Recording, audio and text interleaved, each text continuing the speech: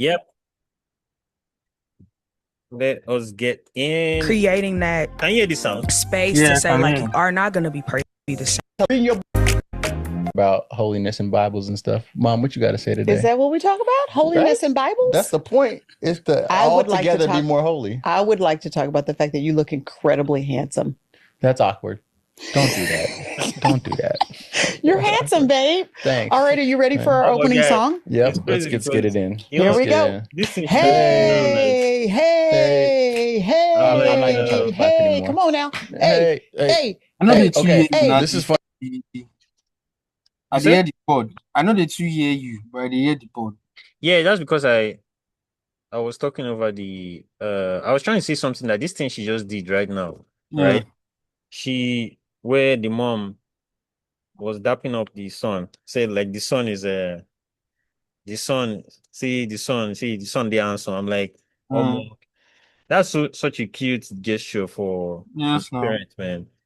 Because there's no other, and that kind of subtle, love with affirming them with words, that kind of thing more. And as for two weeks, if I don't get my own family or more, it's something that I plan to do, like where not just by actions, but like actually words, like letting them know, Omar, I love you, that kind of thing. It should be like a natural, normal thing.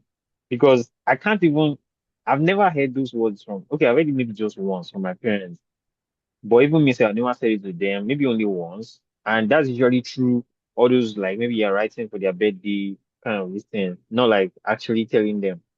But I'm hoping that one day, one day, I'm able to tell them, like, in words, that kind of thing. But funny. one sec. Yeah. Sorry, can you still hear me?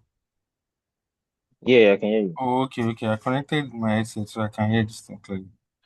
Well, me too. Those was as cars in African homes, so I can't really blame.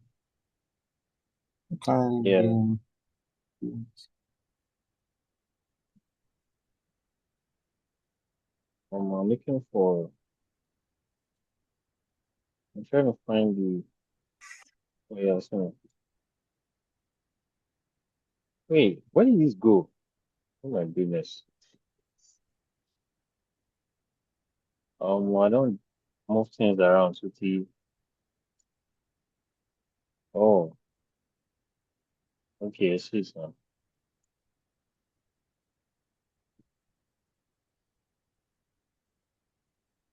People watching this will just see who is this drunkard? Who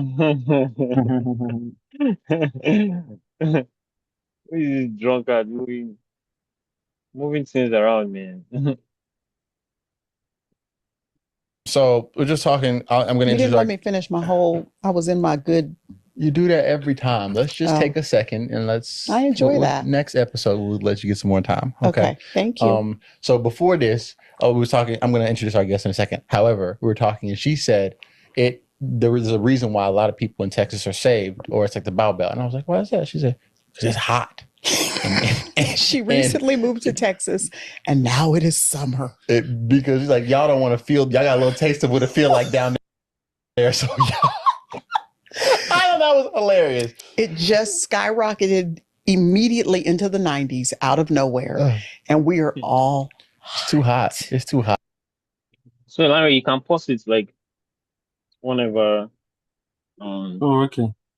Yeah. Incredible Miss Brenda. Palmer. I just realized your last name's the same as Kiki Palmer. Yes. What? We not related though. You're not related? We not. At all? We not. She funny. She is hilarious. Yeah. You know, it's your girl. You know? We might be like cousins. You know, maybe you are. Maybe we're cousins. You know, maybe. Brenda, thank you. Thank you for having me. First of all, thank you for giving me a onesie. I mean, you know. For sure. I'm excited. That's a great color to pick too. You know, this is a little vibe. Yeah. It looks good on you too. Thank you. We do like real things in these things. Like we be at the grocery store, at the mall. Like we just don't It's even. comfy. I get it though. It's You know what I'm saying? You fantastic. just Like he just slip and it you on. good. Yeah. I feel that. It's Yeah. fantastic. So it's going to be a little warm for right You now. know, we Every night. He like You people that are never heard of her. I don't know I don't who know she how. is, what she does, what she loves. I know. But in case someone's watching and they're like, how would she describe herself? Who is she? What is God doing in her life right now? How would you describe? How would you introduce yourself to someone? Mhm. wow. I would say I am Brenda Palmer, and I'm just a girl who told God yes. Like that. I feel like that's the easiest way to describe Okay. it. I am the youngest of 10. I'm Shut 10. Oh my yes. gosh. So I have a blended family. Uh-huh. So I'm actually the only one my parents have together. Okay. So I'm the baby. Wow. I'm originally from Chicago, born and raised. And yeah, I just really love the Lord. I used to think I was going to be an award-winning producer in television and work in entertainment. And so I went to grad school at Syracuse. I studied television, radio, and film. And then I moved to LA thinking that was going to be what I did. The Lord let me do it for a little while. And then when I turned about 30, I started on staff at a church. And then I started preaching. And then I feel like from there, my life just became all about like full-time ministry, traveling, podcasting. I wrote my first book last year. Congratulations. Right. Yeah, thank you. What's the name of the book? The Journey of Yes. The Journey The of Yes. Everyday Adventure of Radical Obedience. Ooh, you came up with that title? That is phenomenal. Oh my Yeah. gosh. The radical. Yeah, Because obedience is radical. for sure. Especially when saying yes means very specific no's to other things that maybe your heart's tied to or your history is tied to or comfort is tied to. And you're like, but I'm gonna go ahead and do this over here, what God has asked me to do anyway. So I'm sure you Yeah. have examples of that Right. from your life, which Right, we'll but hold get on. into. We I know we which can't jump the gun now. I was gonna say, Wait a minute now. we'll We get about into. to- we Not straight right to now. the Because radical right now we obedience got to and- talk about these 10 kids. Yes, That's what the we need to 10 talk about is these kids. 10 Right. kids. Okay. So Yes. growing up, how you were raised, tell us a little bit about it, and like just give us a story and a timeline about like how you were raised and how that shaped you to who you are like right now, your personality, all that type of stuff. For sure. Yeah. So I always say like I'm the youngest of 10, but I'm an only child because my closest brother to me on my mom's side, we're 13 years apart. And on my Wow. dad's side, my sister, we're 9 years apart. Okay, so yeah. So they were like not living with us. Yeah. They would like come visit on the weekends. I had 2 siblings who went to high school and lived with us. So it's kind of like bypass. I would feel like when I was 16, my sister, who was diagnosed with bipolar and schizophrenia, she was a veteran. She moved in with us and she had 4 kids. I would say they're more like my siblings than my actual siblings because we all kind of like came up together and are still very close. So that I would feel like that. Brothers. Yes, for sure. And so like, I was like 16, they wanted to call me Aunt Brenda. And I'm like, my name's already old. Please leave Don't. off the aunt. Like we're not gonna do that. Oh my like I'm like, gosh. I'm 10. You talk about Aunt Brenda. It's like, is she Aunt Brenda 60? do sound like It's they do. crazy. I'm not It's gonna like, no, lie. I'm 16. What other names are like Brenda? Like Lois. Deborah. Deborah. Yeah, it's Lois, like- Olivia. But actually, that's a very old name, Sha. As in Brenda sounds so, and then it's just the whole Yeah. culture No. thing. Even if No. it's like I remember being so young, and then my grandma would want everybody to call me alive. And in my mind, I'm like, I'm not Wait, even 20 yet, too. she wanted everyone to what? Because like I'm the oldest of our grandkids. Yeah. So she wanted the rest of them to be calling me brother like kind of thing. Okay, Just okay, because of me. I'm like, Yeah. no, I'm not even 20 years old. Like, yeah, just call me like, please. It's always that in Yes, the now. Nigerian culture thing, Mhm. man. I feel like that Priscilla is an older name. Oh, for sure. Oh, for sure. 1,000%. I ain't never met nobody else below the age of 42 that's named Priscilla. Everybody above that. But they were I've kids seen. at one Right. point. Yeah, but they not no more is what I'm saying. Like that was all y'all. It's like a baby boy being named like Frank. Ooh. It's Oh, a let me Yeah. not do that. There's some Franks out no, there yeah, but listening. I'm just Praise saying God. it's Yeah, a We but hard love but y'all if name to he though. was call a named baby. Frank right now, like Yeah. no. Oh, Frank. Oh, I don't know how to. Anyways, Brenda. So Brenda's your Right. name at I'll stop. 16, and you're Yes. like, don't No, put aunt, don't put a you handle can't put on an it. aunt in front of it. It's okay. And so then like my parents were our pastors. So when I was 14, Oh, they wow. started a church, very like small church serving the community. So majority of my dad's members were kids who came to like the community center during the summer. And so they did that for a while. As long as I can remember, maybe since about being 4, they've always worked in some level of ministry. So like Huh. street ministry, youth ministry, prison ministry, like all the ministries that served all the people. And so when I think back to it, I'm like, oh, I think that's kind of where my heart for people and serving comes from. Is because it's like what I've always known. People lived in our house when I was growing up. Like if they need a place to stay, they usually, so many people had keys to our house. I don't know how safe that was, but it's just what it was. It's a different I day and love it. age. It's a Yeah, different day and it was a age. different day for sure. And so I think, yeah, I think also growing up in ministry made me not want to have anything to do with it. So when I went to college, I was like, all right, I'm out of here. I don't Deuces. want any parts of this. Even though you grow up hearing like, you're going to do whatever in ministry. I'm like, I promise you I Wait, won't.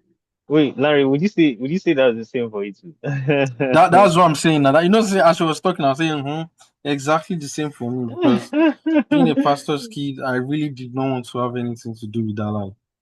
Like Yeah, initially, that actually, was my. I was looking forward to getting out of the place and just. But then I reason my own is just because of the unnecessary. What was it called? Unnecessary standards that people try to put on pastors' kids. Like, it's my dad that is the bro, pastor. It's not me. I'm still young. Still have my bro, life, but they're like, no, that's our pastor's child. If our pastor's child bro, is doing this, what do we expect? You know, bro. it's But I just, mean, I, it's I, just. I, I also cannot blame them in a way too, Sha, because it's just Mm-hmm, it. I mean, it's just what it is. Like, because if I see a celebrity's son, right, I would, I would think that the son will carry himself the same way, the dad, as the father. that kind of thing, and it's just natural. But you know, man, that church pressure is just a lot. Like, and just the demands of it. Because I think another thing that really frustrated me is because I had to almost like it felt like I was also pastoring the church in a way because we would go to church like as early as my dad, like my mom and dad, like Mm-hmm, mm-hmm, they'll go to church like maybe 5. I think we leave the house like 5 something, right? Every Sunday. Just because obviously they have to be there, they have like these ministers thing that they have to do in the morning and all this yada stuff. So it was just a lot of frustration because sometimes I've never even slept. I literally sleep like maybe 1 a.m. sometimes.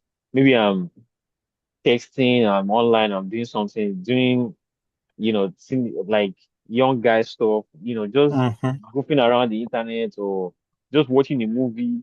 Sunday night, mm-hmm. I mean Saturday night stroke Sunday morning, like it's not a time where I'm going to bed early. Right. So it's like, man, and then when I hear that knock on my door, like on Sunday morning, when my boss comes to come and wake me up, I was like, oh my goodness, man. What kind of life, like, what kind of life you guys signed up for, man? Like, bro, Mm-hmm. like, are you kidding me? You're expecting me to wake up from this bed to go to a church in the morning. Are By you this kidding time. me? By this time, no way. Like, no way, man. But it's just with so much grudginess and just is like just kissing, cussing out. That I was able to get through it, but like Mm, ah, it's just a lot, man. I did for years. So that alone is even exhausting. Like just that even the Sunday part. And the worst part is like you stay in church, so you stay in church till a particular time. Like mm. I actually try to stay there till my dad and mom decide that they want to go home. Like, and True, which is though. like maybe True. around 2 o'clock, 3 o'clock. Sometimes I'm getting home and I'm like, some of my colleagues are already they've been home since like 10, getting on with their lives and whatever. But me, I'll get home like 2. Then I now have a house fellowship by 6 p.m. again. After go, and this is a young, like I mean, I'm supposed to be a young person. How am I Mm-hmm. going through? Like, just feel like I'm like it's happening too fast for me as a young person. Like it's just too fast. And it was just a lot, man. It's exhausting when you have to do it every time. So every opportunity we had, like that was school, which was my own escape was always school. So like we maybe uni, we go to uni, like even holiday save. I'm not even looking forward to coming home because I'm like just a lot of like It's just good, yeah. church and church and church. Mm-hmm. And I'm like, yo, I just need a break from this thing, man. I need a break. Like seriously. So it was just a lot, man. Like so when I see or when I hear stories of pastors' kids, man, I'm always very empathic to them because some people might not understand it, but I kind of Mm-hmm. understand it. But it's just that I just wouldn't. I'm grateful to God that I just didn't go through, the route of like totally just becoming a nuisance to my parents. Like Yeah. in as much as I pushed back, but I didn't just completely just go, you know, the other direction. So that's something that at least I'm grateful for, and I think that they're also grateful for because I've seen a lot of pastors' kids that just went the other direction and never, there was no point of return, man. Mm-hmm. So, Mm-hmm. Mm-hmm. but I can't blame them at the same time, because it's a lot. It's a lot to be put in that position. Because you feel like you're a pastor even at that young age, and it's just too much burden to carry for a young person. Just too Me, I much. was even lucky because like church was close to the house. So Wow. yeah, but when Hey. I was younger, my parents used Hmm. to wake me up. We had to go to church, and we didn't used to eat before church. So that's where I Yeah, started learning how to fast because you that's wait when you get one. back from church, and that thing is very late. But where I That's was one. lucky is so all those things that used to make people stay in church till 3, 4 because my Mm-hmm. church is not like the headquarter church. So they had like a district Mm-hmm. where all of them report to. So we'll get home say maybe 12 or 1 because my dad still had to go to that main church to do some meetings. So he's the one that will Mm-hmm. go there. He might go by 1 and come back by 9, something. And they are doing Mm-hmm. pastors meeting or doing something. Uh, when I as I grew older, because me, I went to a couple of boarding schools, then we went to Babcock. So I wasn't Mm-hmm. at home. It got to a point my dad started leaving me because the church is closed. So we go to church, then expect us to come later. And then when I started going late because I really wanted to rest that Sunday. There are some Sundays that I don't even feel like going to church. But the late that Mm-hmm. I mean is I started getting to church like maybe 9 or 10 because the church was still closing with 12 or 1. Then my mommy started making so much noise. She would be so angry. I have to come to church. The prayers have started by 7. This is- and But then, but you uh, know the funny thing, the church that I yeah, attend currently now, they actually yeah. start service by 10. Uh-huh. Right. So and me, I feel like I think one of my problems back then was that we should start our service too early. You have to leave the house so early. Like, Yeah, yeah, I'll sleep. I'll wake up maybe 9 because I just have to leave the house 9:30.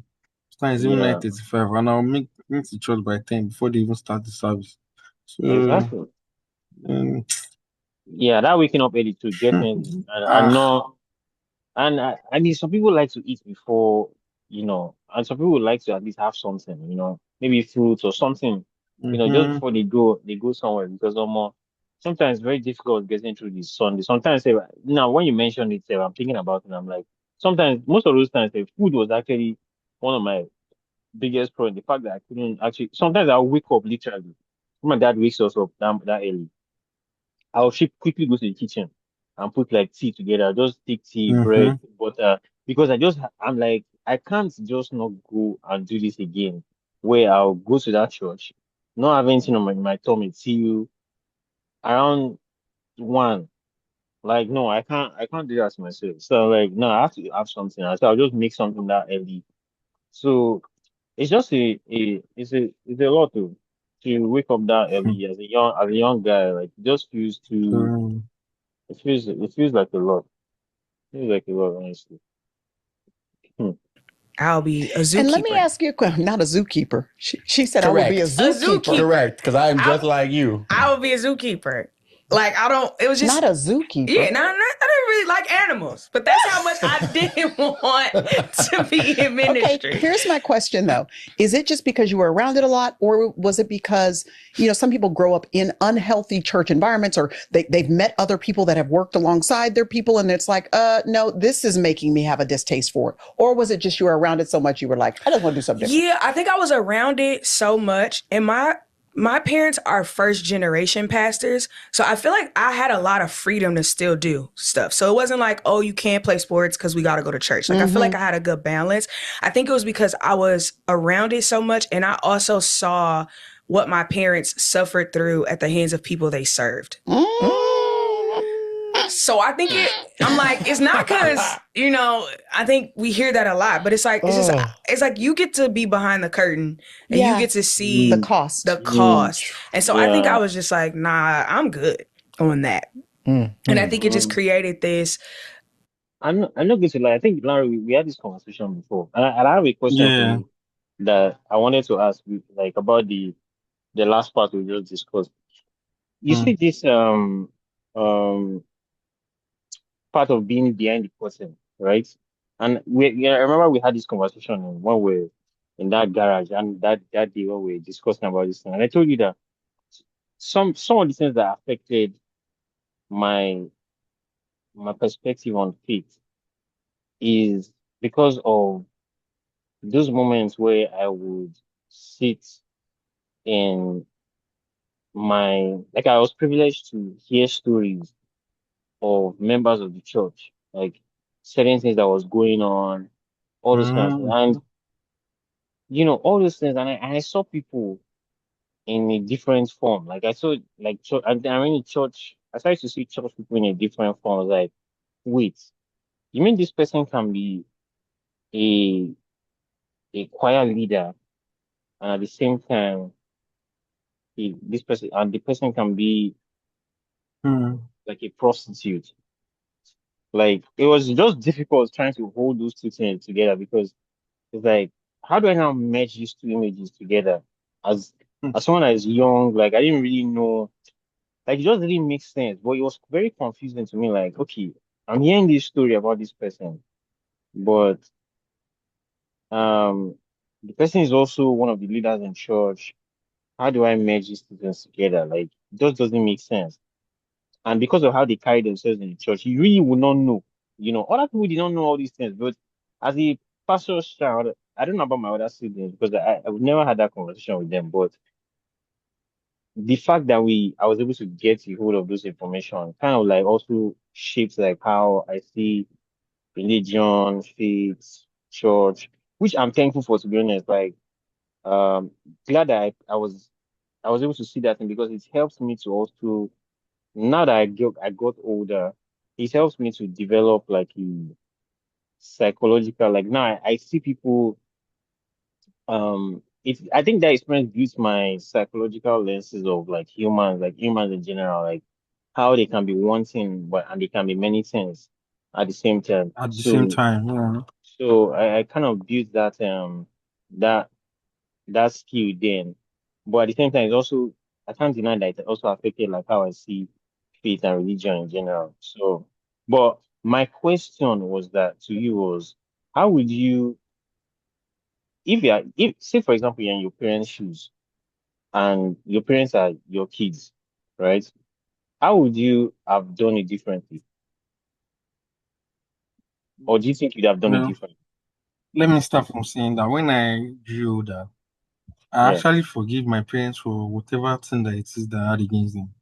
Because I think I was telling somebody the other day that my dad had me when he was 29, my mom was 28.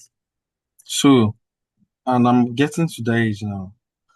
Hmm. I'm now Hmm. thinking that imagine me having a kid right now. Do you understand? So it's like you can't really blame them for some of the decisions that they made back then because they really did not know better.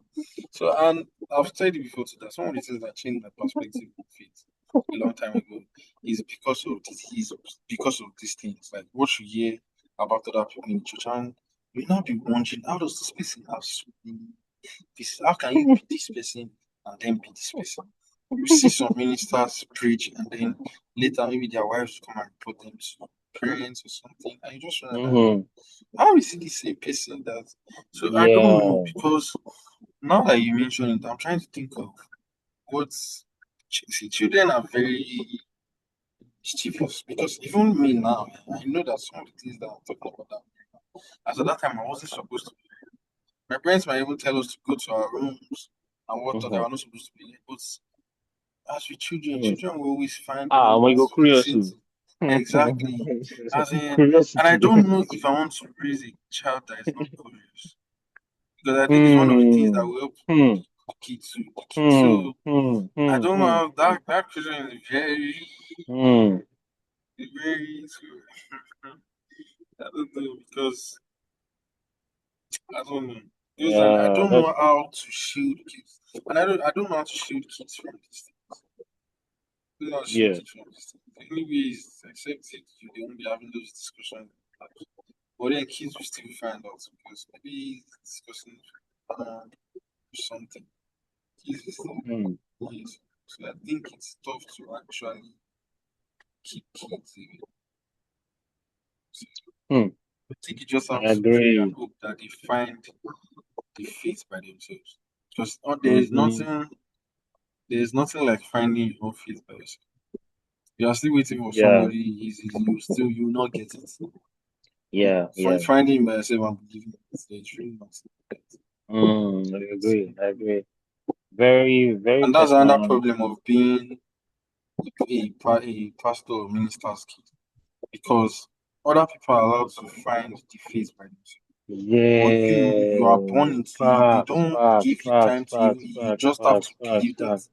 this is it and this is it. Ah, So facts, facts, facts, facts. Like, guy, that's another I had not even thought about that part, that's another honestly. Oh main my goodness. problem. Oh my goodness. That is so real. That's why it's so easy for people to point fingers. Like people that are so like that are like they wearing maybe they found maybe they don't even live with their parents, like and they just maybe they didn't even come from a godly family, right? Like so they just had to they found it by themselves. That kind of maybe through school or maybe in their I don't know how the however it is, but those kind of people they can never understand the pain. They can never understand the struggle of somebody that was actually born into it because you don't have you're not given a choice. In your own case, you're given a choice because you could literally pick any and everything, right? But in our own case, as the born us like this, already inside the whole thing. So yeah, now that you see it, Sha, that makes a lot of sense. I don't know how for me, I think that if I was my parents and like I give it to kids like pastors and they become pastors' kids, I I think there's still a way you can make them find, you know, obviously they see everything that we do. They see we're in front of audiences, we're preaching, we're pastoring a church, but don't make it their own life. I was listening to Miss Michelle Obama recently, and she said one of the things when he goes into the White House, like one of the things that she was really, really concerned about, like, was raising our girls to be normal girls, right? Such that they didn't want them to feel like their lives had to become their own. Like there was she said one thing that really, really struck her was when, and that was what made her to start making that adjustment. Like that she couldn't, like she almost started tearing up. When she experienced that. She said that there was one moment they were flying in a plane. They were going from one country to a different country, and that obviously was like different time zones and stuff. And so these girls were sleeping, and all of a sudden they had to wake up because they're landing into this new country and the hours are changed and all this. And so like there are times they're all messed up and it's like, Yeah. how is it that a child is literally going through something an adult and an adult is even struggling with? Do you understand? An adult is even struggling to understand like figure out like oh more this change of environment, how I want to do it. But a child has to go through that thing. The child doesn't even innocent child. Oh. So it was that moment that she caught that moment, she was like, you know what? She had to discuss with the guys that helped them set up like traveling and all this and that. See, anytime we have like any trips like this, the girls would not be going on this kind of like, is that they will not go, or like I've forgotten how she, the other solution she figured out, but they had to figure something out to make their lives feel normal. Like, do you understand? Because it's just too much. It's too much exposure for a child and too much responsibility to carry on their shoulders at that young age. So I feel like if I was, if I was, how I would do differently is obviously the whole waking up to church, like going to church. Like if I have to be in church as a pastor, like if I have to get to church at maybe like 6, 7 a.m., I can ensure that there's somebody that is going to go pick them at a particular time when the church actually starts, right? And that shouldn't be a problem. I mean, there's always people, there's men and women that God has planned as, giving me as a pastor that I can tell, oh, please help me go pick up my kids at this time, that kind of thing. That way the kids don't feel they have enough time to have rested, giving them enough time to rest, giving them enough time to do some things that young people would do in the morning, like normal young people would do in the morning. You've also given them enough time to probably do their own personal devotion, right? Like if that's something that you want to commit to at that particular time, but you're giving them that opportunity to do it too, to get to know God by themselves. But if you have like constantly like just enforcing your own will on them, it's like how do they even build a life of their own, out of it? Like is there any space, is there any chance for them to do it, by themselves? So I just feel like those commitments that the pastors, which that is the responsibility of the pastor, not imposing it on the kids or enforcing it on the kids themselves. So that's the one that I would definitely, just that little adjustment can go a long way in like giving the child autonomy and that ability to feel like their own lives are their own lives, that kind of thing. So, but yeah, let's see what she. Mm, kind of like a distaste for it overall. And then I think it Mhm. just consumed so much of my life. I just wanted a break. So even Mhm. before I went to college, like I remember my senior year of high school working at a shoe store and lying saying I had to go to work because I just don't want to go to church no more. I'm like, Oh. I'm tired. I'm like, I gotta go in and Mhm. I'll take your shift. Yeah. Like I will come because I think I just was burned out. I think so Yeah. much of my life was Yeah. consumed with it, and I'm like, this is your church, but this is our church because The family got Yeah. to the jump in and family do got it. all the things. Yeah. Yeah. So did that hinder your relationship Hmm. with God in that, or was it like, no, me and God was still cool, but like I just the church people and the church building and all that was just too I think much. me and God were cool, but I did take a break on him too. Okay, Is yeah, this the college part? This is These the the college college years. part Describe that. for sure. That's the Brenda we want. Come on, Aunt Brenda. Come on, Aunt Brenda. Yeah, I think for me, college was just kind of like, I think I learned when you grow up in church, you learn how to do the church thing. So, So I would go home on the weekends. I knew how to act like I was still with the Lord, even though I was like outside. So I no did doubt. everything. I partied, I drank, I smoked a lot of weed. It's the mercy of God that I still have Brain. brains. See this thing she just mentioned. Yeah, She don't yeah. lie at all. It just comes naturally. How to pretend, how to do this. Like, honestly speaking, like it just comes natural and you can't even explain. Yeah, I shout out to my I think out of my siblings, I would say my brother was the one that, and maybe my last born were the ones that knew how to look the part the most. Oh, really? Because yeah, because they were invested in the church, but they were not invested at the same time. It's almost like they were Hmm. active, like they were being department and all those things too. Because they were just very outwardly. But I think me and my firstborn were like were very reserved, and so if we don't really like something, like it will just show naturally in like how we move around it. In church, I'll just go Mm-hmm. to church. I'll literally just go to church and just be standing the whole time and just be looking at everybody and not not say a word. If someone greets me, I'll say, oh, Hmm. hi, and that kind of thing. I was just not having it, man. I was just not having it because But then how did you not feel when Were you looking Yeah, forward to going to school to man, avoid church? every single time, man. If yes, if yes, how did you not do it? Because the schools you went to, Yeah. they are church centric. It's like you ran away from church and then Yeah, came to church. I don't know about like true, Popcorn. We true. used to go to church 4 or 5 days in a week. I know we used to do Actually, yeah. we used to do something on Uh, Tuesday, maybe mm, all worship or something. I think yeah, something on yeah. Wednesday, something on Mm, Friday, something on Saturday. Saturday twice yeah, actually. We go in the morning, we go in the evening. Like yeah, it was yeah. Actually, it's actually a lot. and you know the But funny I thing think, even when I mhm. was at home, I didn't used to go to church like that. Seriously, Mm. When I was wow. at home, Tuesday, Mm. Thursday, Okay, I see what Sunday. you're saying. Like, Yeah, yeah, but yeah, in yeah. I see what you're school, saying. it now became Tuesday worship, Oh, okay, okay. True, Wednesday, true, true, true, true. Friday, You have a point. Saturday, twice. So is it not Yeah, like yeah, you're not yeah, running yeah, away yeah. from? Yeah. Okay. So here's my response to it. Like, Mm, let me. So the reason why whenever I'm at home, it feels like I go to church more, even though in school, school has more church. It feels more church mm-hmm. because in school I can hide. Yes, that's true, sir.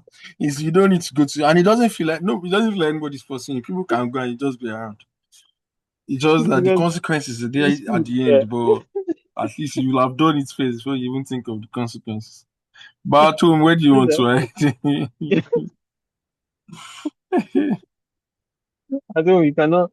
You are literally out there. You cannot hide. But in Mm-hmm. school, you can just decide that you stop. I actually there was one particular. There was the period of time when I was in Covenant that I didn't go to chapel or this. I didn't go to near the chapel for like a whole semester. Like Wow. and the only time I eventually went was when Bishop came because I like the man. I just like that man. So that was the only Okay. time that I went there. But apart from then, I did not near that chapel at all. Like Mm-hmm. I did not come near it at all. So school just gave me that avenue to like rebel against that system, you know, Mm-hmm. like and to do it without feeling guilty about it. But being Yes, at that's home, true. so being at home just it was hard to do it. I couldn't pull it off at home, man. I just couldn't. Me, unfortunately for me, my Yeah, first semester in backup, the people they put me in yeah. room in the same room with, they don't go to church. Hmm. And then it was so bad that our room door was not good. But they will still do it in Hmm. one way that they won't go to church. My one used to do this spiritual that thing that we'll do that in the morning we'll go to the stadium. Is this Oh, spirit cocoa spiritual week or week of something? emphasis. Yeah. Spiritual week of emphasis. That week Hmm. there was one morning that they came that they were disturbed. But don't forget our door is not good, so our door cannot lock. So if you Yeah. just push the door, you open it. And these guys just put off the light. But we had one pastor, we had one theological student in school, I remember, in the room. That one we'd always go to church every day. I Are you remember that serious? when he first came to the room, the first 2 3 days, this one used to wake up everybody up in the morning to do morning devotion. Then on the Wow. third day, one of my roommates really, really changed. One guy was a nursing student. He really changed. So the guy starts waking everybody. Now started waking up by himself to do his morning devotion. So he would go to church. Then when Yeah. he goes, we will now put off the lights and then leave the door and then we'll just stay there. Wow. Hmm. Mm-hmm. Yeah, it was just who just gave me that escape, man. Because Mm-hmm. honestly, I don't if I didn't have that escape, I feel like I would eventually have gone in a different direction, honestly, because that's why I thank God for school being there, honestly. I would say that yeah. Sales. We um, thank you, Lord. We thank you, yes, Father. Hallelujah. yes. Thank you, Lord. Hey, Yeah, I just man like Uchi is here. Oh, Uche is here. Yep. So what's I up wanted. now? Uchi, There's a part of like Sorry. she just joined. Oh, okay. Don't know what's wrong with my screen. Wait, what are we watching here? Man like Uchi. What's good now, guys? How you doing? Oh, deal. Deal. Thank God. Nice. Uche, what's up now? I did man. Larry, how you doing now? Fine. Hmm. Yeah, we're just watching this faith-based episode. Like that, we've been having some conversations around it. So Okay. Being that's withheld where from doing things that makes you feel Are you like can you're still missing joining? out on something. Okay, Toby, yeah, did it's it going to change join. because somebody else joined? Sorry, Did the thing change because Uche joined? controls. Yeah, or No, it's I still don't the think same so. thing. Oh, okay, okay, Yeah, no problem. yeah. Uche, you're saying something about Titan. Titan, he had something at work, like a meeting. So he said he would join. Oh, okay. I think he would join at some point. Yeah. Okay. Mm. Yep. Yep. Yep. So, Uche, are you driving? No, I did house. I put on your video now. Leave How pilot they see too. who they follow talk? Make you flex. Eh, Flex and how the flow talk. yes, now. Eh, Let them not think that it's the ghost. the video, I don't think they've done more than 10 minutes. So the lady's just introducing herself. Say Okay. she's from a Yeah. How did faith-based you guys add home. this background? I think That it's the background effect. Then you Oh, just yeah. start the picture and this guy which one sent to you. background? I don't see him there. You can see add like Yeah. plus. I'm using that plus where you Oh, can add add like image. pictures. Yeah, Oh, exactly. oh, Yeah. it's it has to add from my laptop. Yeah. Yeah, Yeah. oh, okay. Oh, Yeah, I that. thought this was added by Toby also. No. Okay. No other. Would Locally. manage. So the lady's just giving a little introduction about herself. Mm. Yeah. So I think Hmm. I just went to college with the idea of like, I'm going to enjoy life, even Mm-hmm. though it really wasn't that enjoyable. Cause it's Yeah. like, this isn't really who I am. Mm-hmm. Yeah. But I feel like I created an alter ego. Wait first, then, because I think we passed that part. But I would like to ask you too, Larry, about like Okay. his experience with Pete, like in his house.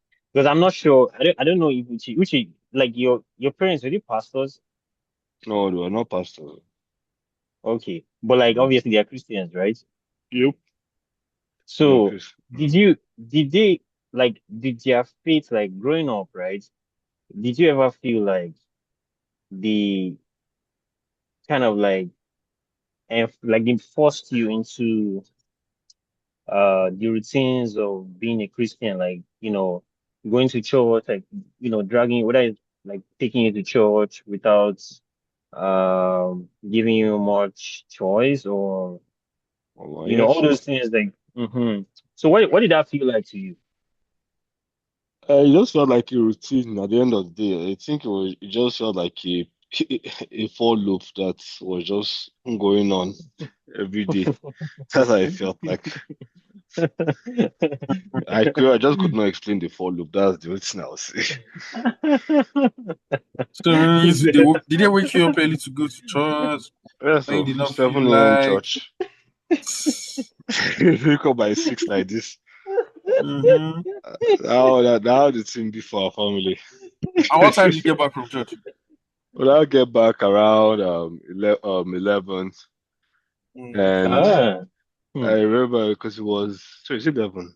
No, 7 to 9. So we'll get back close to mm. 10. But most times when we're Ah. coming back, we either have guests that will come to visit us in church, or we'll go get yogurt, or like Mm. there's always something, Sha, going on that Sunday, literally. Mm. Just like a routine. Hmm. Yeah, and Uh, but like, did you like now? So when you're like maybe in your teen years, like with your teen, did you Mm-hmm. ever feel like there were times where they forced you to do it, to engage in the faith, Most of right? my teen years were actually okay. Sorry, continue what you're saying. And then also it's actually two Mm. questions, and then also Mm. was because and Larry were discussing about our school, like school being an escape. So I just wanted to know, was school also an escape when you became like, started going to school, like, especially uni?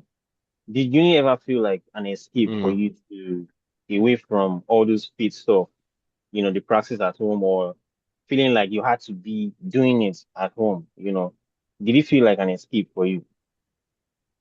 You Or did you like, or, feel? or what was your relationship with faith when you were in school too? Like when you left home versus when you were in school, basically. Hmm. When I was in school, Mhm. if I'm being honest, I didn't have a very strong faith when I was in school.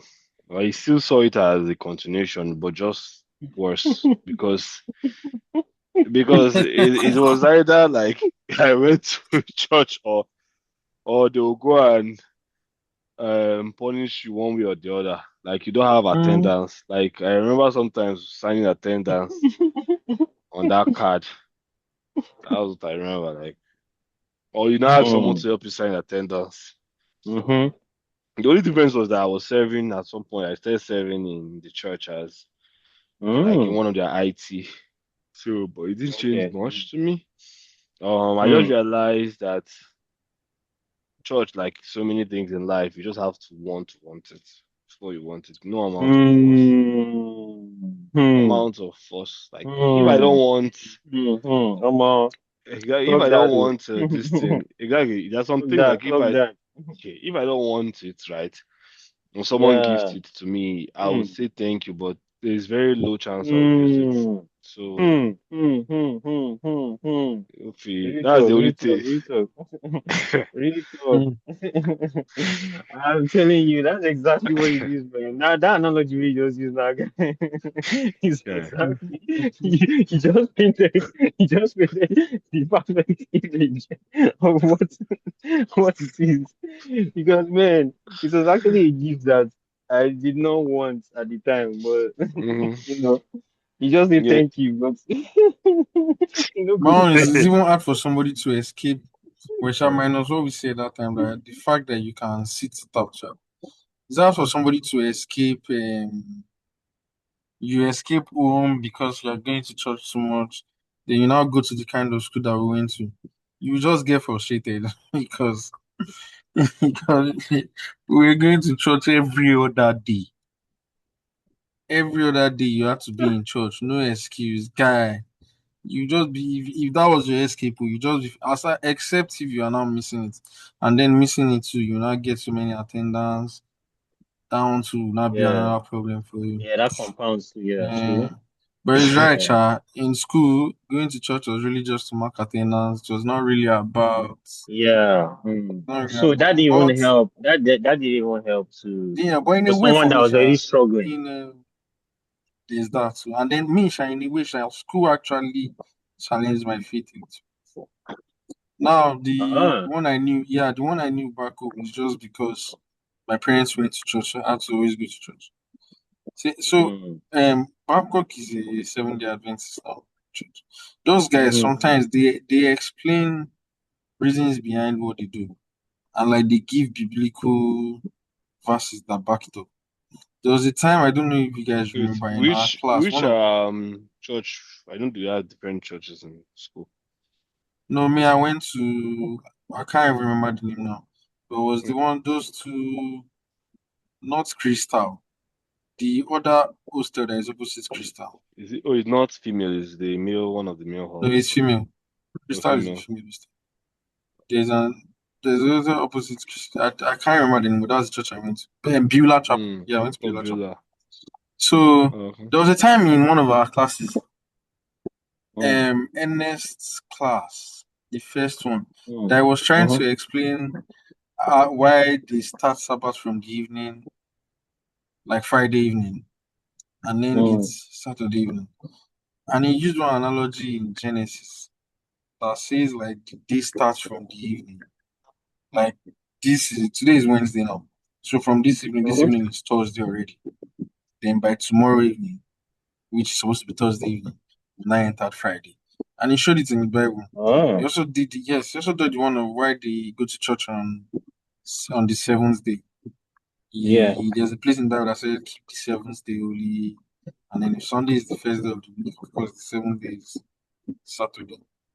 So for me personally, it just felt like they defined more things rather than the church. And it goes back to that same thing me and you were discussing about that. It's because the church that we attend back home, we just handed it over to us. It's not as if we just discovered anything for ourselves. So it's just like Mm. whatever these guys believe in, you have to believe in. There was no. So going to school for me was the first time where I had to really, because I wasn't, nobody was going to force me to believe in the Sabbath thing. I had to do it because of school. But then it was the first time I had like my own time to try to even understand what these people are talking about. So for me, it Mm. felt like at least these guys, all the time I was contemplating even switching over to the church full time. Because it felt like these guys were explaining what did the person rather than the Oh, ones that I'm used to. Yeah, oh, for a bit, that's especially in that interesting. 400 level time. Mm. Well, I didn't even know it because I was just a very passive attendee, honestly. I was just doing it just to mark attendance, and that was just it. Because, like I said, I already said, like it was just an escape. Like school was an escape for me from being around church and all these things. So I I didn't. I just saw it for what it was, an escape, and that was it. I didn't really try to see any other thing in between it.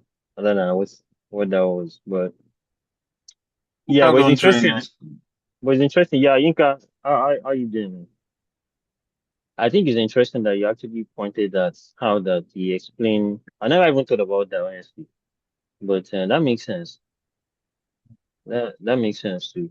Yeah, yeah. Yinka, how you doing? I'm good. How are you all doing?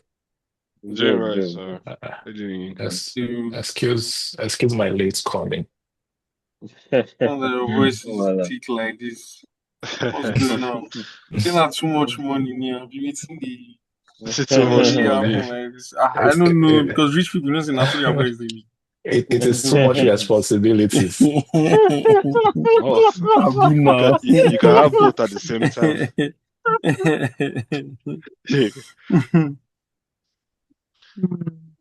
Oh man, that's so interesting, man. So if person they try get like a sicker voice now, he has game with responsibility. Oh yeah. So be asking kind of same question. Asking kind Okay, of same question too. yeah. So you can ask Ichi this same question I want to ask you now. So with this lady, we're talking about her faith, right? And how that's growing up inside of faith, like having parents that are very like Christ-like, very Christian, and it feels like they handed that over to you, right? Like as a child.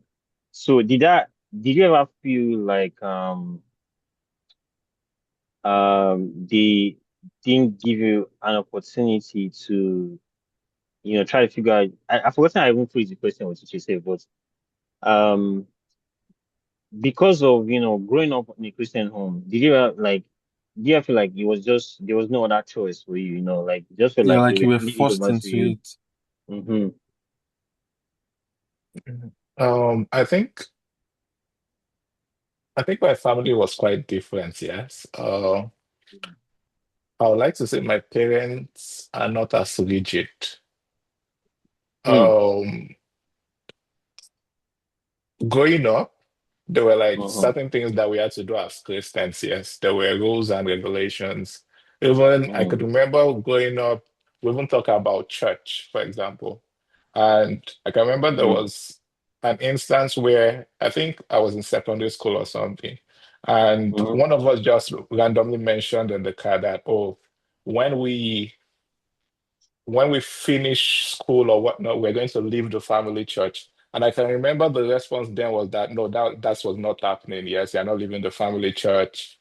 Basically, Mm. it was not even about like the family church per se, because I grew up I grew up with the Anglican denomination. Yeah, so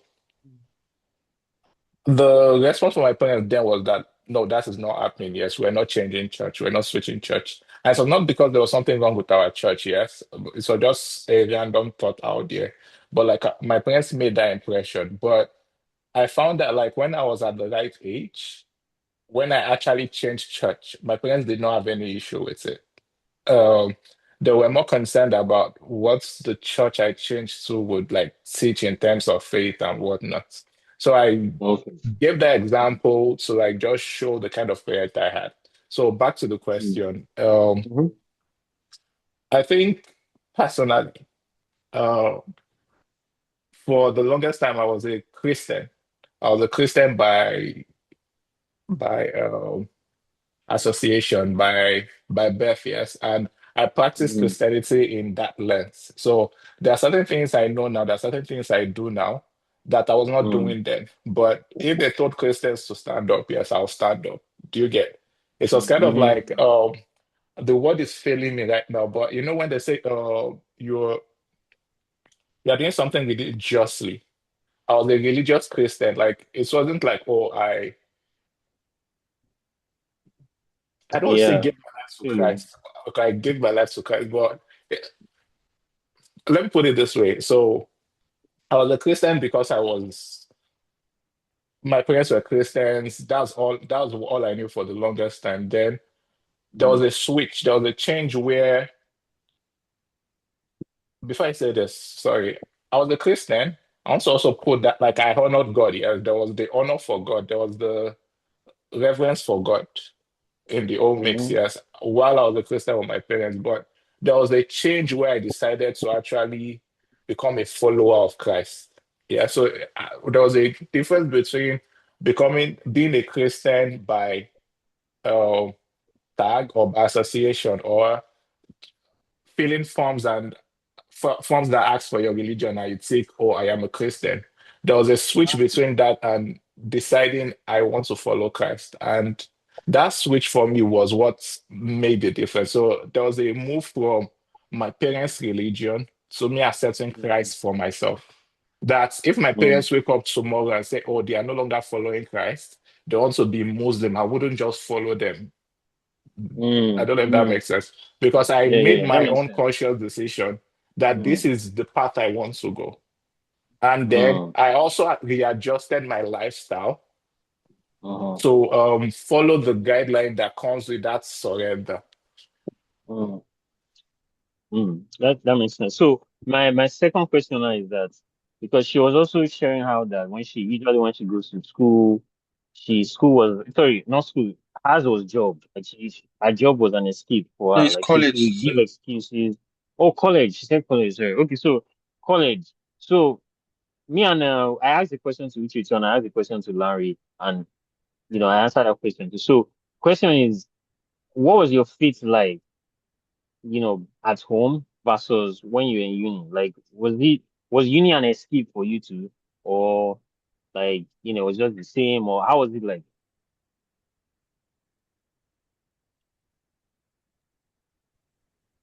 I don't think uni was the same for me. Yes, I think for uni for me, yes, because of the university that I went to, that we went to, Mm, yes. I think mm, the fact that like we had to like go to the place of worship, we had to mark attendance and all that. It affected my faith negatively instead of affect it positively. I think maybe it's the me thing, but I was just not okay with the fact that I had to like mark attendance to worship and then it mm, there was there so it was kind of like there's a religious aspect to the school that is great, mm, but then when you structure a lot of things around that religious aspect and then the educational aspects, it's kind of like there's more, it's kind of like I'm I'm trying to say this in a way that I'll balance it out, but basically I was not a fan of the fact that we had to yeah, I like feel mark you. attendance. Yeah, yeah. There were there were things surrounding like the whole religious practice that like I was not okay with. I think it took away my free will to like worship and all that. And I think it did more harm than good for me personally. There are people that like the structure helps in like growing their faith and whatnot, but it had the opposite effect for me. So me in uni was just me leaving. I attended worship and all that, but I wasn't really in like I felt like the attendance was more important than like what I wanted to go and listen. The joy. the joy I have now for the word of God and all that was not there, basically. Mm.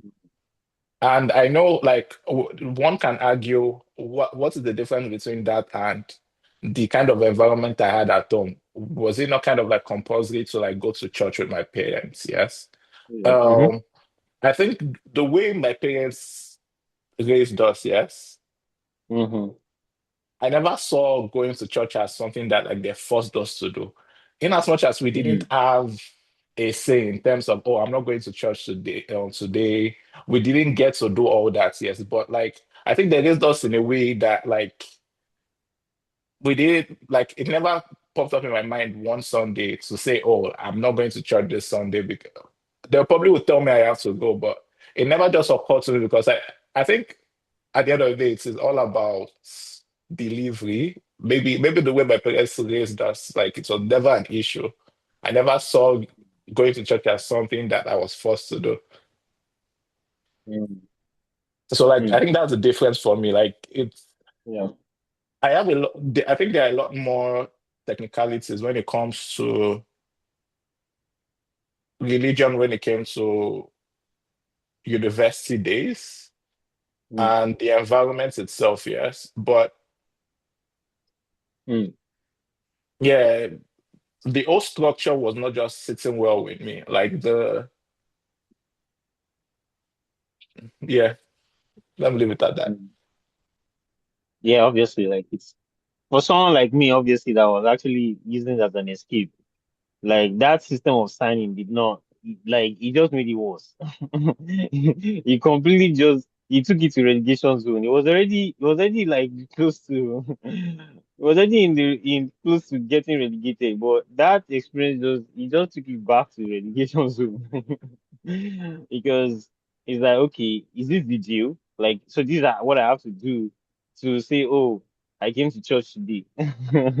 That's insane. But I guess like it was just Yeah, it just felt what it more is. about the attendance. It felt like all you need for Mm-hmm. me. It's it didn't Yeah. feel like a journey towards helping me build my faith. Yes, in as much Uh, as that was probably why they set up the structures. Yes, but if at the end of the day, it felt more towards, oh, all I need to do, yes, is to mark my attendance, get the right amount of attendance, just so I don't get any, I can't remember whether it was demerit or suspension or whatnot that came with not attending church services. So like, so just more about, so I felt like at that point I was more interested in meeting the requirements than actually going for the word. uh, hey, hey.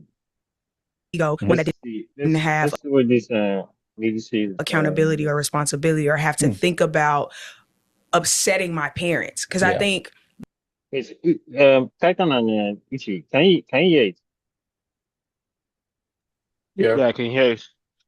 Okay, Hmm. okay. so much of our life, if you grow up in church, is about not making anybody upset with you, not really about pleasing the Lord. It's like, Mm. I don't want anybody to be mad. I don't want to make anybody disappointed. So I'm going to hold a standard that isn't really my own. It's Mm-hmm. just a standard. It's like meeting what I think their expectations are. Hmm. And I don't really think I think my parents probably would have appreciated me just being myself. But I Hmm. think there's a system that is created when you are a church kid or a preacher's kid. And so I think I just made so much of my life like, okay, I'm going to live up to what I think they expect me to be. But when I'm by myself, I get to let my hair down. I get to Hmm. be or explore or discover who I might Yeah, want to Hmm. be. that's Hmm. so interesting. And I'm just pausing here for a second to just explore that thought because we'll get to the part where you're not married yet, you don't have children yet. I know Mm-hmm. that's something you've liked to have at some point in For your life. We've sure. talked about that, but I wonder what you would do differently. You never know what you're going to do when you have kids. You're doing the best you can as you Mm-hmm. go and you're growing. But I wonder what, as you think of it now, you would do differently in that regard, because as parents, the reality is even parents that are not in the church, they just have a moral compass or they have expectations of their children. There is a factor where you're like, no, my children, I hope they don't disappoint me. I For hope sure. that actually they care about our family legacy or name or the reputation that we built. So there's a balance though of the opposite happening, which is what you described, where the person is just doing it to please you and not really because it's their own moral compass. Yeah. But when you're raising a kid, the whole point is that they learn throughout the. Sorry, Yinka Anuche, I want to ask you the same question. Toby asked me Mm, one question when this lady started. So he was saying that we were talking about being pastors' kids, and because of the things you see from people in the church, imagine like somebody ministering in church, and then when you go, maybe like his wife comes to report him to your pastor. So you are now trying to reconcile who is this person that I just saw in church and this person that they are saying now. So Toby now asks me that if I have a child today, how am I going to raise my child in a way where they won't feel like this whole religion thing is being forced on them? Because we're talking about how as pastors kids, it can feel like you are born and then you mm, don't really have a decision to make. Like you are born into it, so this is what you have to do. And I'm asking because I see that she's trying to talk about what would you do differently if you had a kid or something like that. And Toby, I remember you asked me one question like that, something like mm, that. yeah. What would you Mm, do differently? So like Yinka and Uche, I just want to know. Because me and Toby have spoken about it, and me, I was like, I don't know. Wait, So I sorry, just want say to the know question again. Like, what would you do if you're a what would pastor, you sir? do different if you have a child mm, now? Because if you have a child now, of course, you want them to believe in Christ and live their life according to Christ. But what would you do not to make them feel like it's being forced on them? Meaning because they are being given birth to in this home, they don't have a choice. They just have to be Christians and have to behave Christ-like immediately.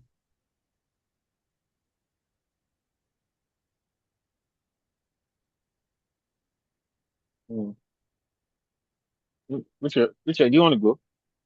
I think Inka wants to go. Okay. Okay. So basically, how would we present if it, correct me if I'm wrong, the question is how would we present Christianity to our children, Yeah. while also ensuring that we are not forcing Christianity on them. Yes. Um, I think the first thing I would say is when it comes to Christianity, Mm, there's a joy about serving God, yes, that we don't talk about enough. mm, And I think it is in our flaws that's where like we get it wrong. When the Bible said, "Oh, I was glad when they said unto me, let us go into the house of the Lord to worship." Like it was spot on. There's a joy that comes with like worshiping the Lord, with serving God, and I think it's our responsibility as parents to ensure our children see that joy, experience that joy, and when you see a lot of people that are pushing back on Christianity that came from like a very um deep-rooted Christian foundation, yes, you'll find that a lot of people push more on the religiousness of Christianity rather than what the message of Jesus is, yes, which is love. Most times when children are complaining about the God of their parents, they are talking in reference to all the flaws their parent had. Or I would see my parent on the pulpit, or I'll see this church member on the pulpit talking about God, and the next day their behavior is just the opposite of mhm, what they are Standard that saying you their hold in your Christianity is household. about, yes. So it's mm, more about Hmm. like ensuring, for example, as the head of the house or even as a father, yes, I first allow Jesus to walk through everything that is wrong with my spirit, everything that is wrong with me, yes. And I'm also conscious in the post in my journey through life to also call out my shortcomings. So my children don't see Christianity as my excuse. Yes, they see Christianity mm, as the reason why I'm a better man each and every day. There's something about life. Yes, when something is good, it is attractive.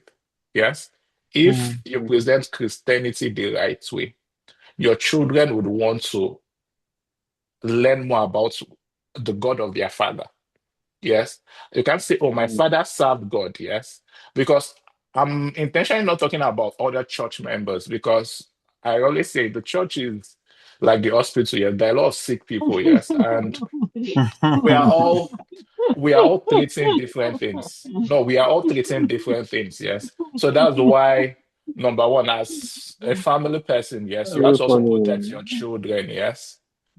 From even the church itself. Yeah. Yes, you have to protect your children from the church. And I'm not saying that's in a bad way. You have to protect your children, then protect your family from the church itself. And the reason why I'm saying that is because you say, oh, this person came and said this person came and said that about your child. You should now to set boundaries. Ensure that the place where your children are supposed to find God and find love do not become a place where does not become the point of origin for all their problems. And basically, the best way to do it, for my own opinion, is number one, first understanding God for yourself, then exhibiting all those attributes of God through the way you live, so that your children can really see it. So it's not, oh, you must worship my God. Yes. It is more of like, I am the man I am. I am the man you love. I am the woman you love because of this God. Yes, I know who I was before I started really following God. You understand? I know all of my shortcomings. So if you are having all these issues, so take it to that same God. It would answer you. And I think that's usually the point because we, most especially like from the African home, we take Christianity. It's kind of like, if you don't serve my God, I will beat you. Exactly. Yes. But as I said, it should be more about the experience. Like it should show. And I'll stand on that mountain, yes. People don't complain about things that are good.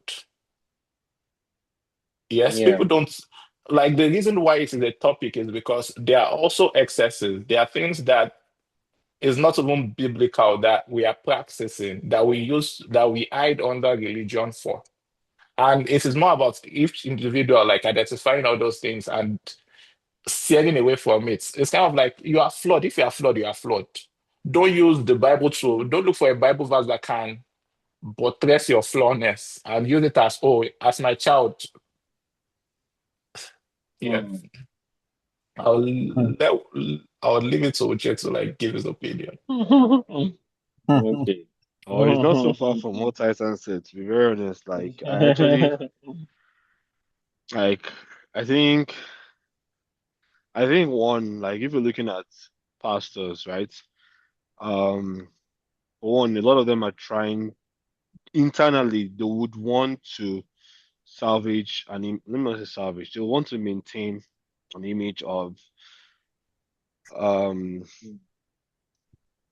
impeccable, if that's a word, right? Impeccable behavior, like something that shows on the outside that, hey, I, as a leader of the church, is of great standing. I think that happens to anyone that is. I mean, I've been there, so like not in past, but like in all those places of leadership. So there's always that thing like you'd want to maintain an image. Like they're more typically more cautious than the average churchgoer. The average churchgoer can engage in more. Someone, let me not say all of them. Some people can go to church and engage in more frivolous sin and not feel deep remorse for it, or not just remorse, but not feel too convicted for it.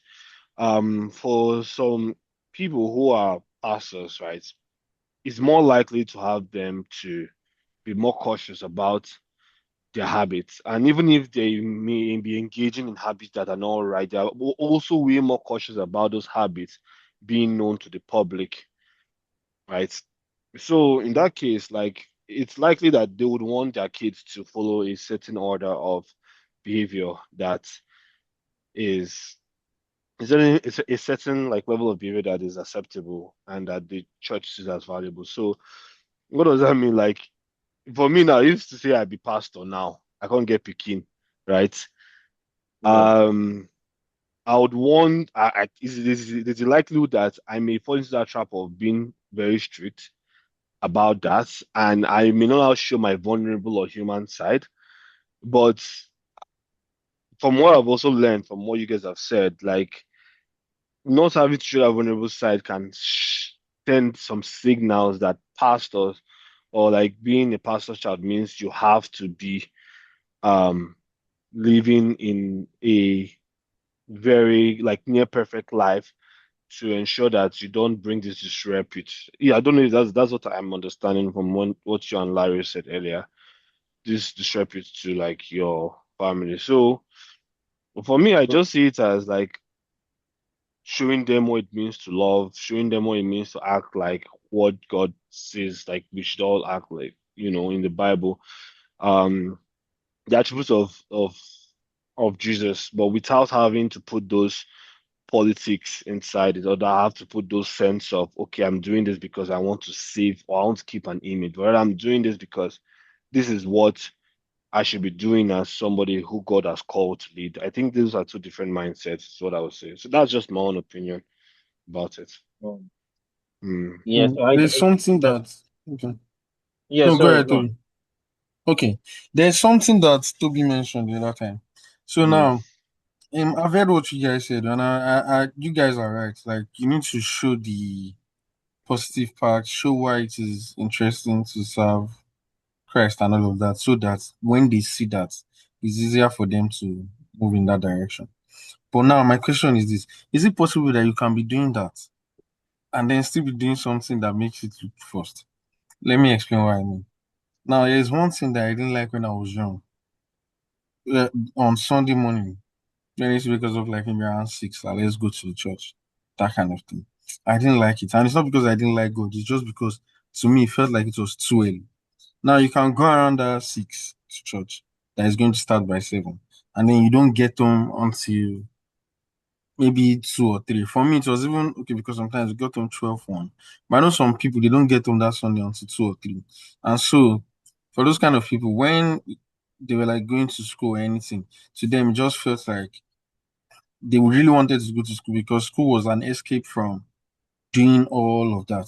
Even though was talking, was saying something about that time that he used to wake up early, he didn't even feel like going to church. So when he's even at the church, you can see it from his demeanor that he's not even interested in being here. And then when we're now going to school, it felt like at least I'm going to school, nobody will force me to wake up by so time again to go to church. So now, Yinka, what I'm trying to say, in that situation now, do you think that even as much as they are trying to still show like other attributes of Christ to you, fruits of the Spirit to you, but just something as small as that is now making you feel like I don't like why can't we wait till like my church here, one of the reasons why I like the church I go is because it starts by 10 o'clock.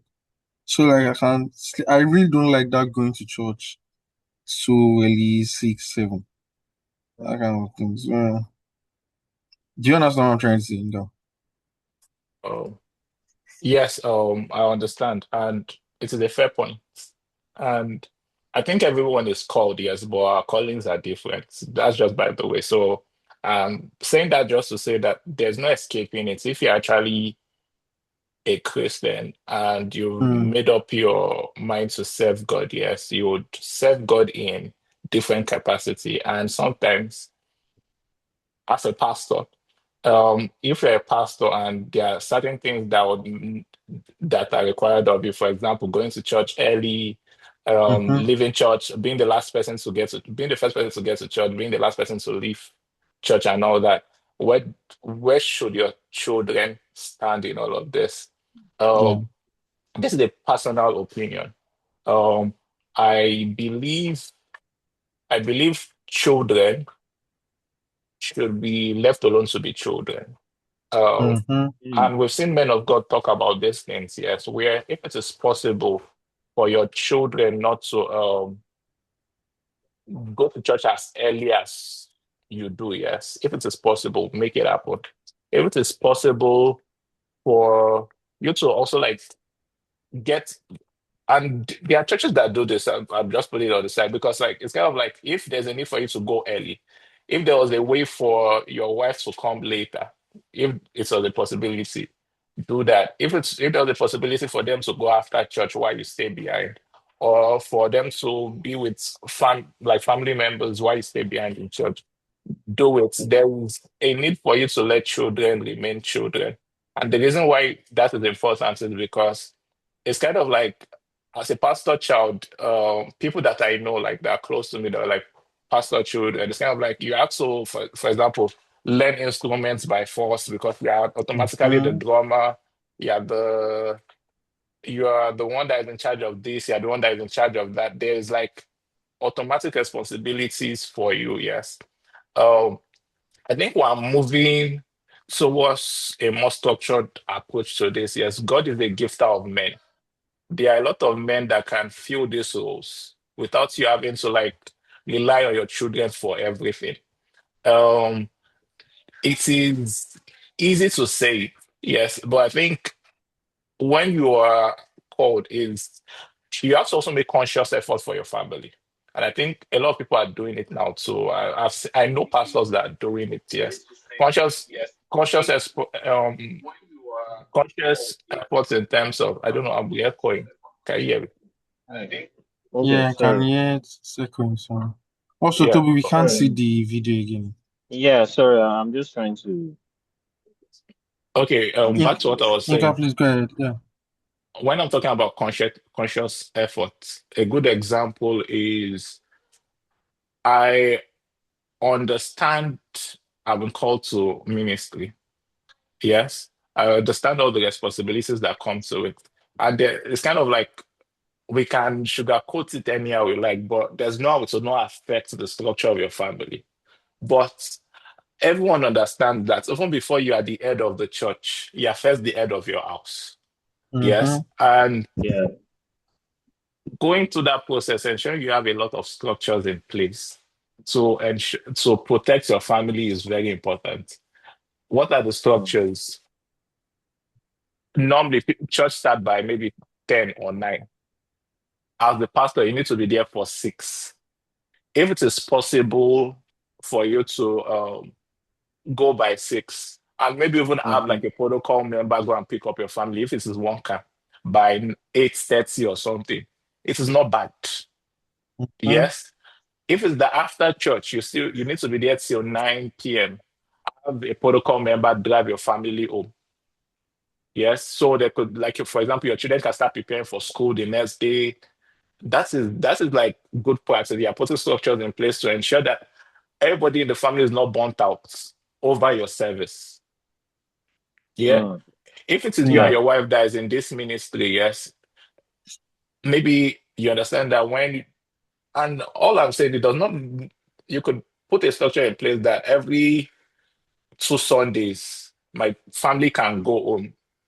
Every other 2 Sunday, they have to stay because I need them to this. It's like, for me, I feel it's just more about structure and putting structures in place to ensure you protect your children. That's point number one. Point number two is in terms of like all these responsibilities. So yes, I believe one of the biggest issues that PKs have is because your father is um the pastor, your mother is the pastor, there are a lot of expectations. You can't do any wrong. You shouldn't do any wrong, yes. But there's a need for us to separate Christianity and like children behavior. Like children would misbehave. Mm. Yes. The level of their misbehavior would be different, yeah, but children would misbehave. So when you are building your own family, when you understand that like it is normal for your children to misbehave, how you guide your children is the most important thing. I think it would make all the difference. So, for example, if someone is coming to you and they said, "Oh, your child was making as the pastor child, you shouldn't be making noise in Sunday school," and they come to you that, "Oh, your child was making noise in Sunday school." Like, it should be showing other children how to behave. You should call it up. Like, don't do that. Don't use my child as like the benchmark. Don't use my Mm-hmm. child as. So I feel the kind of structures and the kind of hand you use to like the kind of guardrails you put around your family from the get-go is what people would refer to. There'll still be people that would push it. There'll be people that would try it, but if you've worked on yourself and you understand these issues we're talking about, and you put the right structures in place, I feel you could protect your family more. So I don't think the issue is more about because this. I don't think the issue is more about should we be going to church early? Should we not go to church early? I think it's more Mm, about ensuring your children can also live normal lives. mm, I agree. I agree. Because like you touched on, I think you touched on wait, can you hear me? Yeah, okay. Yeah, you touched on exactly what you know we're discussing, like, because it was like how do you have like build a Christian home, like your kids without having to make them feel like your own life should be their own, that kind of thing. And yeah, that makes a lot of sense. Yeah, because like, and that's why But when people see all these there was things something I about wanted to ask Titan when yeah, you're done. Yeah. yeah, go on, ask him. Oh, there's Titan. You said something about like letting children be themselves, like they want to go early. So, at what point do we now say we are like, let's say, okay, a parent is setting a clear, a clear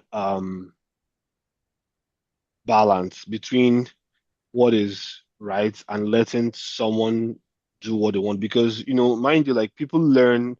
They say like 90% of what we learn as patterns come before our age of 12.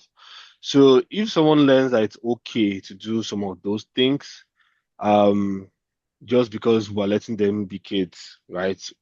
Then that means the imbibe the habit of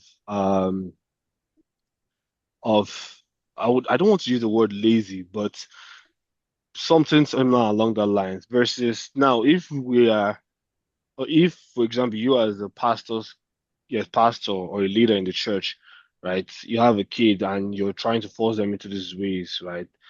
We also going back to what Toby and Larry were talking about. So those are two sides of the coin I seen, and I wanted to know your opinion on that, because it's also risky letting children be themselves in those Um, kind of sense. I think. um, so let me rephrase or let me explain my explanation of let me explain what I meant by letting children be themselves. Uh, that was not like for us to open a door for children to like just go wild or do whatever they like. Yes. I said that in the context of expecting things you would expect from adults from children. Um, expecting children to play a specific role just because you are in a position of power. That does not take away from the fact that you should raise your children. You should show them the right things to do. You should bring them up in the way of the Lord. That's not what I'm excusing. What I'm trying to point out was more towards your children should not be the metric for whether you are good or bad. And it's something that happens a lot in the religious circles where you are doing well as a pastor if your children are doing well, are good. You are not a good pastor if your children are bad. Yes. Uh, After a while, you'll find that as parents, there are certain things, there are certain structures you should put in place to ensure your children grow up in the way of the Lord. After doing all that, there are also like things that children would do that they are just being children. Yes. Let me give a good example. A child coming to you at age 10, for example, asking you, "Oh, are you sure God is good because my puppy died? I don't think God is good." Your response should not be a knock on the head or a slap on the head. How you say God is not good? Yeah. Your response should be sitting the child down and explaining why things die and things don't die, or and things live. Yes, explaining how like God is even like how explaining the character of God, yes, in and out of every season. That should be the response you should give, not just push the child away. That's more towards what I'm talking about. In terms of don't say because this child is the child of a pastor, they should know everything. Or the child of a non-pastor, or a child that is not that of a pastor gets the pastor make noise. Yes, but the child of the pastor cannot make noise because you should know better. So that's what I meant by like letting children be children. Children will play, children will run around, children will do this, children will do that. In terms of bringing so coming early, how we're talking about like coming early, does that imbibe the character of laziness? I think that question is part of the problem. The reason why I say that is if you think letting your children stay at home until 8:30, for example, when church starts by 9, is teaching them laziness, then what happens to the church members that are coming by 8:30 for service by now? I feel at the end of the day, there are ways you could teach your children the right thing without having to like spiritualize everything. Yes, the going to church early is more of like your responsibility, it's not that of the child. You shouldn't enforce it as a rule all the time. If you want them to, if you want them to also have the space to go and understand these things, I feel there's a balance to everything. Exactly. Long story And short. yeah, that point we just made now. I remember I just shared, I just do the same thing with to Larry when I said, if I wanted to do it differently, like, the whole going to church early, right? I would, as a pastor, I would go to church with my wife and we'll go, go about our business and leave my kids at home because I know kids and let the kids be kids, right? They don't have to get out that early in the morning, right? And you can arrange the time in the day for one of the maybe members in the church, or even you yourself can come back home and pick them and go to church. Now you're giving them enough time to probably do personal devotion, get eat one or two things. You're giving them their time. You understand? And that time is very important for them because they are just kids. Like let them live their own lives. Let them have a life of their own. Let them. Oh, you've exposed them to this Christianity thing. You pray for them. Hope that they choose in that direction. Give them opportunity to create space for them to also personally find this fit for themselves. You understand? But if you're just, trying to wheel them all around, you're going for one meeting, you carry them. There's something early in the morning, you carry them. Like it's just frustrating for the child. And I'm speaking for as someone that was very frustrated by that life, where you had to wake up very early in the morning. And as a kid, I will not go to bed in time. Obviously, that's another thing. So you don't expect that I'll be waking up by 5 a.m. in the morning to follow you down to somewhere. It's frustrating. Like, I'll be thinking of, oh, like, I see my fellow colleagues coming to, like, my fellow guys, like, age group, coming to church at a particular time. Don't you think that I'll feel some type of way as a child? Do you understand? So, like, I just feel like you said to your point, like, giving the child space to be themselves and finding God for themselves too. Because when you leave them at home for like you've exposed them enough to Christianity, right? Now give them opportunity to also they can do devotion, they can whatever it is, can do quick Bible study by them for themselves. You give them opportunity to get to know this God by themselves too. So I feel like yeah, to that point, it makes that space creating that space is so Let me important for ask them. you guys one question to your point. So, in how then do we now deal with external standards? Like, I understand letting children be children. External standards, like especially for ministers' kids now, you get things like people. There's a certain way like people expect ministers' children to be, as if they are the ministers themselves. Even your parents trying to make an example to even their own children, and they're like, "Can't you see this person? Can't you see this pastor's child? Can't you?" And then the minister's kid now feel like anytime they are around you, maybe around church, there's this persona that they have to pretend that they are because they don't want you to look at them as something else. And so that's why you now get case of People that you know they are minister kids, and then when you people see them at home in church, they are one way, and then maybe you even attend the same school, and when you see them in school, you are wondering how is this person this same person just because from right from when they were young, somebody has already placed them on one pedestal that they can now bring them down from. Hmm. But I Uh, guess like it's the yeah. Go on. no, go on, go on. No, continue, continue.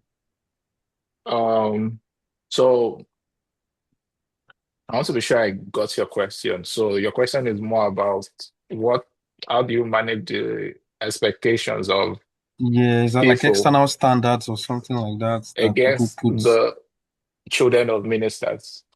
Yeah, yeah, Or something let's like even that. bring it Yeah. home. Like if you bring it home, say it doesn't have to be necessarily ministers. It can also be like say for example you. Like obviously you, all of us here are trying are on that journey to present to be building our faith, right? Let's say now we built our faith to that point where we're now very like we're very serious about it. We're intentional. We're going to church. We're doing all the right things, and then we give birth. We become fathers. How do we in that position now that Larry is asking that question? Like how do we now, you know, Because um, like there's a because of the moral standard that you have. So people that know that you have this moral standard, or even like mhm, people that just know the kind of way you behave, they expect your kids yeah, to behave like in that fashion or in that manner. So how do you deal with yeah, external standards from people, like what people expect? How do you let them understand that see these people they are kids, they can be like this because sometimes it affects the child. Imagine being a child and then you're in church, you're hearing another parent telling their own kids that can't you see this child? See how he's behaving, he's behaving like his father, he's behaving this one. So that mm, because you hear that you now feel that anytime you see this person you have to behave in a type of way so that they don't see you as anything less than what they've seen you before. You understand? It now leads to people having one kind of behavior like in the church, and then when they are, you can even go to school with somebody, and then when you see them at home back in the church, they're this person, but then in school they are like a different person. That was just because they have to mm, live up to one supposed standard that somebody has set no somewhere that doesn't even exist, but because they just feel like this is what they have to live up to. So how do you, for kids, how do you like just take away that external standard for them and let them know that this is still your life at the end of the day? So I think personally,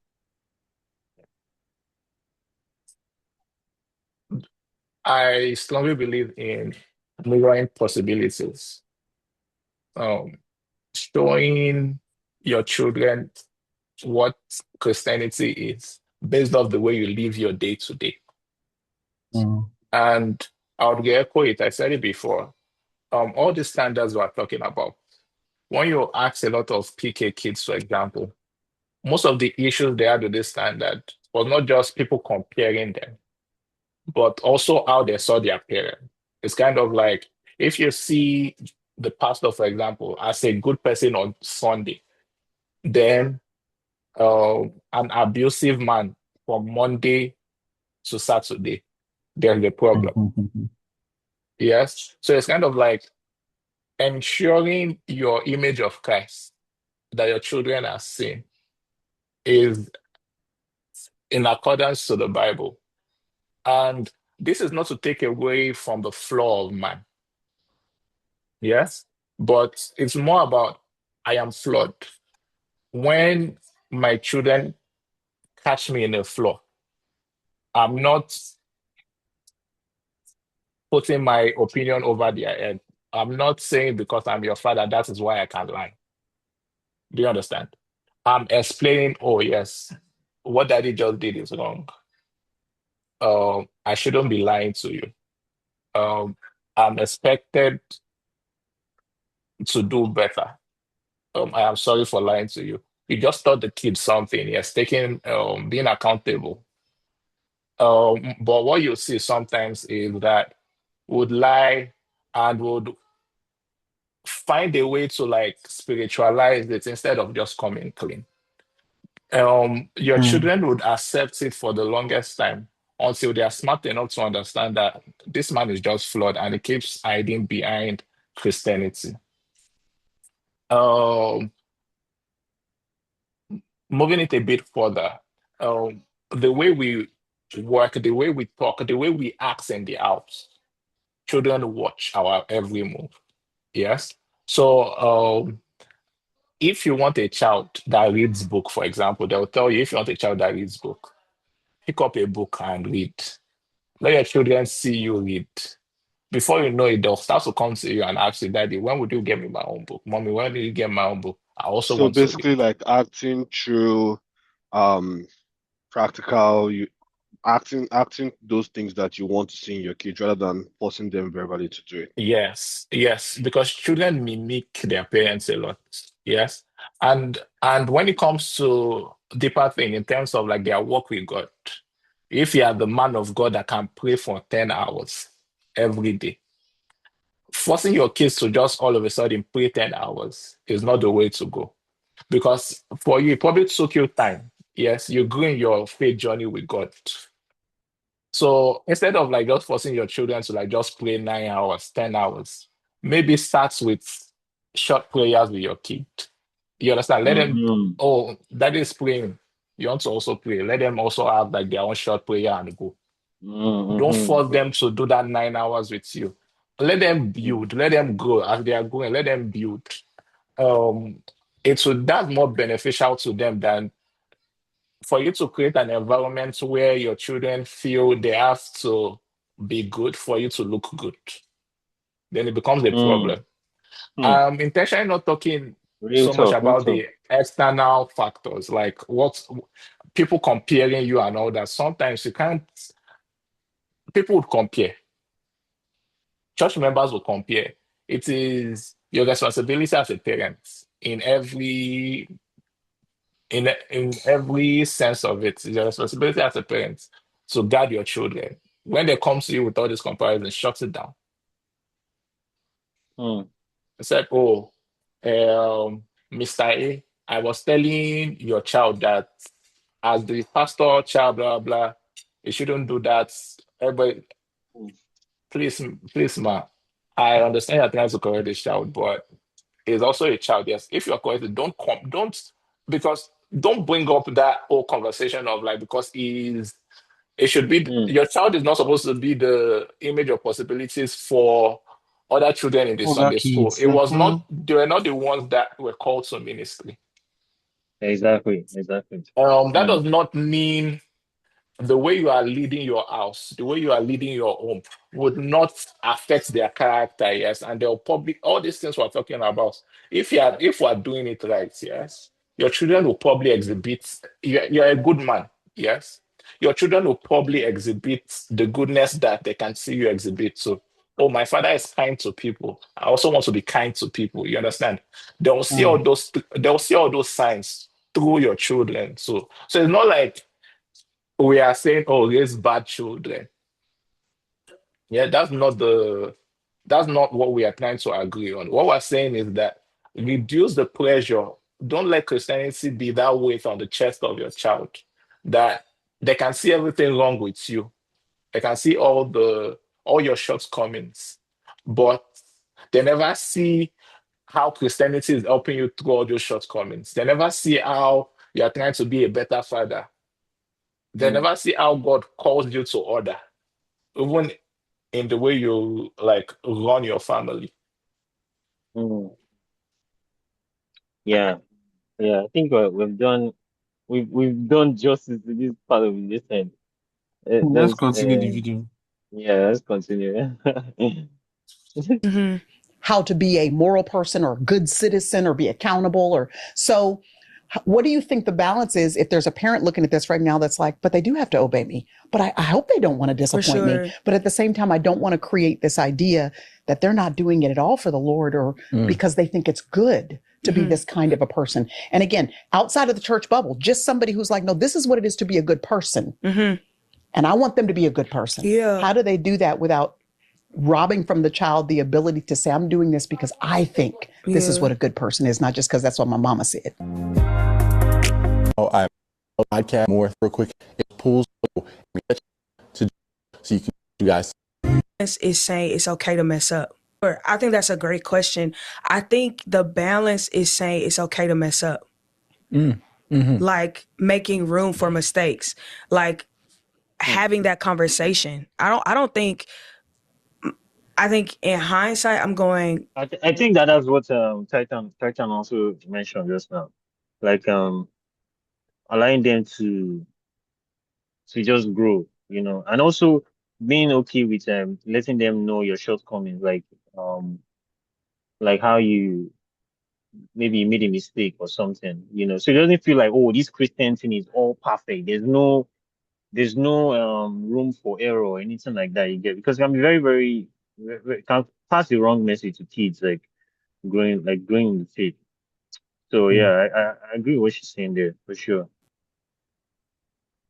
I don't think we talked enough, Mm, right? Like, I don't think I expressed the pressure I was feeling. Because I think if I had of, they would have been like, relax, like take a mm, breath. Like, it's okay to like be a normal kid, right? And so I think on both ends, being able to communicate how the transitions or the responsibilities are feeling, right? Because I think so much of it was in my head.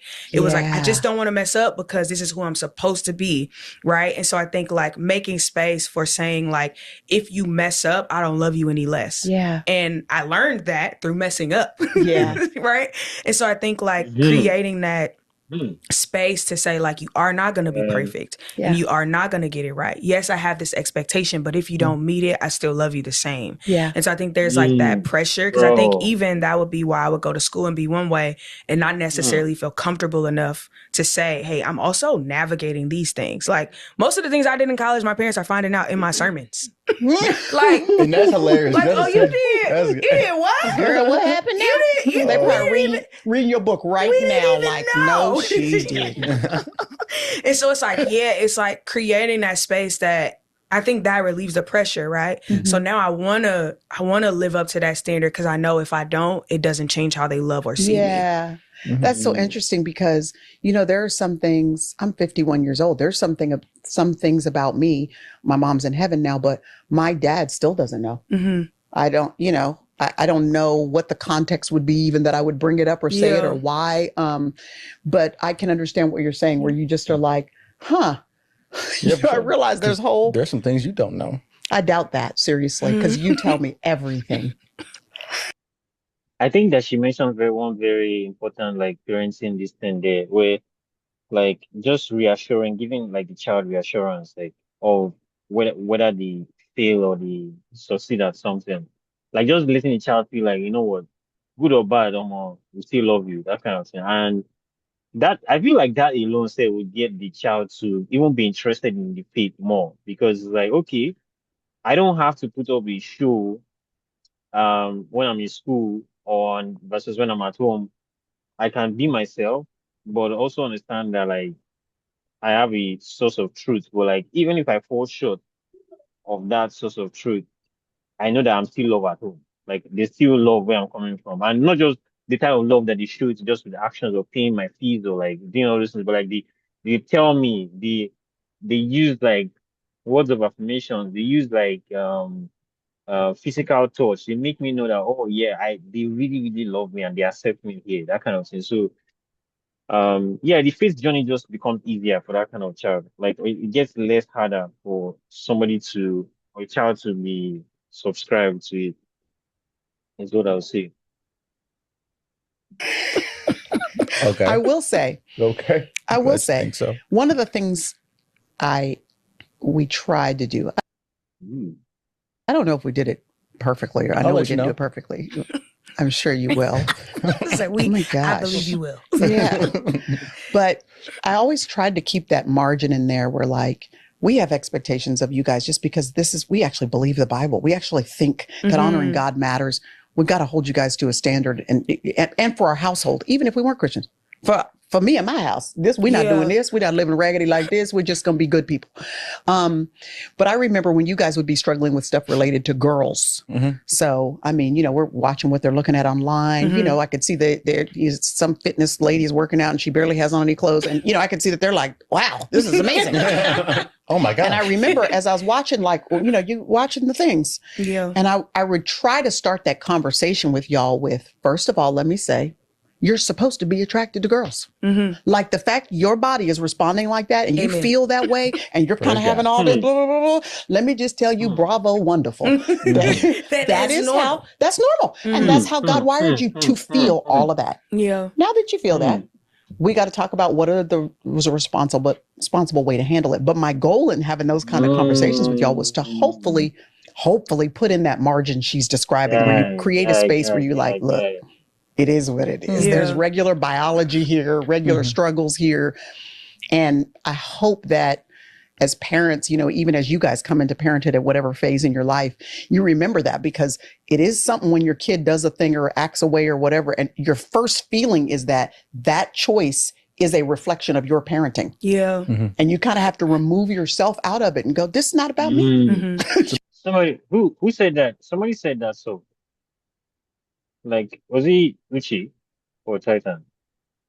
Oh, well. Somebody said, like removing yourself from the whatever your kids become, that kind of thing, like something along those lines. Oh, Yinka. Yeah, because she's saying the same thing now, like how that removing ourselves from like the that's down. So okay, if my child does this doesn't mean that, oh, like I'm a bad parent or something. It's just like their own decision, that kind of thing. But it's very difficult to do though. Very difficult. You can imagine. Hmm. About Adam. Come on, Adam. Come on, Adam. And it's about the story God's writing with their life. So give them margin to be human. But it is hard when you're the parent. You're like, believe it. wait a minute, Yeah. what are we doing? You know, For sure. I can empathize a little bit, just because I was kind of the same way. I don't know if because I think my parents actually did a pretty good job of like not making me feel like I could do anything ministry. I never felt like that. I always wanted to be a hooper pro. I was Yeah, for context, this guy is the son of this lady that's sitting right beside him. So that's his mom beside him. good on that. But I still went to college for different reasons, for like, I'm gonna do what I want to do. It was like different reasons to not be ministry. But now that I've like externally like put out there that I communicate God's word and all this stuff in the facets that I do, whether it be podcasting on Instagram or go, you know, conferences or events or whatever, there is a big now expectation and pressures, not even just from my family sometimes a little bit, but from everybody else about like pastor. And I'm like, no, like I don't, like, you know what I mean? Like I don't have the desire to be a pastor in any way right now. I'm not saying God can't form that. All I'm saying is I feel like I tried to delight in the Lord and he hasn't formed the desire yet. So I'm gonna be good with what I got. That's good. Right. And joking about it, that's one thing. That's funny. Yeah. But like there'd be real people that be out there talking about, you gonna be a pastor, stop telling yourself. I'm like, be quiet. I know. Anyways, but my question is like, okay, so then how did you deal with that? Because now clearly you're in ministry. You know what I mean? So it's like, I'm like, it happened. Because I'm like, oh, wait a minute. So, because I was the same way. I was like, I'm good on the ministry, boy. I don't want to be like my mom or my grandfather in any way. But now I communicate God's word in a way that is very similar to both of them. So that's why I'm like, okay, how did you deal with that shift? And I guess we might be jumping a little bit, but how did you deal with that shift in what you thought you were going to do versus kind of what God's leading you, how you felt during it, all that stuff? Yeah. I think I'm still navigating shit. And so even I hear you talking, I'm like, yeah, that's the same stuff I was saying. Like, no, I would never do that. I think I don't think I knew what it was until I was in it. You know, like it just starts to unfold and then you go like, oh, how did I get here? Like I did not know. Right. Yeah. You know, like if I would have been able to spot it, I would have been like, absolutely not going the other way. That is so funny. So I do think it's that. I think the other thing is I started to realize that I wasn't fulfilled internally until I started surrendering to what the Lord was asking me to do. So I did move to California to work in entertainment. I did get to do that. I got to live out a lot of my dreams I was chasing per se. And they still were not, it was like, okay, that's cool. You know, it wasn't until the first time I preached the gospel that I was like, I think, this aligns with like what I was created to do. And there's a difference in like enjoying the thing I was pursuing, right? And it's like, okay. Mm. I think I still don't know what I'm doing. I'm Mhm. just, you know, Going kind of with the going with the flow. flow. Yeah, for sure. And things just keep unfolding. Yeah. And so I think what I've learned is that I'm like, oh, the rest or the peace is in the just following what the Lord wants me to Yeah. do, however it unfolds. Yeah. And I think I'm still going, I don't want to be a pastor. Just call me Brenda, you know, like Yeah, but I'm all the still time. going Don't with call me that, preacher. right? Don't. And so I think like, and part of that is because I also don't want people to feel like the only way they can follow the Lord is if they have a title. That's why I'm, Didn't I just talk? I feel like I just. Mm, clock that. But I was going to ask you something. Let me start with Larry, that guy. What does what does surrender like when she said like surrendering, to God and stuff. Like how has the experience been for you?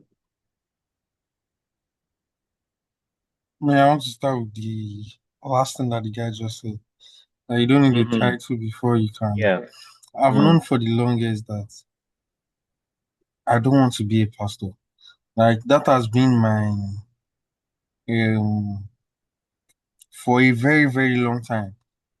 I've mm, always wanted to do any other thing, but you see that becoming a pastor, becoming a preacher, I've always I've not drifted into it. And I don't mm, there was one statement that my dad made when I was younger.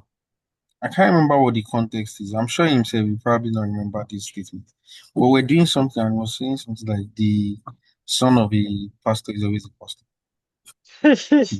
And I remember laughing that no, no, I think he said the first son of a pastor is always a pastor, something like that. And I remember and I and I remember laughing and telling myself specifically that no, so basically a surrender to me is more of like your personal journey with Christ. I understand is surrendering and trying to. I don't think anybody can be perfect, but so mm, surrender to me is not you trying to live a perfect life. I just mm, think is you.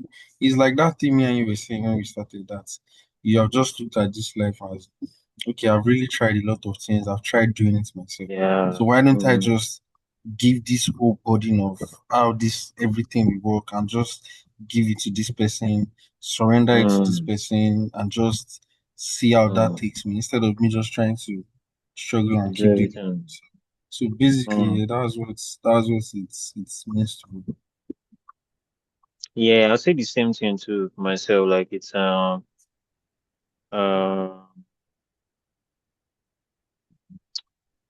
I mean it was it's I feel like it was I don't know if it's difficult generally for people or even guys because usually as a guy man you just want to like wing, you know, just do and just be rugged everything, the rugged life, that kind of thing. But I just got to a point where I was like, I'm just tired of like that burden, carrying that burden and thinking through life by myself, Even though yeah, now I see that like a partnership, right? It's not more, oh, this thing, oh, I just have to think it through myself, figure out the strategies involved in this thing, but now it's like, okay, I have somebody that I can go to and say, oh, this is what's going on in this thing. Hmm. What are you telling me to do? Like, I read the word. I'm like, if there's any lesson that you have for me as regards this thing, show me. If there's any way you want me to move, show me and then like, help me move in that direction, that kind of thing. So just having like that co-partnered, relationship it feels like I can breathe, like I can breathe a little lighter now, That's just how it feels like.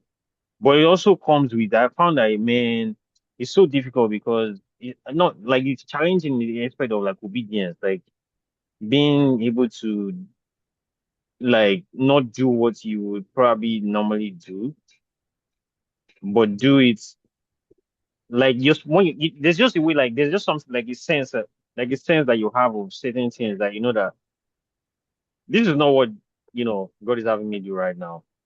Yeah, it's just me that just wants to do it by myself. Nobody see, and there's that dance, with obeying and disobeying and obeying and disobeying, which is very challenging to do because there's so many things that you have to like really give up, and it's just it's something now I'm dealing with right now, like having to do exactly what is the best in that situation, because I know like he always has like the best, in mind.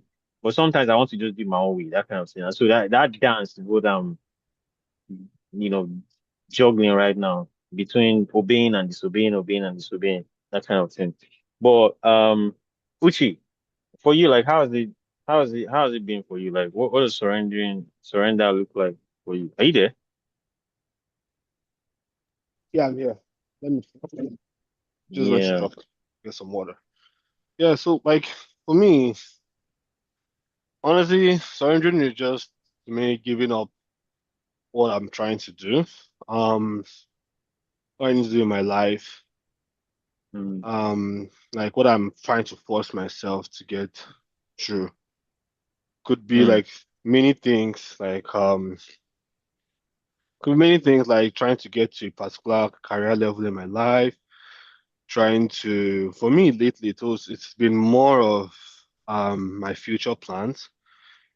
mm, I'll give you a practical scenario. So I really wanted to like I had a review of my life. I think this was like recently, the time I traveled to US. mm, I was thinking through back my life and just being thankful. I have those moments sometimes just to see how far I've gone and you know mm, be thankful for where God has taken me.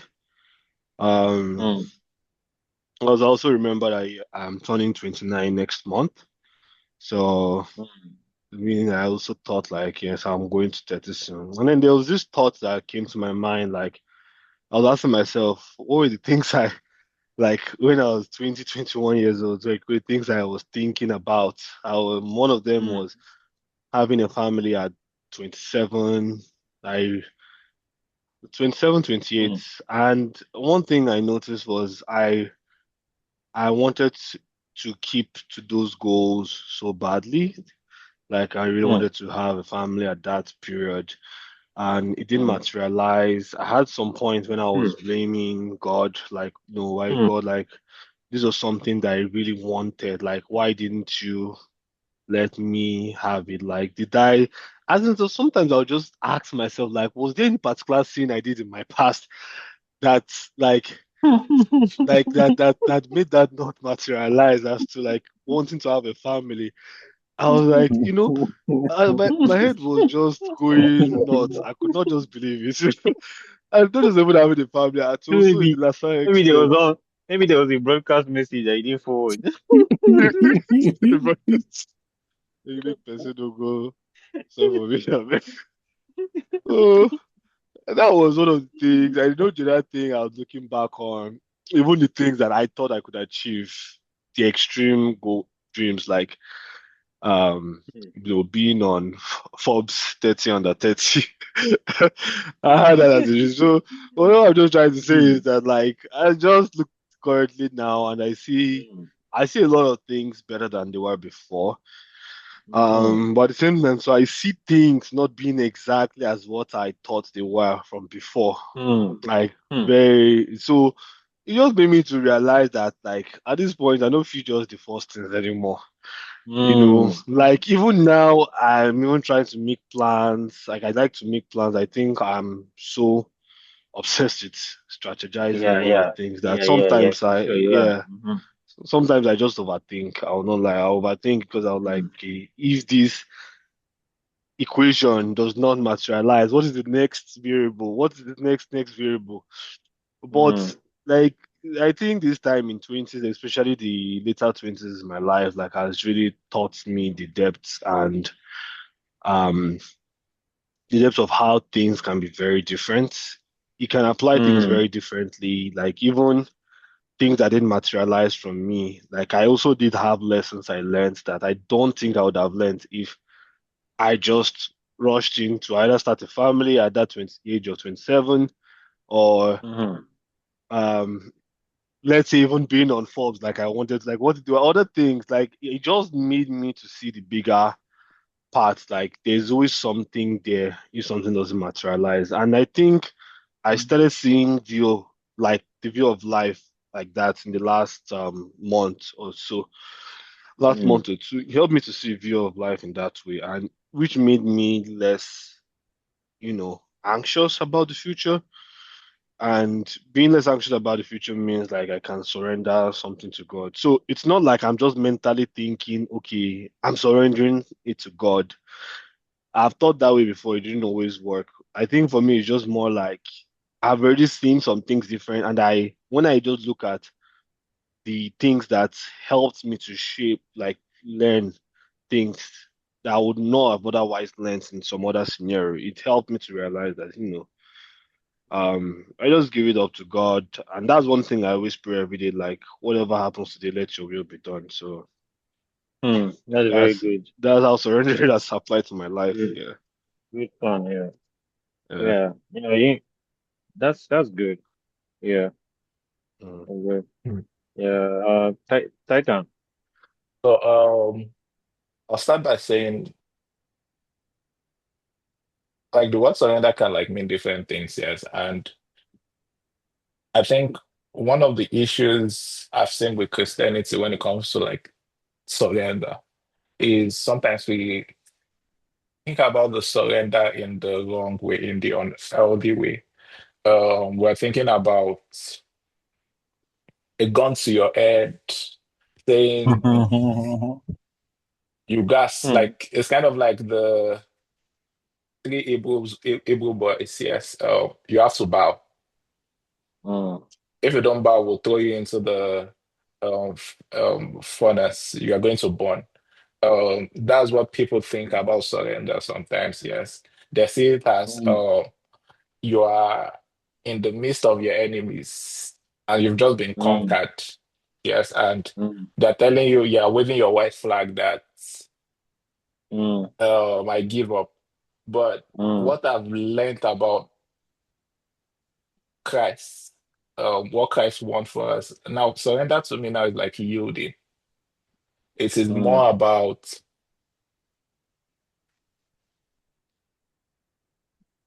me as a father, for example. Let me paint a picture. Me as a father, and I'm with my Hmm. son, and we're about to cross the road. Like Hmm. we're about to cross to the other side of the street. It is me Hmm. saying, my son giving me his hand, yes, to direct, like to help him cross, or we're in a very crowded place, and I'm like trying to like navigate the way. Is my son giving me his hand, and I'm helping him navigate the way, pass through the Hmm. crowd. Yes, that's what I see surrender at now. It is me yielding, saying, God, because I've actually tried life on my own, yes, without God. I tried doing live on my own, and I found that like in no point did I have the full picture. I had all the structures, all the plans, and I never had the full picture. So it is now I've gotten to the point where it is now, Father Lord, this is me. This is who I am. This is all of me. Yes. This is how great I am, how small I am. Yes. And I am yielding everything unto you. So it's like surrender is me waking up every day and saying all of my crazy ideas, all of my ambitions, this is it at your feet. If you say this is not the way to go, no matter how much I want it, yes, Hmm. I've surrendered to your will. So it's kind of like you can't tell God to like take the steering wheel, yes. Then sometimes as he's driving, you're dragging the wheel with him. Like that's how accidents happen. Yes, it's kind of Hmm. like Hmm. drive and I'll just take the passenger seat. And it is not always easy. Yes, Yeah. Yeah. sometimes it is easier said than done. Mm-hmm. But Sure. personally, I find that I feel better when I remind myself, why did I even surrender in the first place? Yes, Mm. nobody dragged me to surrender. Nobody forced me to surrender. Mm. I So why surrendered why because did you? I got to a point. I got to a point where I saw that like I wasn't leading myself to any destination, any sensible destination. Mm. Yes. Mm. I got to, I had the realization that the only way forward for me was if I actually give God all my plans, all of my will. And I needed Mm. Him to help me reorganize all of the ambitions I thought I had. And it's required me Mm. dropping some things, me picking up some things, and me basically living in that surrender each and every day. Uh, Mm. what does this mean? So, surrender now means I have a brilliant idea. Yes. You're checking in with God. And you're checking, is this idea, is this about me? Is it about you? Mm. Yes. And that is why if you truly surrender, even there are certain things that you would not do again because you are no longer walking in your will.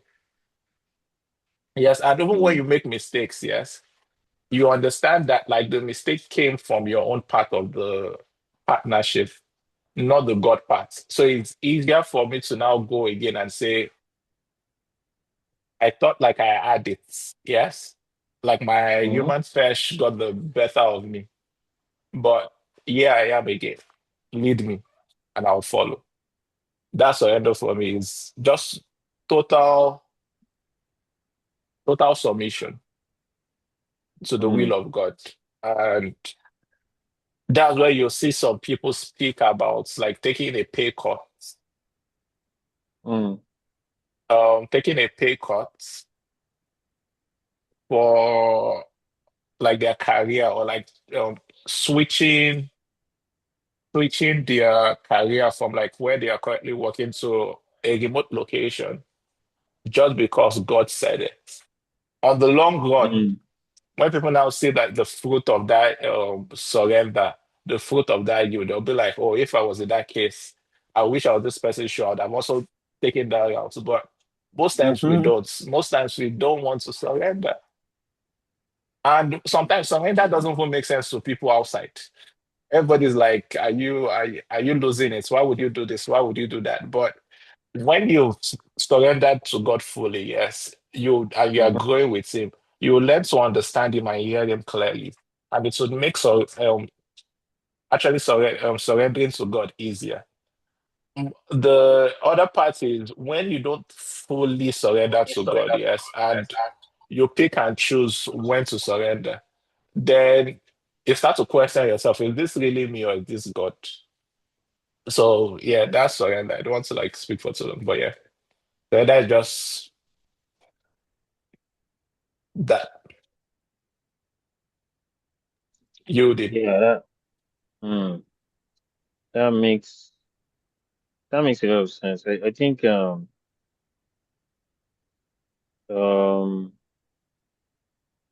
yeah, I like I love to I like listening to what you guys said because it made me feel like okay, I know I'm not mad, that kind of listen. Like some of the things that I'm experiencing and with doing this, right? Because I mean I really just got intentional about it, like but to hear like how you guys are navigating it, finding the way you're finding it is also it's inspiring to hear that because it helps to know that I'm person not just the drum and is experiencing all the things I'm experiencing like in isolation, that kind of thing.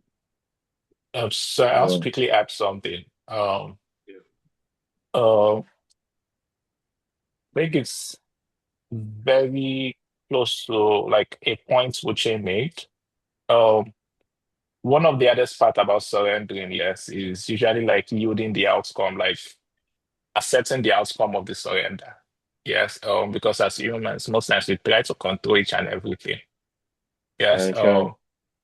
but I think Mm. you would find that post surrender also entails you Mm. realizing that you can't control all of the outcome.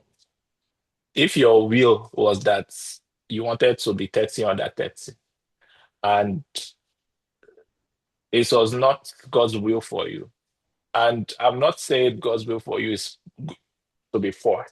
Mm. Yeah. You could be successful and not be 30 under 30. There are a lot of successful people that are not 30 under 30 years. But it is more towards, regardless of the outcome, I trust. So like I started with the old defeat thing that like being Hmm. conquered. So like people think surrender as being conquered, yes. I feel we should take surrender as a trust partnership. Like I trust the picture God is painting for my life, yes, so much that I know if I follow the path He's leading me to, at the end of it all, I'll be okay. Mm. Yeah, and that accepting is the hard part. Because it can be a kind of reality that you're not bargaining for, right? So that's the part that But then is what do hard you to not do when swallow. you're struggling with, like if you are someone like me now that, although I think it's a normal being thing, so we always, like Inka said, always try to think we can control everything. So there are times Mm, where you are struggling with fully surrendering or still trying to do some things like, I don't know if what I'm trying to say makes sense. In a way that yeah, feels yeah, like yeah, your yeah. own understanding is, still looking like the right thing to do because there are some things like, for example, now let me just use this example. I was talking about people taking pay cuts. Yeah. At the end of the day, they still feel like it's worth it. So at that Yeah. time when they are taking the pay cuts, what do you do when you are struggling with? Is this really what God wants for Yeah. me, or is this what I want? Where it feels like you are struggling with surrendering at that point. Yeah. Or you practice more practically, you mean like when the bills are piling up and then because of the consequences of their pay Exactly. cuts, they can't actually Mhm. meet up to those bills. Yeah. The is I I don't know. I guess like it's the more I guess like the more pain, like I don't know if to say pain, but like the more um like the fact that I feel like the fact that God will put you in a situation is because he feels like you have the capacity to handle it. I don't know how, but I feel like he just puts us in those kind of situations, and I feel like when we come out of those experiences, it expands us in a way such that whenever we're going through those valleys again, like another time we're going through another similar experience, we are able to like pull from that place where we we are convinced that we always come out on the other side, regardless of like what it looks like right now. So I Mm. just feel like it's just that confidence, going through something, coming out of it, and then facing another challenge again. It's like you're just confident that the God that did it the previous time will do it again. That kind of sense. So I guess like that's the confidence that most people grow with. You know, Mm. it's what I sense. Well, yeah, it's see, Let me just add, the mm-hmm. Bible said, verse that said,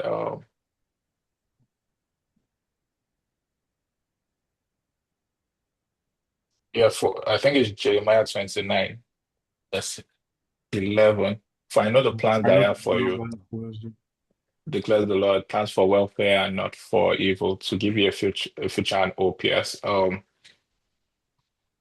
we look at the context of that Bible verse, we'll see that like the Israelites, yes, I think they just lost a battle, they were just conquered or something, yes.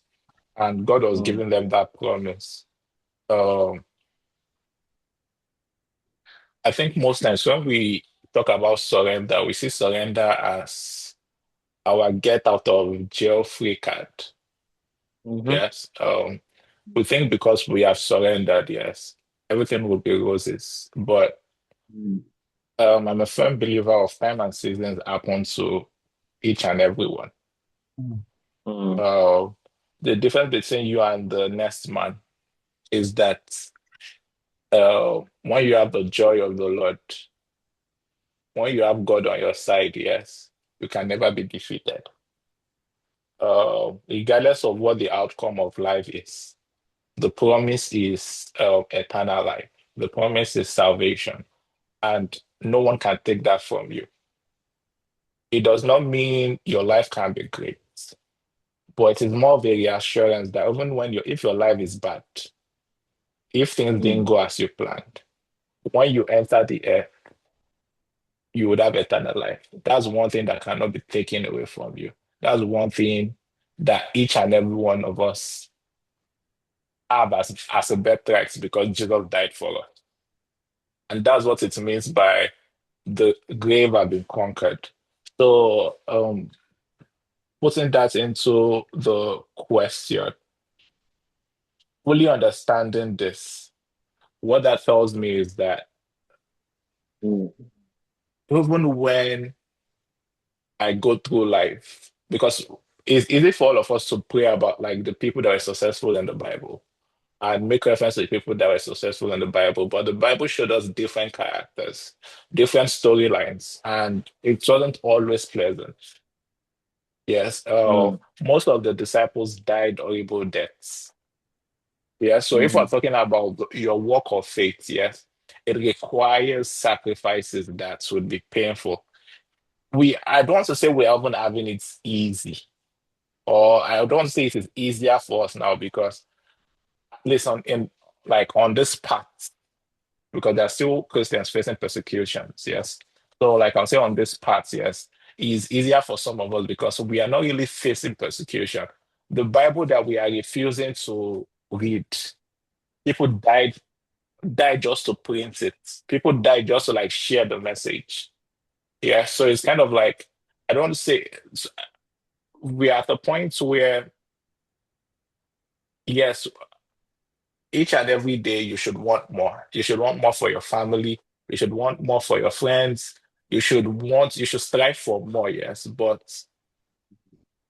at the end of it all, I would not preach Christ to you as your get out of jail free card, as the end of all your financial trouble. Mm. Yes, God is a gifter of men. God can give you riches beyond your age. But at the end of the day, the core message is that Jesus died for us. The core message is salvation. It's for our souls to be saved. And that is it. Yeah. Mm. That's on period. Hmm. Okay. Let's yeah. Let's see what We what on the Yeah. same happened. That's why page. Keep so going. I'll This is go great. to like all different types of places and they're like, what do you want to be called? I'm like, Brenda. Brenda, Priscilla. Yeah. And they like, well, do you no. I mean, but if you want to, you can if it Yeah. makes you feel better. But what I'm saying is I'm just Brenda. Mm. And I think that's to take off the pressure because I also grew up in environments where everybody needed a title, Mm-hmm. everybody needed you to call them something and they weren't actually doing anything. So Mm-hmm. like Mm-hmm. it's cool for me to like respond and follow the Lord and be able to do Mm-hmm. that without a title, right? Mm-hmm. There is Mm-hmm. a calling. I had a pastor who commissioned me to do what I'm doing now. Mm-hmm. So there is like that order to it, right? But you could just call me Brenda. Mm-hmm. And I think it for me took the pressure off of like having to look Mm. like somebody else. Mm-hmm. Like, cause when I hear pastor, I'm Mm. like, I don't got a preacher's voice. Like You how kind I of grew do. up. That's crazy. You kind of do. I don't think That's so. one of the first things I thought when I heard your Instagram videos. I said, "Oh, oh." I was like, "Oh, she preaching for real, for real." My bad. He said, oh my God, I didn't I know. didn't know. Oh yeah, it's funny. It's funny. I think this is an interesting thought, y'all. That here, all three of us are sitting. I'm listening to the two of you and have heard so many other people, y'all's age, who it's almost like they spend a good portion of their life running from their roots. Yeah. Okay. Mm-hmm. And I'm talking about people who are not in ministry. I'm talking about their parents are lawyers or Mm-hmm. all Mhm. their people were in the medical field or Yeah. all their people Hmm. were actors. All their people are Hmm. musicians. And they just are like, I'm not doing that. But actually they realize later it seems to take a minute for it to occur to you the Hmm. framework that the generations have built for you. There are Hmm. shoulders you can stand where you don't Yeah. have to Mhm. start from scratch over here for no reason. Mhm. Now if you're supposed to do something different, do it. But like I know a young man I can think of right now. His father is incredibly musical. His parents are incredibly musical. They have had great success in the music industry, and he is clearly a prodigy. He's clearly a On the prodigy. day talking I about mean, he a beast. Mm-hmm. clearly a prodigy. And I'm like, now you can run from that if you want to. Or you can realize that Yeah. Lord has entrusted you with specific gifts and he's planted you in a family that has already built relational integrity in this industry Mm-hmm. and take advantage of it. I don't mean that in a negative way. No. Honor the fact that there have been roots run deep for you. Why are you going to spend years running way over here? Instead of just connecting the dots. So Mhm. if there is a younger person, because I went through the same thing when I was in y'all's phases too, and to be clear, y'all are in different phases. You're 21, you're in your mid 30s, I Mm-hmm. believe. But it's the same principle that both of you can speak to someone who is younger right now. And man, their main reason for not doing what their parents do is just because their parents do it, or Yep. just because their auntie and uncles, and whether it's ministry or I don't want to go in the medical field, and they realize that they're just trying to be different. Mhm. What would you say to get them maybe over that hump quicker? Like, are you wired for this? Do you have any sort of passion or interest or um, unique ability in that area? And you realize, actually, I kind of can act or I kind of am Mm-hmm. musical. And my parents have all these connections that I'm running from. What Yeah. would you say to that Mhm. young person that's actually running unnecessarily? So it's actually funny because I was kind of talking about something similar. I was with my Wait, first of all, is anybody running here?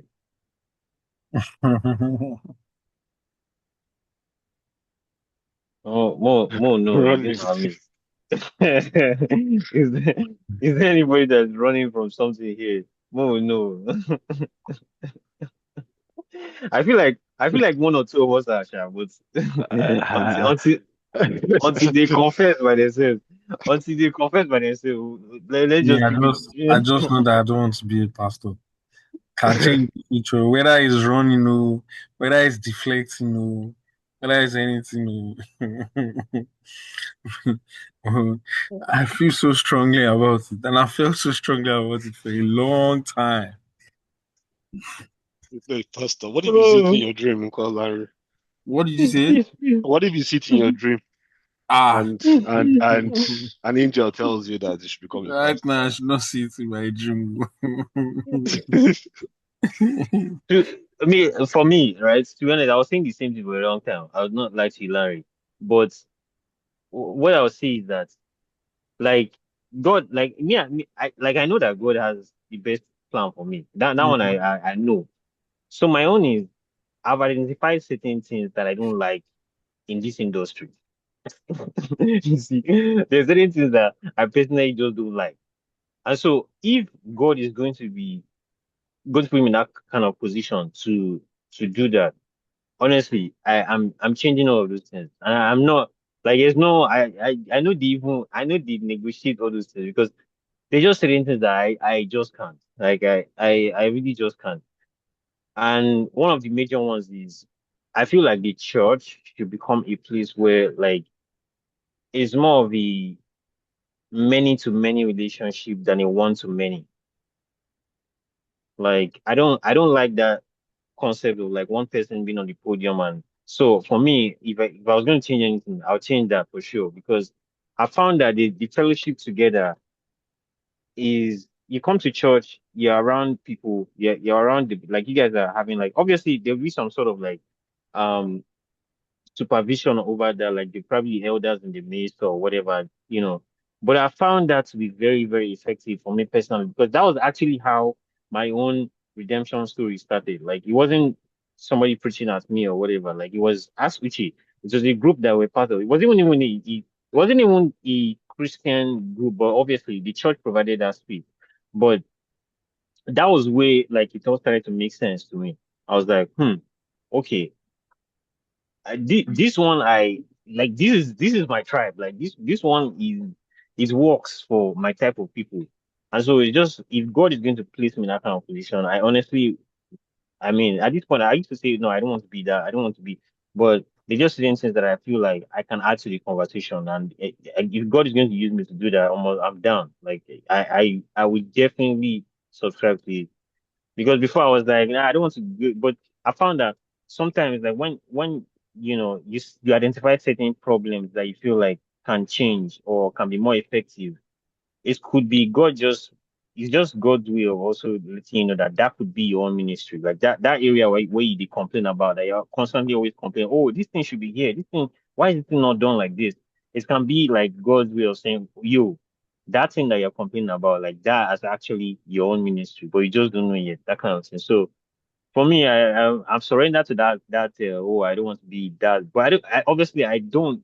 I would not like to be called like or referred to as a pastor because I don't really like the title also. But if God is going to put me in a position to, you know, do exploits for Him, I definitely will want to change certain things that I find concerning or I find like can be improved on, not concerning actually. So yeah, I'll just leave it at that. I'll leave it at that. So, any other person running? Because for me, I know they run again, shower, but now before I they run, but I'm stopped running. So,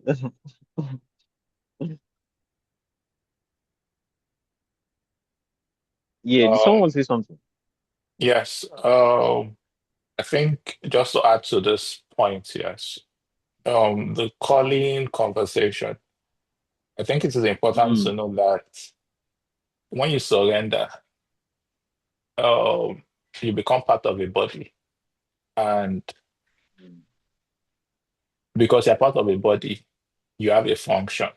Mm, Uh, mm, just like the human body, yes, the hand has a function. The head has a function. So if we are looking at the body of Christ in that sense, yes. If you are the hand, you have a function. So even when you are not called or you are running from being called as a pastor, the end of it all, to end the conversation, we all have a calling. Yes. mm, Naturally, yes. When you give your life to Christ, you have your primary calling as a believer, yes. mm, But when we move deep into it, yes, each and every one of us, we have like a deeper calling to do certain things. So that can easily translate into the example you gave. You did not find salvation necessarily in the church, yes, but you found salvation because of a group that the church created, yes, and people from the church were heading, yes. So someone made that their calling to head the group, to head that body, yes, mm.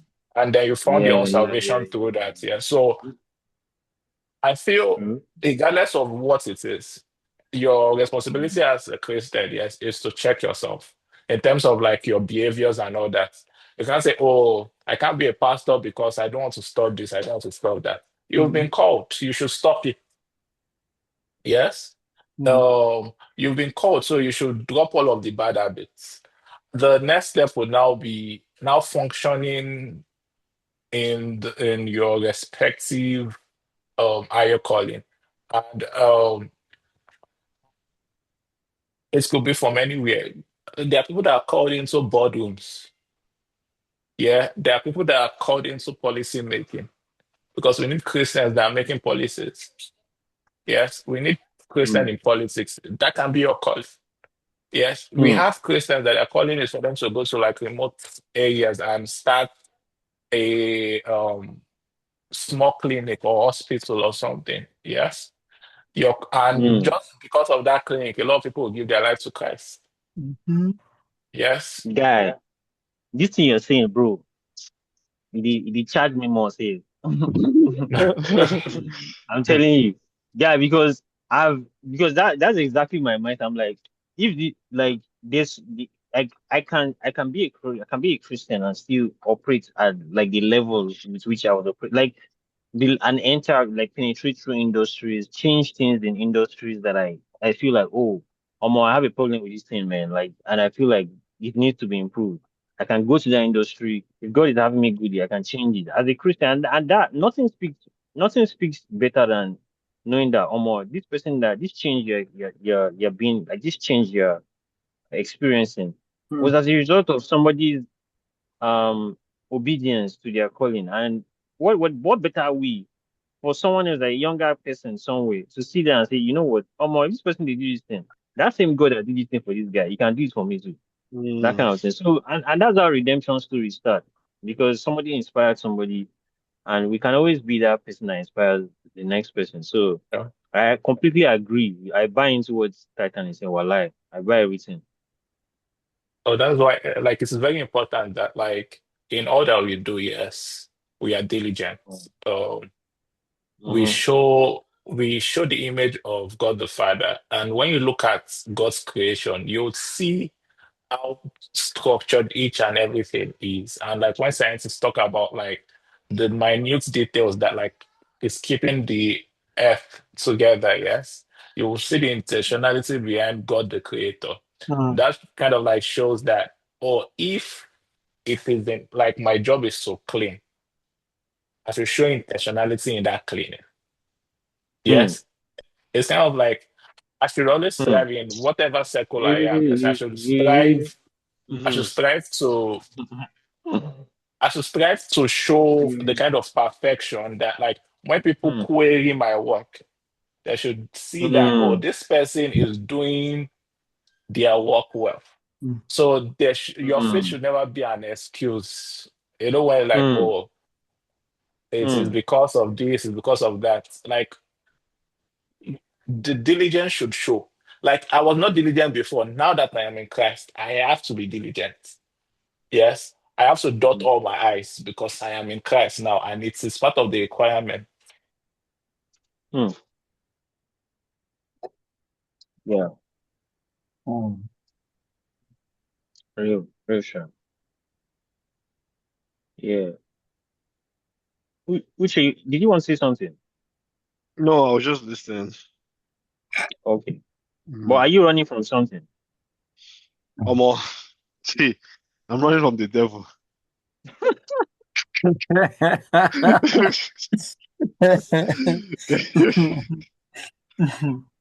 I run from devil and his temptations for this life. Eh, Well, I think I Maybe, just said my. I maybe. think I just said my own. mm, What I'm thinking. That you don't need to. You can still be in Christ and then operate from a different place. You don't need to like. You don't need to be a pastor to operate in Hmm. that manner. Like you said, you're still looking for people that would their own might be to go to a rural place and have like an Exactly. two mm, and things like that. So they are different. Yeah. I think my problem is just when everybody just puts it in, they make it seem like as if to do a couple of things, you need to be the The pastor, pastor. right? So and Yeah, then and that make the role now look even bigger yeah, than yeah, what yeah. it should. So it's Um, just that. That's just yeah, why I don't know. yeah. I feel like it's even people like you that actually make like like they end up calling like you might not be on the pulpit, you might not be doing all those things, but like Hmm. I let me even look up the definition of what a pastor is like because let me just even see what the definition really is. Being a Christian who serves as a spiritual guide. And okay, because for me, like the word pastor can actually like I can see you excellent in your field, like and stewarding people, towards a different life. And you're not doing it on the pulpit, but you're doing it outside of the church. But to me, you still come up as a pastor, right? So it's just it's perspective, I believe. Perspective and it's also like also diligence to want to, be the change that you want to see in the world, that kind of thing. So yeah. But I feel like people like you won't make better will make great pastors. Eh? But not like pulpits. Okay, let me not say not like pulpit pastors, but like people that are doing exceptional stuff in the field, that kind of sense. Doing exploits for God, carrying the mantle and inspiring somebody else to also do the same thing. Younger people, older people, whichever way, you know.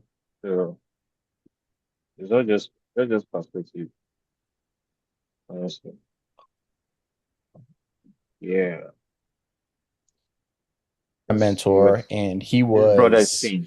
We went to one of his friends' house, and so I pull up, and he's like got a compound, and Mm-hmm. so I was like, "Yo, this is dope." And so he was telling me, he was like, "Yeah, I got like my sister is like back here, my mom is back here, and all of a sudden we just are on this big family compound. We have like the pool in the middle with pickleball courts. It was just great." And I talked to him. I was like, "Huh." Like I think it's so cool that like all the family, like his sons were there. It's like all the families just on this one big compound, and like everybody's working together and doing Mm-hmm. something similar with each other, and just. Mm-hmm. And he was like, yeah, because I was like, it's crazy because so many people, like you said, want to be independent, which I don't think is a bad thing. No. And he was like, it's not.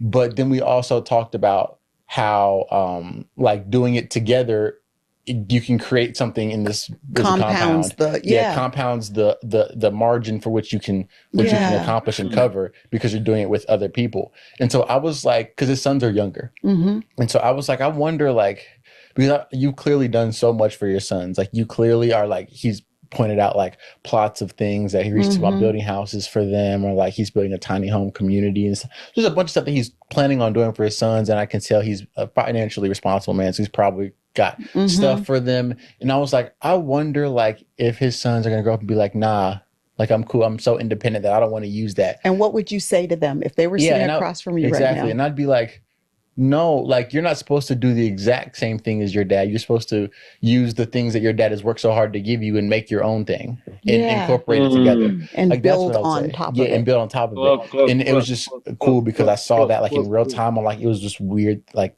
it actually physically, I got to club. see it. Yeah. But the point was like, no, I can't believe people would run away from the compound whenever they have all this stuff that the dad has been just waiting. Like, yeah, I've worked so hard to help you and do your Oh, thing. come on, spiritual No, principle. I hear it. okay. I hear it. No, not Mm-hmm. from you. I'm Oh. saying I Yeah, hear the no, Holy yeah, Spirit that's no. saying, I was dope. like, no, why? that's good. Yeah. Why would the Father give Why? us all Right. this inheritance Yeah, and and us we run over run away here from it. Right. and do our Yeah. own thing? Yeah. Yeah.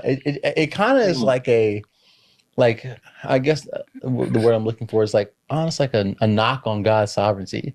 Like, Mm-hmm. like what he was doing was an accident and Yeah, you he was shouldn't use it. intentional. Yeah. Like he wasn't Yeah, but no, intentional he enough. entrusted you to this family and them to Yeah. you Yeah. and the framework of Mm. what that family built. Yeah. Even the hard things, meaning, I've said before that Mhm. the fact that y'all have experienced, and Brenda, I want to hear your response to this too, but the fact that y'all have experienced the amount of losses y'all have experienced. Mhm. We lost 10 people in 5 years. Mhm. That didn't start till I was in my 30s. Like I was, nearly 40 when we started all those losses. Mhm. But y'all had it when you were 10 through 20. Mhm. Mm-hmm. So why would the Lord entrust you with that hard stuff? Why does the person that come from a family where they never saw their dad because he wasn't present, or their mom whatever, or they just had hard stuff? Mhm. Well, the Lord entrusts you with that too. Mm-hmm. You have to Mm. care, you have to believe in Mhm. his sovereignty enough to go, Mm. well, that developed compassion in me for other people that go through this hard stuff that I wouldn't have had. Yeah. Or an awareness that there are people who have loved ones who are incarcerated, maybe that I wouldn't have even thought about if that wasn't my story. You know what I'm saying? For sure. So the good and the bad, it's like, okay, Lord, why did you entrust this to me?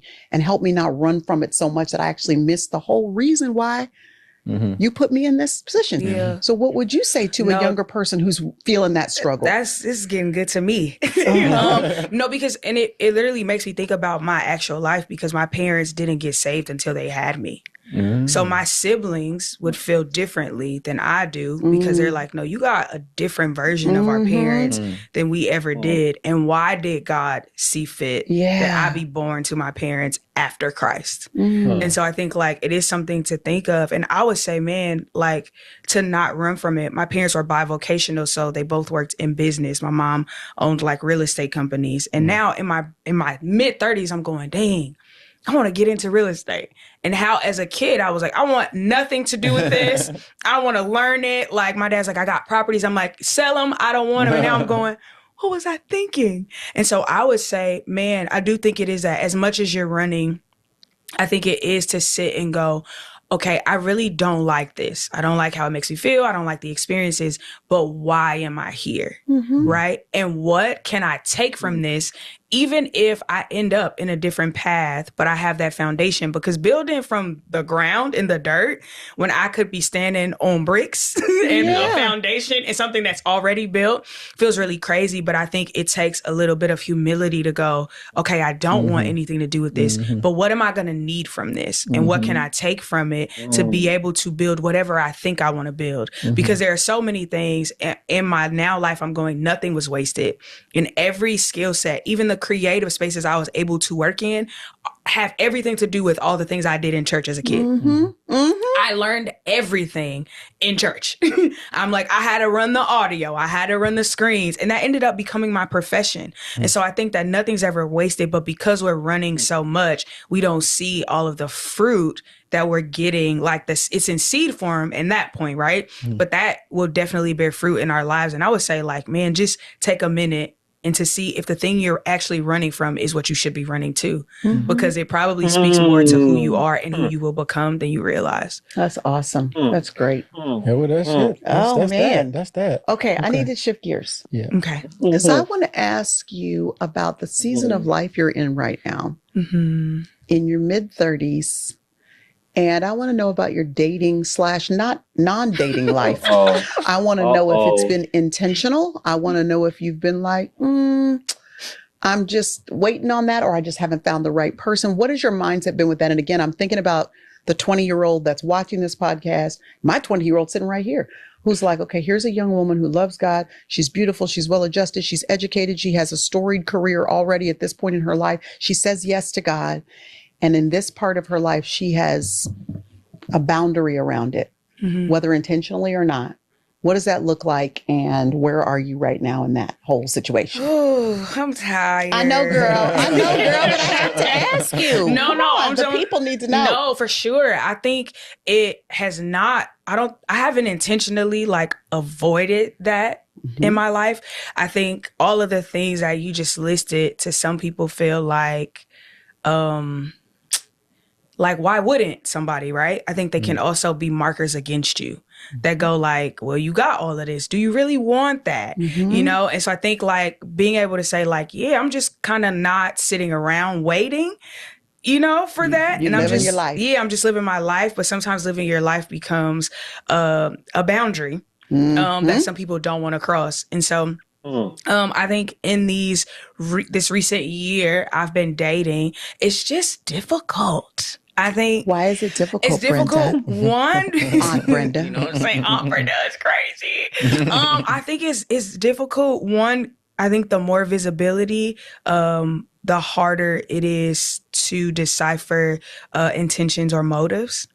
I think also I had to start sitting with like, okay, what do I actually really want and what do I actually need? And I think, because I've been living life, I hadn't really sat down to be intentional about it, right? And I think there's a way we can give off, oh, she's not thinking about this at all. And so I think for me, I've been in a space where I'm like, okay, God, like, I'm ready. You know, like, you feel ready now. I feel ready. Okay. I do. I feel like there's been a shift too. Like even moving to Dallas is like slowing down. It's a slower pace. I'm getting a little more grounded. I'm not all over the world like I used to be, you know, and being intentional about what it looks like to start cooking and not eating out. And like, those seem like little things, but that's an adjustment, right? Like, and what it would look like to have to care and consider for someone else.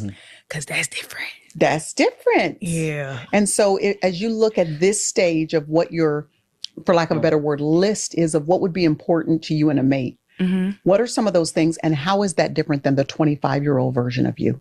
Okay. I think at well, that question, Larry, that question, are very, would you like to go first? Let's hear the list question. is of what would be important to you in a mate. What are some of those things and how is that different than the 25-year-old version of you? Okay. I think at 25, I just need him to be So, Larry, do you want to go first or Uchi, do you want to go first?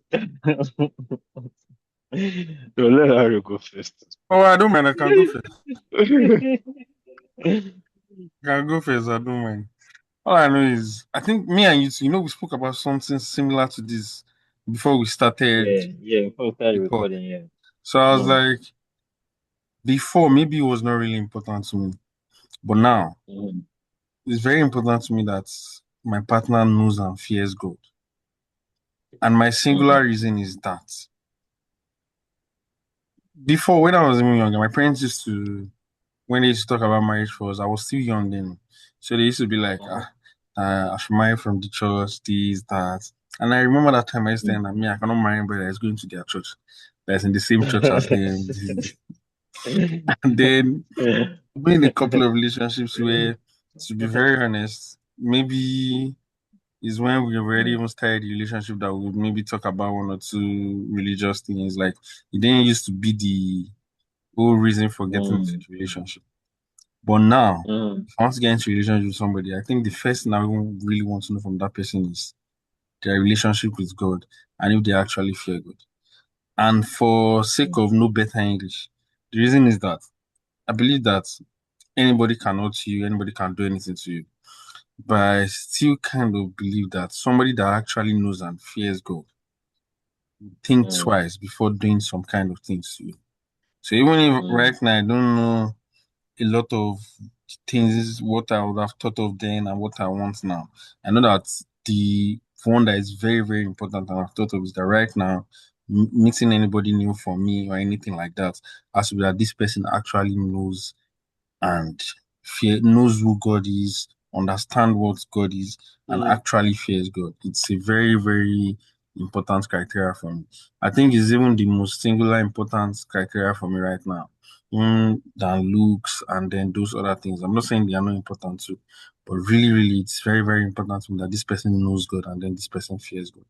So for me, I might not know the differences right now, but that's one major important difference that I'm sure of. mm. Hmm? Yeah, that makes a lot of sense. Mm, Um, for safety and security sake. more. Mhm. Good talk. Oh. Uchi, Good talk. Uchi, do you want to go next? Yeah, yeah. Like more true talk. Like Larry just took the words out of my brain. Like, being honest, there's a difference between being like I don't want to say there's a difference. Right? I want to say there's a difference between being a Christian and someone that has a close relationship with God. Because I mean, a lot of us like identify as Christians, but having a close relationship with God is something there. It's different. But for me, Mm, the reason why is because everyone has a close relationship with God. There are some things person would tread on cautiously before doing in a relationship. Like, I would mm, say, the person would rather want to lead with peace and love rather than wanting to be right because the concept of love is not trying to be right, but um, it's not really trying to be right. That's what I would say. Like there are different meanings to love, like being loves, patient, kind, does not envy, does not boast, it's not proud and rude. So, those things are not things that the world will give me or will give the person. So, if the person has a close relationship with God, I feel like the person would be aware of those values and want to walk in line with those values, which is way better than having to take advice from TikTok or Instagram. mm, So, mm, mm. Yeah, good point, man. mm. Good point. For me, my own guys getting Yash and Bobby.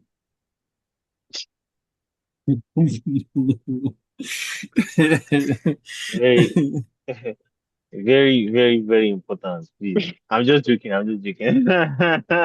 I'm just joking. Future wife, if you dey watch this video, I beg, you are the joke. Oh. He's go beg you. So actually, those things are the things that when I was younger, I used to be crazy about those things. But now, like this, I've traded off those things honestly for somebody that is obviously godly, um, someone with temperament, because temperament is another thing that I'm also considering.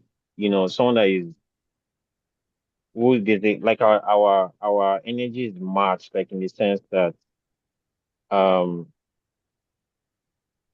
you know like there's a rhythm like that I'm looking for with the person, like in terms of like energy, with how they comport themselves, like how they speak.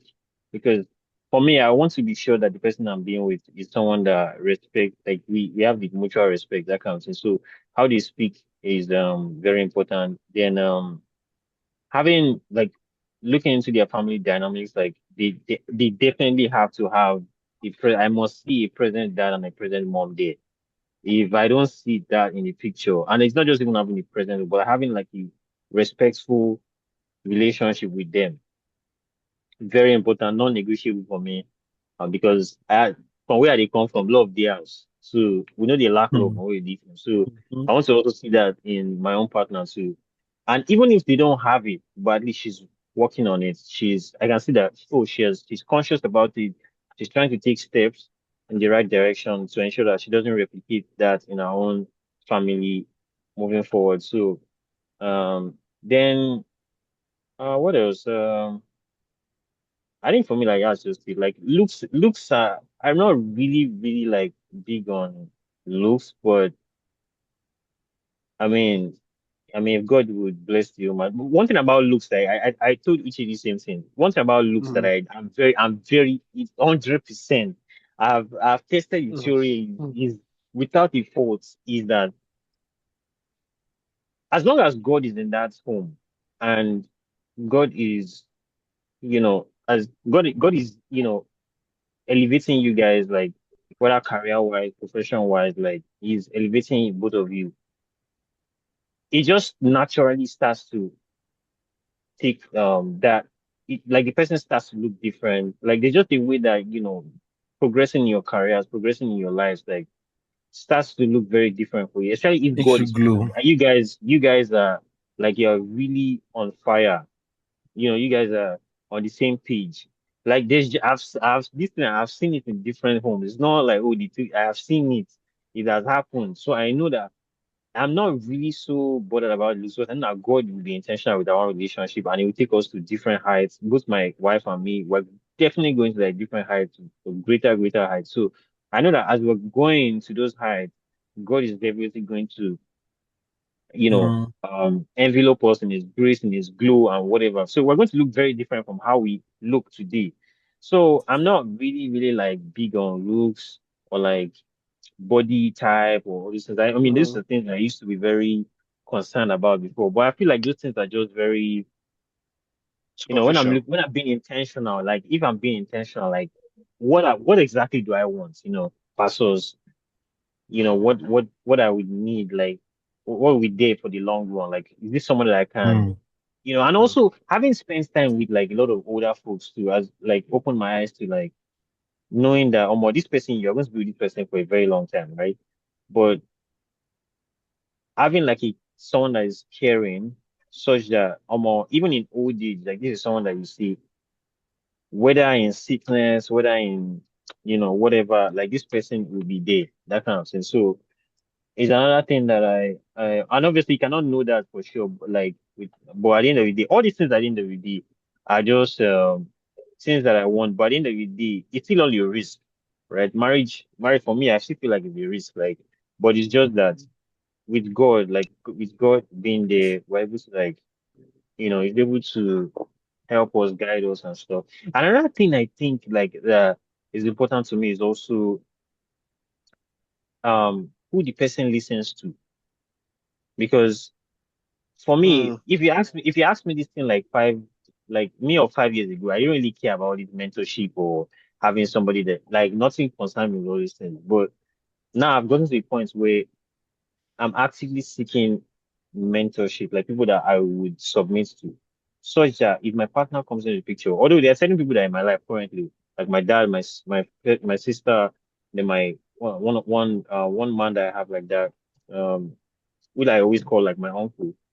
Those people are people that even if I decrease, like there's no amount of crease that I want to crease. Those three people or those four people, my mom, dad, the man, and then my firstborn, there's no type of crease that I want to crease that I will not listen to them. Like there's no amount of crease. Mm. So as long as the person goes through one of those channels, they can always know that Omo, they can get through to Toby, regardless of which thing they happen. You will sit down, you will listen to them, no matter what has gone wrong or what has not gone wrong. So I also want Mhm. that person to also have those kind of figures in their life where, okay, if something breaks, who is someone that we can go to that you listen to? Very, very important for me because I've seen how that is like it's non-negotiable. I also feel like my past too also taught me that lesson, of having those people in our lives that we can go to. So that one is equally very important for me. Even if the person doesn't have it in their life, but they want to, like they see the importance of it. Mm. And, you know, it could even be their parents, like they listen to as long as they have a responsible relation with their dad, their mom, Mhm. someone that Mhm. they could be people that they listen to too. So there's no issue with like a parent being that. But along the way, too, you could pick up like father figures, mother figures along the way in the faith or outside of the Mm. faith, maybe in a field financially or, Yeah, Toby, but there's something I wanted to ask you. So, mm, maybe when you're done, I'll ask you. Wait, sorry. I want to. yeah. There's something that me and Toby mentioned when Okay. we started. So as Toby was talking, I just reminded me something that is Okay. very important to me too is how before I can get into a relation with anybody or get married to anybody right now, one thing that is Mm. very important to me is how they act when they are angry. And I remember me and you discussing Temperament. because I use temperament. I use this. There's this Mm. example that was going on Twitter, like I want to say 1 month or 2 months ago. So people are talking about blocking their partners when they are angry, and then there was Hmm, this lady that now tweeted that it's God that will save her. That hmm. even in marriage, that she's married now, when she's angry with her partner, she'll be blocking for 2 3 days. This is marriage, somewhere that they are sleeping in the same house. That she'll block him for 2 3 days before an hour block. Now made me recall it. I've been with somebody, my last Oh relationship. boy. When this person is angry, they will block me for like 2 days. And me, all those things used to because I used to wonder that how do you say you like somebody? How do you say you love somebody and then you block them for 2 days? And the reason is that they don't hate you, but in that period of time, they just don't want to have anything to do with you because they are annoyed with you. So me personally, I feel like that thing is a mental illness. I don't think is normal. So going forward now, if I would say I want to be in a relationship with anybody, I need to and when I say these things, people will now ask me that is it that you're waiting for us to fight? Is it that you want us to fight? No. It's not necessarily Mm, like, but I really need to see because mm, conflict resolution is not a skill that everybody mm, has. Some people uh-huh, even they have to take it to the extreme. It has to spoil mm-hmm, before we can start building. mm-hmm, I have this uh-huh, friend. mm-hmm, I know that Toby knows him. Actually, three of you have seen him before. Kingsley, that my mm-hmm. big friend. So he was dating this Jamaican girl. Oh, Now I'm Kingsley, not that's Toby's exaggerating. I roommate. say yes. This is the no my own roommate Kingsley. This is the first Okay. person that I've seen that the only time Mm, she's happy is when they are fighting. Like I wish I was exaggerating. If they are not hmm. fighting, she's not happy. But The there are some only people time like that that, though. if they're not fighting, she would do something that like today some one time my friend has tried to keep this thing peaceful till around 1 a.m. There was no fight, and because there was no fight, she went to take knife and said that she's going to call police that he wants to stab her. Like there must be issue. Anyway. Is when there is issue that she's happy. Our own Hmm. reasons now is a very stupid reason because I think Therapy one time they now before got talking marriage. that he now asked her that why is it that you like trouble? Say that because our own best kind of sex is makeup sex. So they cannot have makeup sex Haha. except if there is no previous anger. So that's the only Wow. reason for like it's so bad that everything can be peaceful, everybody is laughing, everybody is okay. She can just enter a mood that will make you ask her, okay, what's wrong? What happens? But our end goal is just so that you say something and then people will fight. Once you start Mm. fighting, our mission is complete. So because of those kind of people that I've witnessed, I think one that is very important for me, I really need to see your reaction Hmm. when you're angry. Hey. Very, Hmm. very Yeah, yeah, important yeah. because may God not allow us go jam. Actually, I started asking that, like, is it a Jamaican thing? Is it a Caribbean thing? Or because if Hmm. they are telling me, I might not believe it, but I've seen it Yeah. with my eyes. She's only happy Hmm. when you are fighting. Hmm. So I think first is first. Did you just name drop your friend's relationship? No, they are not dating again. He Oh, they had are to no run longer away. together. Oh, Ah, I thought it okay. was a Yeah. marriage. I did not know it was this No, thing. he had No. to run away. It's something that has gotten to police station. They've gone to court before, and then they've gotten Courts restraining and police orders. station? I'm telling you. And then after the And restraining order, she still wants them to be to be together and still continue ah, fighting, saying that that is just mm, her own way. That's how she sees it. um, Therapy, therapy, yeah, therapy, so therapy. that's what I was about to say. Yes, that like a lot of us are broken in different ways that we don't realize it. Mm, Even sometimes it's even be demonic possession and we don't know. Yes, True. Yeah. I because agree. we're saying it and we're all laughing about it because it doesn't sound nice. It doesn't make any sense. Yes. So it shouldn't be so, basically. Like something like that shouldn't be happening. So it's not towards there is a problem. And so I would assume like I don't also okay, there's a problem. And I think they did the right thing by like ending it, but there's a problem. mm, And if we are talking about a Christian relationship, there are ways it would have probably not gotten to that point. Yes, and like it brings us back to like the whole like how do you pick a partner and what should you be looking for mm. conversation. I think as the only married man in this Yeah, yes, forum, now. yes. That's why I'm allowing you talk last. As the only married man in this forum, I think you're like hit the nail on the head. Yes, the most important thing at the end of the day is your partner's work with God. And as Christians, it is very important because we can't be unequally yoked. Um, we can't be unequally yoked at all. The foundation has to be Christ. The foundation can be Christ for one person, yes, and just free will for the other. Yes, because then again, it's now you have your own guidelines. This person have their own guidelines, and then it's clashing. But when you're equally yoked and your foundation is Christ, there are certain things that come with Christianity, yes, like with Christ as your guideline, that put things into perspective. And when I say Christ is your guideline, I'm talking about people that decided to follow Christ, that are fully surrendered to Him. I'm not talking about just looking for a girl that like attends church every new year. Mm, Yes. You have to see that this person has also surrendered their life. They are willing to follow Jesus. So your marriage would be two of you following Jesus together. It's kind of like when you look at a door, yes, you're mm, on one side of the door, she's on one side of the door. You are pushing, she's pushing. It's like you are stopping the door from opening, yes, because you are pushing on two different sides. Yes, compared to like when you put on one side of the door and both of you are pushing towards the other direction. mm, So mm, it's like you're applying force to the same direction. That's basically what equally yoked is. It's like we both of us were following the same direction. So in that direction, yes, we'll find all of our flaws. Yes, in following Christ, yes. There's one thing about following perfection. It brings our flaws to light. In your journey with Christ, you start to see, oh, it's like I have small anger issue with a sprinkle of madness. Yes.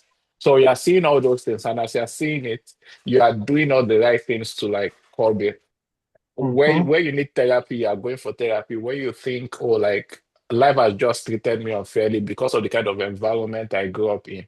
There's a need for me to relearn certain things. You are doing all that already, yes. So like basically finding someone that is following Christ. it goes a long way, and it also makes your wedding more significant. Because if you are following Christ and she's not following Christ, and on the altar you say, "Oh, I do," so dead doors press in Christ for Christ.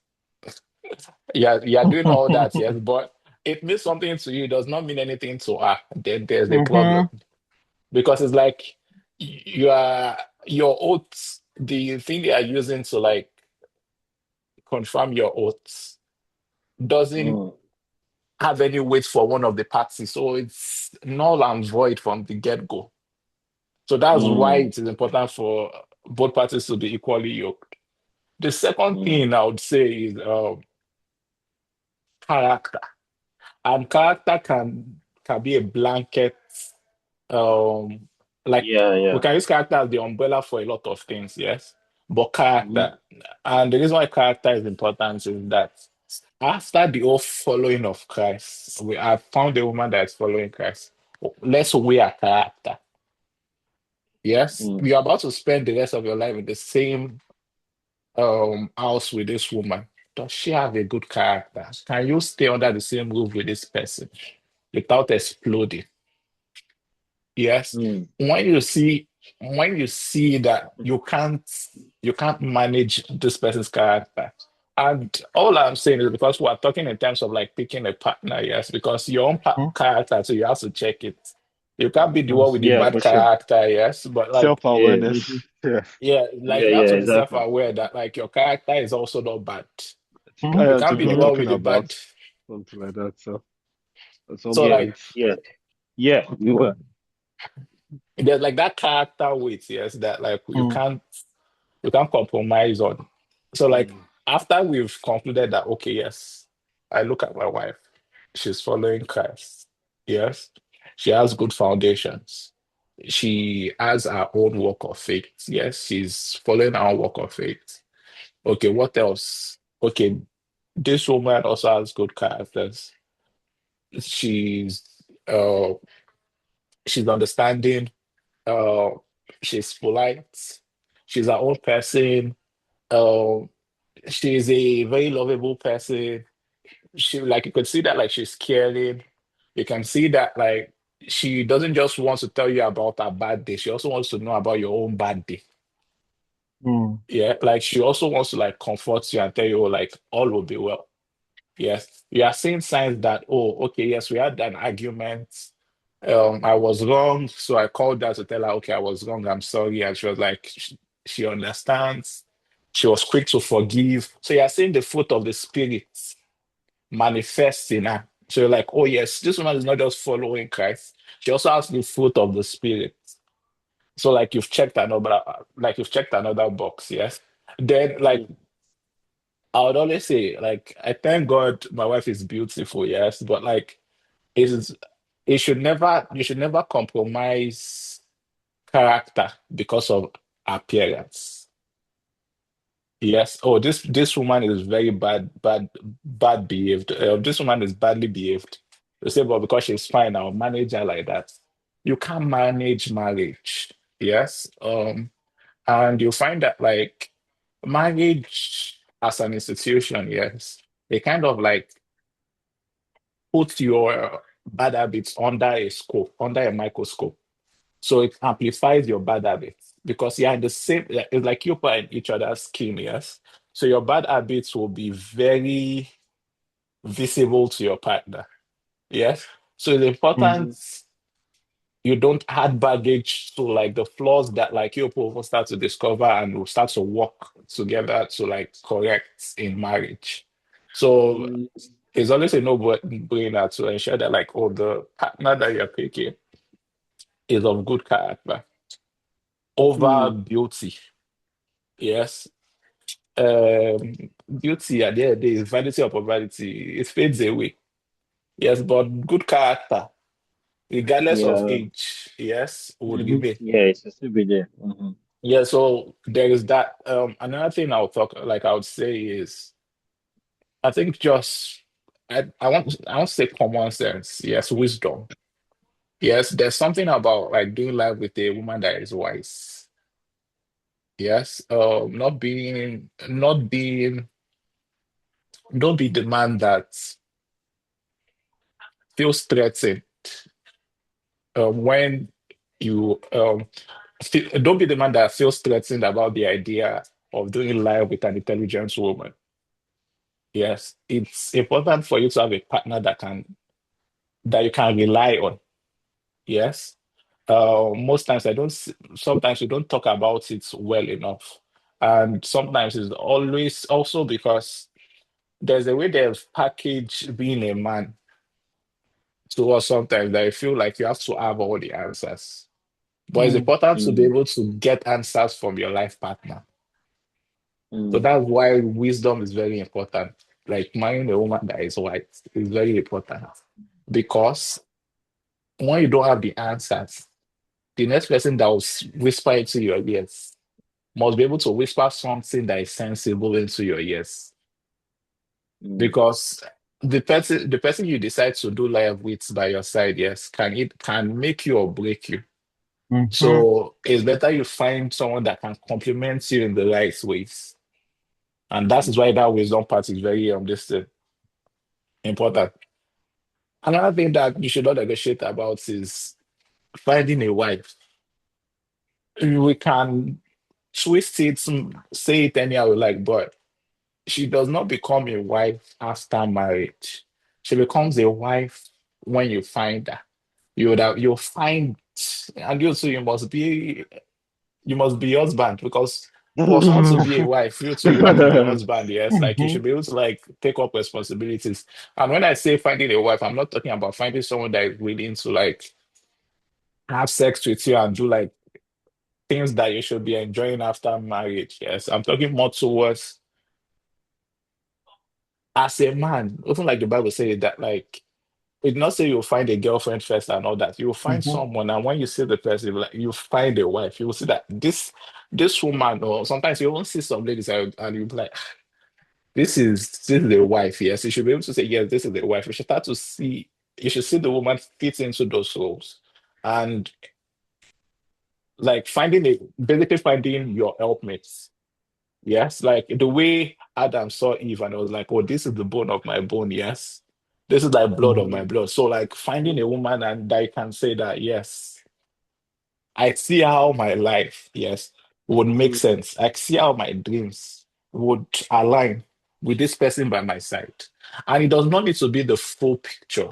It's just someone that, like, when you sort of talk about your stories, yes, you can see the alignments towards, oh, I can see how we could make this work. Yes, it does not mean, oh, we're not saying have all the money, have all the answers, but like someone that like when two of you come together, yes, you mm, can chase 10,000. Yes, like Mm-hmm. you can. So basically, finding like your own helpmate, and I think every other thing would like just wiggle into like those umbrellas. Like, yeah, I think at the end of the day, everything that I've said, yes, like the cornerstone, the foundation is like finding someone that has decided to follow Christ. Like mm, that's like the foundation of it, or someone that decided to follow Christ and is like walking their own journey with Christ. When you have that in check, then every other thing you start to see this thing, you start to see the fruits, you start to see the effort the person is taking, you start to see the daily surrender. It's easier to talk to a woman that surrendered to Christ when she's being stubborn or whatnot. Yes, it's even easier for us to also talk to you if you surrender to Christ when you're being stubborn, because this person is already doing daily surrender. She's practicing surrender already. Yes. You're practicing your own surrender to Christ. So when we're talking about, oh, I have anger issue, blah, blah, blah, I will ask you, you that have anger issue, how do you do with your relationship? When you say you fully surrender to Christ, yes. How do mm. you manage that anger when it comes to Christ? Yes. Now let's mirror that into our relationship. So, like, getting a woman that is equally yoked to you is like a no-brainer. Mm. But I want to ask, like, so let's say I know you're married now. Well, okay, let me use Larry as a. Let's say Larry is talking to a Mm. lady, right? Why I need And to marry? Yes. So they'll stop using you for example. Go ahead, I'm just joking. Let's say he's talking to someone that he likes, and they're discussing, and let's say it's 12 days so far, so good. But so far, so good. The woman is talking about her faith and her trying to work with God. Would you say at that time period, then, like, I know you just need to know someone long, like, what would you say is the sweet spot, and what kind of things do you discern, or should Larry discern now to say, okay, this woman um is really submitting to God. Let me put it that way.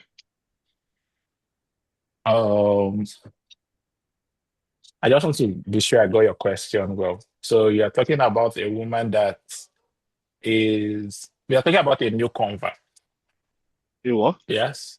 Are you talking about like a new convert? Because you're talking someone No, that is he's like, saying how do you know, No, like when you're talking to somebody, how do you know that the Fully like their surrender. foundation is Christ? How do you know that they are really surrendering to Christ when you have just how do you discern from just talking to them that they have surrendered to Christ? That's what he's saying. so, also, I think by their fruits, yes. Testing their doctrine, yes. Talking about Christ, it should. I think it's very important. See, people don't talk about like the restaurants you want to go to alone and your favorite colors and whatnot. Yes.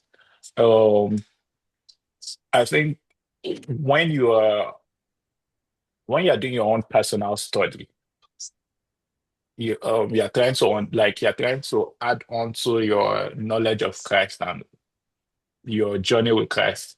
When you have questions and all that, have those conversations with her. So like Christ should be the center of your conversations because mm, there's so much you can fake. so let's say the woman loves Christ and everything, but she doesn't cook. Unko. So that's the preference thing, But yes. she doesn't want, That's the sorry, preference. cook. That's a preference thing, yes. I fully believe.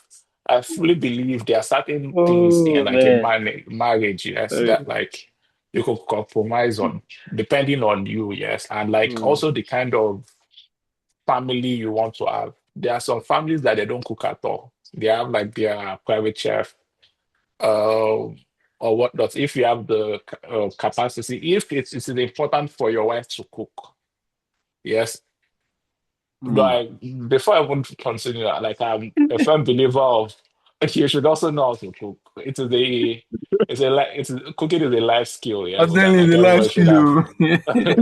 kilo. Ah, let let me let me divert a bit. Like the one that I said the wife is blocking her husband, the husband. No, but I don't understand how married couple have blocked themselves inside the same Thank house. you. I can't comprehend this. How will you block your partner? How will you be sleeping Because beside number me and one, I've blocked you? so the reason why I don't understand this is because number one, if you're in the same space, yes, if you're in the same space, when the person is blocked, does that mean when you physically see the person, you close your mouth, or if the person asks a question, you That's the also question block the people were person asking. in That real how are you life. sleeping? She said Like they are how does it sleeping on the work? same bed. They are sleeping on the same bed. But as far as Hmm. texting is concerned, she doesn't want to hear from this person. So he's Uh, it's blocking text, but it's not blocking in real he's not life. blocked in real so life. virtual stone wallet. we thank we thank God for that. Oh They man. are make, but yeah, like I think it's this is so go back to it. Yeah, I think it is important. It is important to like what works for me. I can't give my own blueprints Mm. of like a wife to another person to like take. Yes, there are some people that like their whole life they spent it like traveling from one country to another. They found a partner and they started doing it together. They've been moving from one Mm. country to another, yes, and they love it. There are some people that they like that let's build on in one location and build a family from there. Like for different people, different things. Some people like backpacking. So I think there are certain things that like nuances that you could either agree or disagree with. And I think cooking, I strongly believe both parties involved should know how to cook. You could have a wife that does not like cooking. That's different from not knowing how to cook. Mm-hmm. I personally would not marry someone that does not know how to cook. I'm married now, so thank God my wife can cook. But but like it's kind of like I don't think yeah, I don't think that's like the first thing, yes, that we'll be talking about. Like, can she cook? Can she not cook? I think it is expected both parties know how to cook. And if both of you cannot cook, I feel cooking is something that is very easy to learn. I think it's very easy to learn. And in the age that we are in, yes, there's no recipe that you're looking for that you can't easily get. Even Mm-hmm. AI will give you the breakdown of recipe to Mm-hmm. start. The only thing about learning how to cook is that maybe the first few trials, yes, you would cook concoction for yourself, but the more you Mm-hmm. cook it, the better it will become. So I don't think cooking should be any if both of you are so it's like you meet a woman, so you don't know how to cook. I say she can't marry a man that cannot cook. You start to put in the work. You when you open When you YouTube, like the person. check, yeah, you start to learn how to cook the cook. And Okay. you might funny enough, you might not start it and you discover that you love cooking. Mm. Yeah, I mean, I know. See, if I get into it, me, I go love her. No, be not that if I need to. I don't need to find it out. I know. Because me, I actually like cooking. Yes, like I Mm-hmm. I like the fact that like you can put things together and like Creative. Yeah, it's Mm-hmm. very yeah, Yeah. creative. Yeah, it has a process that makes me like. I know. Like I'm not there yet. Like, but it's something that I'm open to. It's just that I've not just put in the time. That's just the thing. You know. so But me yeah, continue. yeah, but the fact say I know if he cook, like if I see a woman that can't cook, but I mean I can work with somebody that can't cook, but is willing to let us learn together. That kind of thing. You know, But it's not like you can't cook. You cook jollof rice now.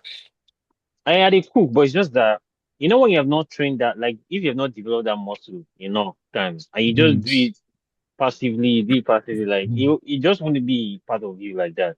You get so Yeah. yeah, that's my Man, I my cannot. I, only mean, reason. I cannot be with somebody that cannot cook. Oh. You don't even need to. You don't need to be a chef or anything, but just to see that basic survival skill, put something Yeah, together. It's very important for me. very important. You Very can't buy out important all for the me. time. As in, you can't exactly. You Yeah, can't be yeah, buying out all the time. And no, yeah. I And feel like I want to yeah, add if that the person like is it's willing also to learn, important though. for like the man to know how to cook it because you can't also have a wife that can't go for 1 week, 2 weeks vacation as without you Yeah, in, yeah, guys. yeah, yeah, I was Yes, watching one like yeah. video yesterday, and then the lady was going for like a week for the first time. So she was showing the guy how to use the washing machine, how to use the dryer. I remember, and I'm like, all these things are like I basic saw things that you should scene. I even saw know that how to scene. do. Well, Mm, yeah. I saw that For me, no, scene. I mean, I can survive on my own. Like it's mm-hmm, cooking just basic stuff. Now, just say some high level kind of cooking, right? Now, ain't problem with it. So, but yeah, the basic sha. And I also feel like, and I mean, this is just like on the side. You see that cooking thing, right? For me. I even feel like it's an opportunity that couples leave on the table to bond together. Like you see that mm-hmm, kitchen, being in the kitchen together, where the woman and most times I've noticed that the men will just go and hide somewhere, right? Or they're doing their own thing. But that it's that moment in the kitchen. Like if the wife is doing one thing, the husband is doing thing, they're having conversations over it. Like there's physical touch, there's different things going on. Like that bond, like it helps to build those bonds too. Like doing those things together, like having those experiences together helps to strengthen the bond, basically. But yeah, I'm married most people and they leave it laugh. on the table. Is it is it realistic every time? Honestly, I'm looking for me. I'll make the time. I don't care if there's whether there's match or there's something, whether something I'm doing, except like Maybe something takes ask, me out of the maybe house. ask, maybe asking carry don't mind. Is it realistic every time to do this thing like every time? Definitely not realistic. I think personally, yes, I Hmm. am. Mm. I am a very leave my cooking space kind of person when I'm For cooking. me, yeah, I have my processes. I have like how I like cooking, and I don't like people like interfering with that. interfering with it. Yes, not especially when you and the person have like two different cooking styles. Yes. Hmm. Um. Yeah, but Oh, can the person support you like in terms of like your cutting, like cutting of the stuff, even oh washing? yes. Because I found that people that cook they don't like washing stuff. Oh Like no. So that's just like how they are. so I'm the kind So of person that when I'm cooking, yes, as I'm cooking, I like washing. So I could spend time cooking, but when I'm done cooking, you will not meet any like dirty plate or anything because then I you're an like outlier doing then. I like doing both. Like as so it's like as I'm using this, maybe I use this plate to do something. I'm washing it, so I'll spend Hmm. more Mm, time doing the whole process. But at the end of it, like I like leaving the space like clean. It's like I'm not done if the space is not clean. So there mm, is that. There's also the part of like I actually had to learn to like let people help out a bit while I'm cooking, yes, because like I found that like I was becoming so rigid, when it comes to like, oh, this is my process, blah blah, and also like mm, to learn to like share the space. But yeah. that's more of like a personal thing. Yeah, there are people that like if they cook, you must wash the plate. Yes, Mm, like the mm, work that they've done is the cooking. Your own work is yeah. washing of the plates. And I mean, I'll gladly like if my wife is doing the cooking, I'll be there like doing all the assisting, doing all the little things, washing all the stuff, and building that time together, like having that moment together too helps. And for me, like that, I'll gladly take up that role. Like, but I still would want to learn how to cook, like some really really good, way way better things that I cook right than how I do it right now. So, but to So the point so of like. Mm, yeah, keep going, keep going. Tell you're but like done. to the point of woman, like Ichi's question, because I don't know why I asked the question, but I guess I don't know. I guess like it Wait, depends on the wait, person, rephrase the right? question because I know Titan was talking for some time. Me, so don't forget the question. No, Oh, Yeah, no, I no. think Like you. you're saying somebody that how do you recognize? How do you discern if Oh, they are okay. truly? Oh, yeah. Hmm. I want to quickly add something. Sorry. So sometimes, in as much as splitting the work, cooking together with your wife is great, yes. Sometimes the Mm, reason why you are cooking is also to give her time back. Yes. So mm, time for her to yeah, yeah, rest, time for her to mm, like do her own thing. yeah, Yes. So you cannot always mm, expect the two of mm. you to be in the kitchen at the same time. The No, way no, no, like every time for when sure. we were growing Yeah. up, they'll say daddy in the parlor watching TV or like reading news. Sometimes it should be mommy in the parlor too, like watching Oh, TV or watching like you TV. understand, yes. Mm, Mhm. Why daddy is in the kitchen cooking it up. mm-hmm. Yeah, I agree. Yeah, it's not every time for sure. Mm. So where's the video? Yeah. Okay, I thought you we're still having that And conversation. I think we had ended the conversation of like Mhm. the partner because that was the It's Okay. all question, in yes. fine. Fine. We need you to be fine. Fine, like please. And I think I need your thigh to be Okay. bigger than my thigh. This is no, this is it's please. just uncomfortable for a man I sitting here understand, It's listening okay. today. but It's it's okay. important. It's what Oh, happens. It's what okay, happens. yeah. And then I think everyone else, Sorry. Mm-hmm. Mhm. because that's Um. different. Yeah. Sorry. I wanted to say something. So we're talking the other time, and then I think Toby was saying something like looks don't really um they are not top of the list for him. So me, I want to say that I agree That's that they should not different. be. I agree that they should not be top of the list or anything. But personally, I still feel like it's still kind of important. I don't know if Hmm. I'm wrong, right? But I still feel like it's still, it's still nicer if you think that this person is fine. Yeah, for sure. But then also like fine is relative, I mean subjective. Yeah, Okay, fine is so relative. As long there's as that. it's still, I just feel like So I don't know if so I should say. I can say this person is fine to me, but it might be not as fine to somebody else. So Hmm.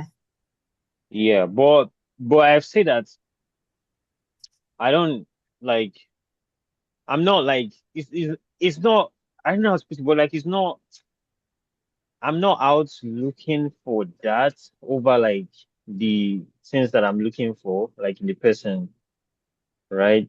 I mean, define. I feel like I can even be blind to like define it, to be honest. Okay, let If me those just ask things, you. Let me just ask you this question straight.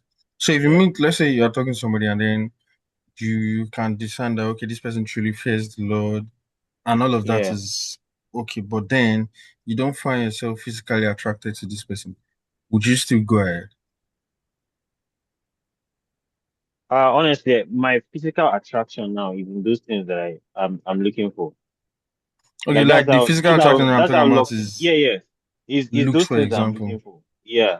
It, so because it's not like you understand because I'm no longer particular about looks. Like it's not like the way I ranked it. Like those things come first before even like how the person looks. Do you get? Mm. So, but obviously one thing I know is that like because obviously I would like to carry. I like to have a woman that can carry. That's just it's just weird. Like, well, I mean personally I just like to carry the woman, right? So if the woman is probably like at a bigger size, the most like I would probably not like in that sense because I just want to be able to carry my woman. Dig it? Yeah, but Like don't that's you think just that's some form of looks? Like, don't you think yeah, I that would still say brings it back to saying definitely physical attractiveness is kind of still important, even alongside yeah. all those? For sure. It's still very important for sure. It's still, but it's just that it's those other things that come first for me, like than what the person really like how fine the person is, right? Mm. Because so I'll say that naturally, right?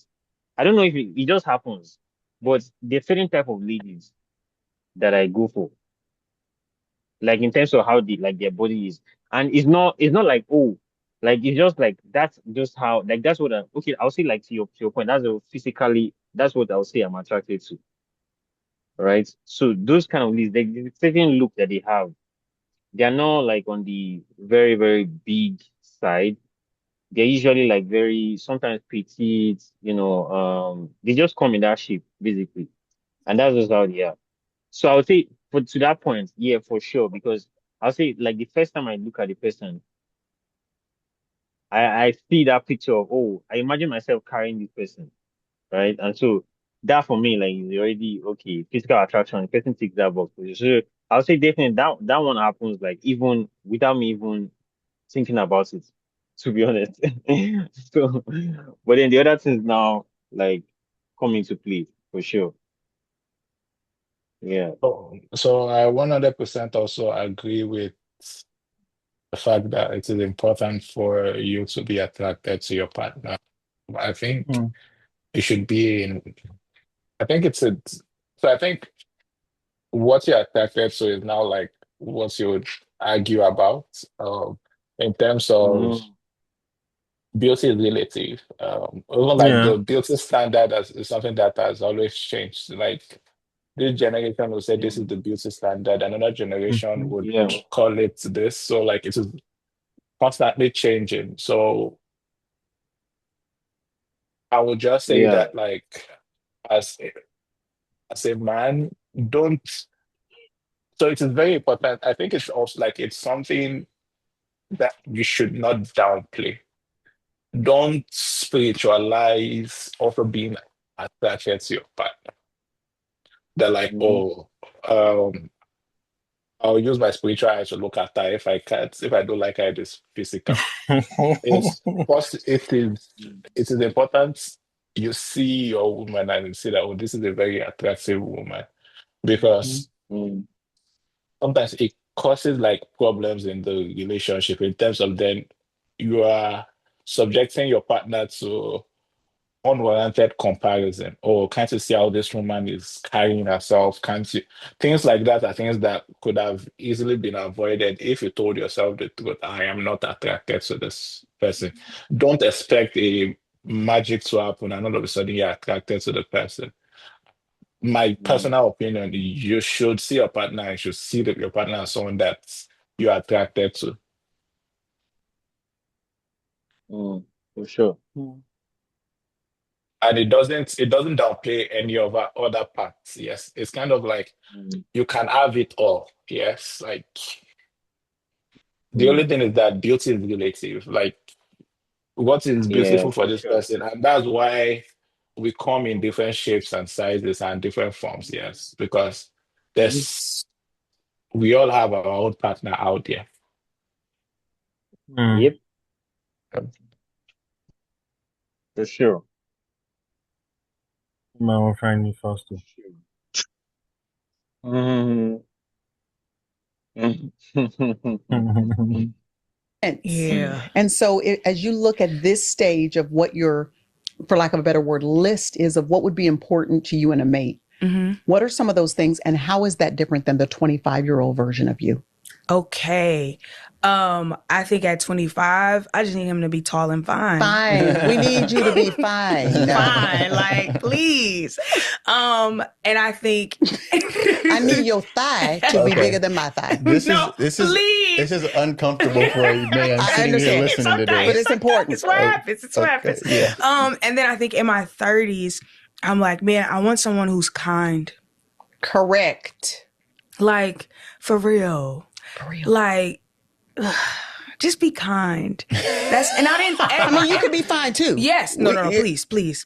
Don't get an That'll extension, help please. you be Let me know. kind. This is not an either No, or it's not an situation. either or. That's gonna help It's like with the in kind. addition to those two things, I would also like you to be kind.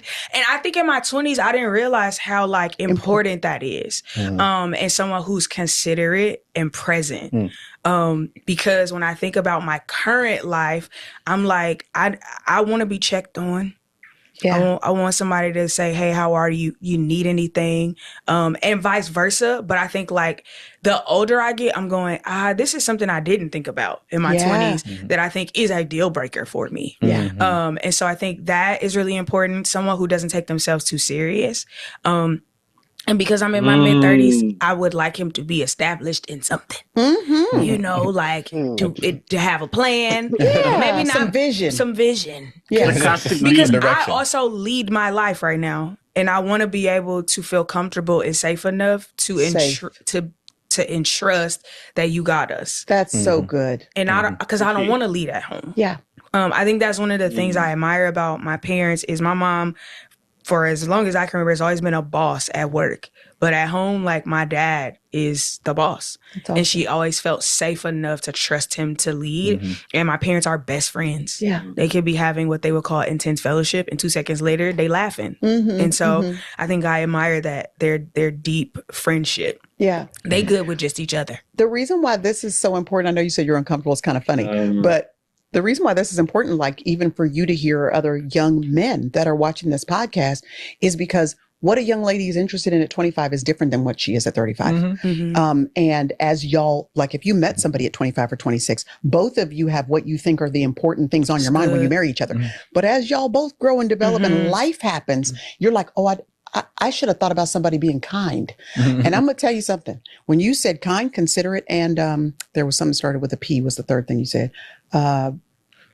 Peas. Wait a minute. Kind, considerate, and then you said something Present. else. I said present. That's what you said. I smiled when you said all three of these because God was gracious to me in the sense that I don't think that I would have listed those three when I was 24 and got married. I met Jerry at 23, got married 24. Those three things have been the most important things in our 27 years of marriage. And I've been so grateful because he fine. Now, let me tell you something. Jerry's shy. Fine. said, I'm let's sorry. be clear. Talking about your daddy.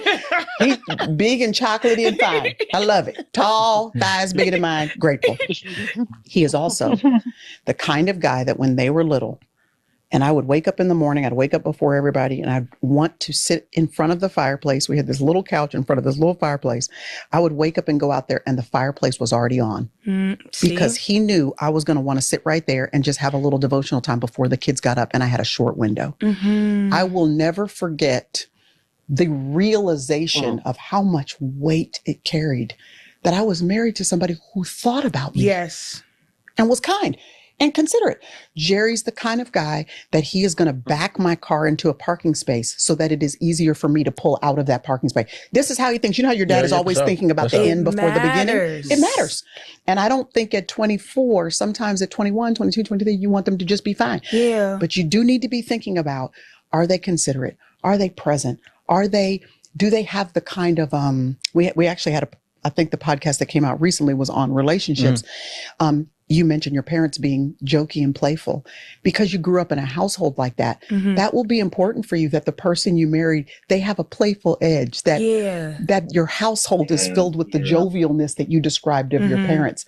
Sometimes you don't realize that until you get into the marriage and you're like, oh, you don't laugh at enough. You don't play. You don't play. You don't play because I play a lot. You don't play at all. Right. I think because I think that is what I enjoy when I'm not being Brenda. Yeah. Right? Playfulness. It's like I just enjoy being able to be myself. I'm gonna laugh loud. I'm gonna cackle. Good. You know, like at good things. So I'm thinking like when I think about who I have to go home to or be at home with, those things would be important. Like I don't want to be in my house feeling like I can't move. Yeah. You know, and I think someone who's like uptight or really serious and like you could have discipline because I lack that. Of course. So somebody needs to be disciplined. Correct. And so I think like that in that sense, but like, yeah, I want to enjoy life because I've enjoyed it up to this point. So to then be married and lose that is going to be sad. I think the lesson to come out of this little capsule conversation we've had on relationships is that maybe somebody in their 20s, as they're making their quote unquote list, whether in their mind or on paper, should probably ask somebody in their 30s or someone who's already married. Yeah. What actually ended up being most important? What do you think you should have thought of? Let me filter that into what I'm praying for right now. Yep. That's what I've gotten out of that. What else do we need to ask Brenda? Relationship setting right there. No, I hope you got. Did you Can I just go back to that quote unquote list, whether in their mind or on paper? Should probably ask somebody in their 30s or someone who's already married. Yeah. What actually ended up being most important?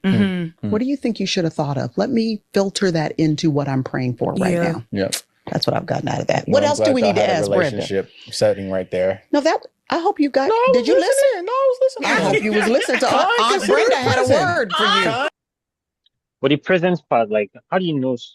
How can you tell somebody that would be present before you even commit to them? I guess you can't really find out, right? I think you'll see the Because fruit. Yes. sorry, Allow you to go. No, Yinka, go ahead. Yeah. So I think being present, yes, is not a marriage thing. Yes, it's something that you would see even in the relationship. Yes, it's basically being available. mm, Yes, and you are saying, how would you know if like this person will be present in the marriage? You would have seen the mm, signs from the relationship, from the friendship, how intentional they are of like the relationship. mm, Mm, present in marriage. What is this way yeah. everybody they guard themselves until the other person does something? No. What Just is now, it? you shouldn't. I said these days, like folks are guarding themselves until they know that they will not see finish before they'll be present. The way it looks, I'm just saying the widespread stuff's Mm, going on out there. Are people really guarding themselves though? I feel so. mm. That's interesting. Yeah, Larry, we see go.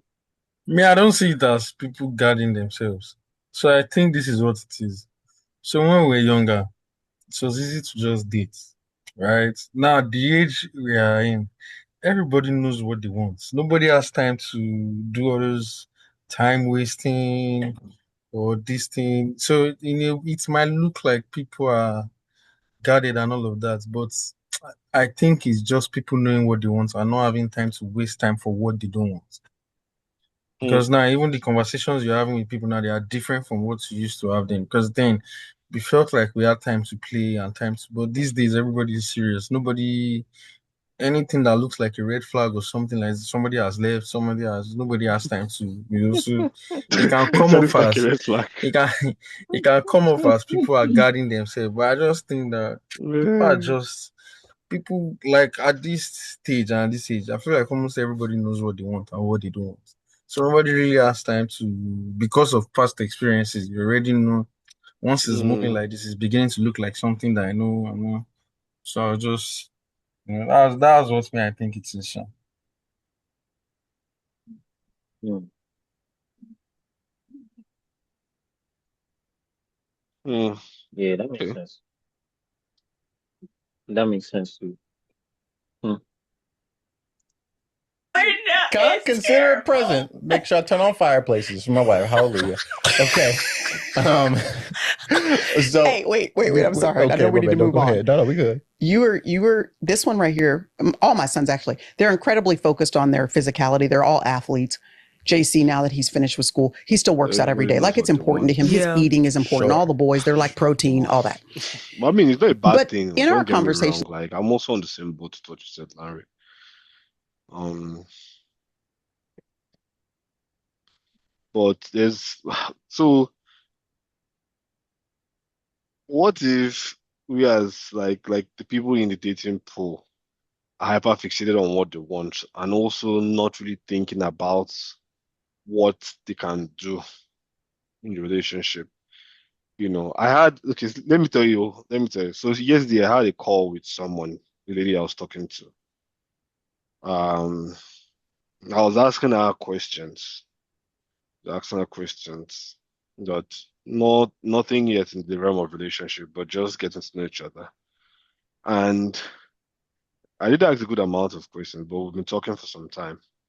Now, there's something she told me. She told me that this is the first time, like I'm the first person that's making her to realize something that she typically has hyper fixated on what she wants in a relationship. But she has not, like some questions I asked her, is making her to really think about what she should give as someone that's supposed to be a partner. That's what she said. And yeah, this was some of the questions I did was from some of the books I finished in the last couple of months, last 2, 3 months. One of them was questions to ask before you engage somebody. It's a Christian book. I can't remember the author. So like um I also think like sometimes do we really all just think about what we want, or are we also willing to put in the effort to see how we can meet the other person or like create a healthy, marriage? Do you get what I'm trying to say, Larry? I'm not sure, but I think I understand I what don't know you're if trying to Toby say. also is I think getting. I understand what you're trying to say, but I Mm, might be wrong too. But my own answer to that is, in a way, I feel like if I know one, when I say you know what you want, mm, I don't know how the universe does it, but mm. you always meet people that maybe not want the exact thing that you want, but what you guys want is similar. So that's Uh, where the whole alignment now comes in. So if I okay. know that me and this person we have the same outlook on what marriage should be and what it should not be, Mm, there is a way it feels like the other things can be worked on if the basics are already there. There's no two persons that Mm. has the same dream and the same vision. But I just Mm. feel like if the the basics are, and core what are the basics? values. Both of us will believe in exactly the core values. Those things are already there.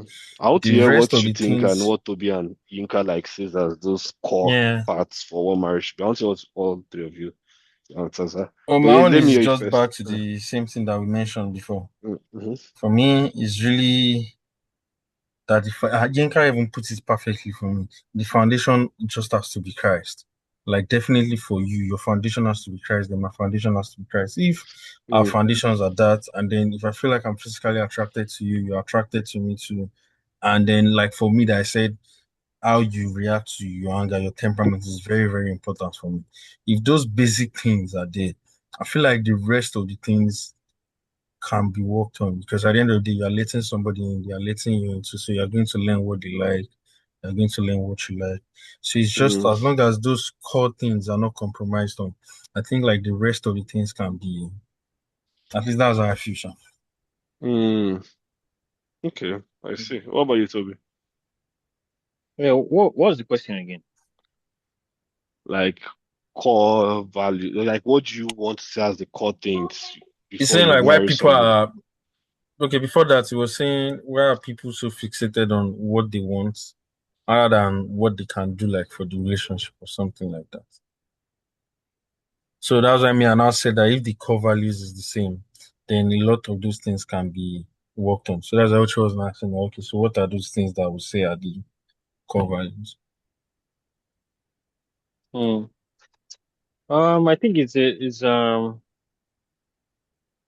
I think I'll see the same thing that Larry has said. Like it's if those things are as long as the person we have the similar picture of like what a family looks like, and I mean we've already both established that this is going to be a serious thing, no games, that kind of thing. And then just just really the faith part. I think the faith part is like the most important one. The family dynamics for me also important. Conflicts, like how they like to fight and like how they are during conflict. Um, you know, and so like if those things are there, I'm okay. I feel like we can get through anything, right? Like, because obviously there'll be challenges, but I feel like if those things are there, we should be able to manage and navigate any form of raw food, basically. Yeah.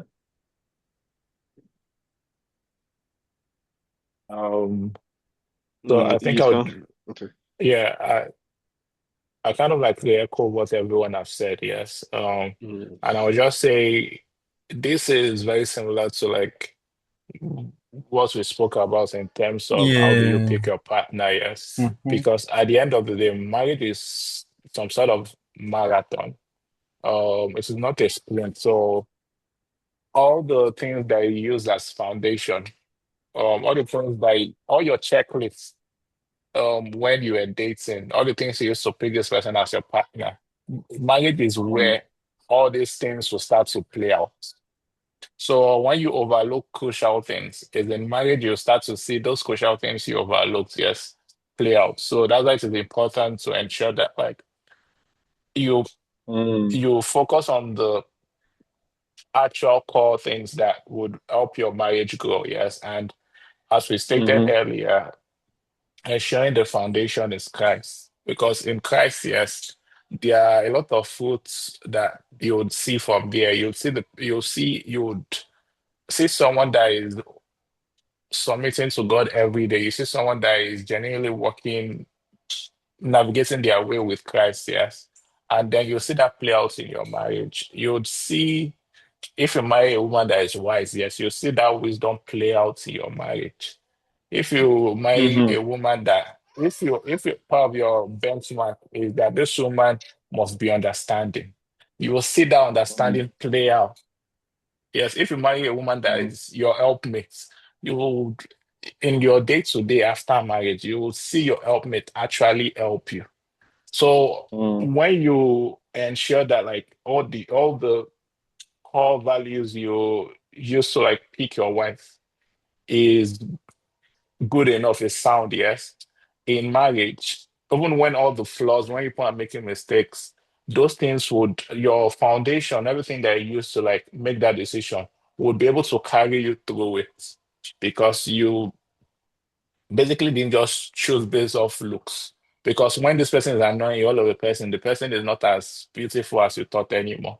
But like when they're like solid things that are in place to help you make this decision, it shouldn't be that way. So just have a solid benchmark basically. Mm. Can I just even say that, I'm very, very proud that I'm very proud of us that actually, um, to like knowing how all of us were like days of backward and seeing how that we are now, like mindset change, like is very, very, very like it's just beautiful to watch, honestly. Let me just say that one because it's just even Larry said like when me and Larry spoke like about all this pit stuff, like maybe is it one about over a year ago now, Mm-hmm. and now it just feels like we've become completely different human beings from that time, you know. But it's just beautiful to watch. Even Uchi to the same time, I think the same for Uchi too. Like there's certain things I see even told him recently. I was like, you that there's just certain things that I've seen in you, like that is just different. Like it just feels like you're just not the same person anymore. Like I was saying, like there's just improvement. And it's also if you think about it, it's not far from because of working with God. Like I mean, this coincidence is not a coincidence, right? But it's just very impressive to see that, we all want like women that are in the faith that are following God. And I also feel like even like a woman following God would actually be like if it's like that's the person that God has led you to, like counting, and she's following Christ, right? I feel like she'll be like she will come with wisdom naturally because it just makes sense that whoever God he has been cooking or is cooking, right? They are just going to be wise, at least to that man. Like they'll be a useful weapon to that particular man. So it's also like a no-brainer. Like they would come with, wisdom in storage, that kind of thing. So, but man, it's just interesting to see how we're just very different human beings from how we were before. Physically, just very, very different. Yeah, let's finish this pod. Yeah, yeah. We have 12 It's one of minutes the left. things I've noticed about you is you've recognized that you have a high capacity to care about that, a lower capacity to care about emotional IQ. Like he's Sure. not a very empathetic person. Nah. JC's like a get over it and move on kind of person. So I've said to him, that's not going to work in marriage, right? Because you're going to have to listen, feel, care about the process, not just let's fix that. Yeah. Okay. So my Ooh. point is, No, no, no, no. It's so I'm real. Brenda. Hold on. Let me say this. No, He picked up a book but recently Mhm. called The Art of Empathy. Okay. I had to learn My cuz point is the fact that he said, okay, I recognize I'm going to mm, need to raise this mm-hmm. bar. You see, guy, like Ishi, I swear Mhm. this is a practical thing I was trying to explain. Like if the woman, like that question we are having when we discussing is it sometime last week, that what if the woman doesn't have a present family, right? But and it's important to us. How do we navigate that kind of situation? Like this is a practical thing where the woman has identified that this thing is a challenge that it no go work for am, and she knows that if care is not taken, it will happen to her too. Mm. And then she has seen it, but now she's now making maybe she has not even figured out how to even take the step. Like let's say this guy, Mm. he not carry book now, he wants to start to be rich, right? She's Mhm. just like maybe she's doing research. How do I, get overcome? Like how do I manage this thing that, she's maybe seeking counsel about it and stuff. Like you have seen the person trying to, do you understand? It means that the person is somebody that they're able to be accountable. They can find it. They can seek solution. They are able to, just take inventory for like what they do. And I feel like those kind of people make some of the greatest. Like this guy now, even though he says get empathy, but at least they are started to get on that journey of like, oh, okay, how do I learn this thing? How do I, that kind of thing. Up. And I feel like those kind of people are like one of the amazing people to work with. People that are aware and then you're actually now looking for solutions on how to, manage that problem, basically. And I watched him Hmm. get that book and decide, I'm going to read this book. I thought, you know what, this is going to be a good husband one For day. sure. Because it's not that you have to be perfect and have it all figured out. Yeah. It's that you say, this is the thing that's not going to serve my wife well. Let me try to cultivate that part of my Mm, life. Somebody could have the opposite, where they're all empathetic and sweet, but they have no discipline about their physical body. And Hmm. they need to do the opposite, where they're like, let me get it together so that I can be a blessing to my spouse. You know what I'm saying? Mhm. So I just want to say, I mm. appreciate that about you, that you're like, let me cultivate Yes. this. Go ahead, No, Pastor. I agree. Because there are grown men who won't do that. They won't. They like, no, this is who I am, Wait, and did you just ask Yeah. me accept something? it. Yeah, And that's it good. is. Mm. Sorry? No, I was asking if you asked if I don't know, like my listen was low. Having trouble hearing. I was asking if you're asking me something. No, I was speaking on that scenario Mm. we both painted last week about how that if the woman doesn't have a present authority in her life, and Oh, so how do we like how do we handle that kind of situation, like like a father or when we're something, dating? right? Yeah, like a father figure, or Yeah, but um, those kind of things. but she's very close to God, but she doesn't. But the parents had the split when she was younger. Mm, mm. I don't know if Titan can So it answer just that. I was also like questioning too as well. Like you're saying, the person has the attributes to like in terms of strong Christian values, but person didn't have a father figure growing up. So, but I don't know if So are you saying if when someone does not have a father figure growing up, if it is a red flag, yes, but the is that like a person question? has yeah, but the person and you can see like person has strong Christian values. Like Yeah, at the so moment, the person has strong Christian values, but the person did not have like a father figure growing up. yes, but the person Um, prioritizes that walk with God, but do not have a father figure. Yeah, exactly. so the question would be, in as much as the role of the father and mother is very important in the unit of the family, Hmm. if there is someone that is already in Christ that did not have like the father figure growing up, the question I'll first ask is this a problem now in the relationship? Are there issues with the fact that this person did not have that father figure growing up? Because in as much as people don't have fathers, sometimes there are people that like step up, like step into that space. Sometimes it can be the person had like an uncle. It could be a brother. It could even be Mm, someone from church. So I'm saying that to say that is mm, not enough reason not to be with someone. mm, If if the lady, if for example, it's a someone that oh we could actually see clearly that because one parent was missing, yes, there are loopholes that needs to be filled. Then that's where like things like therapy and also like things like therapy comes into play. Yes, like people working on themselves. But if the person is just, oh, this person did not have a father figure, f- God is the father of us all. And we could make an argument for um we could make an argument for people that probably were even orphans, they did not have father, they did not have mother, yes.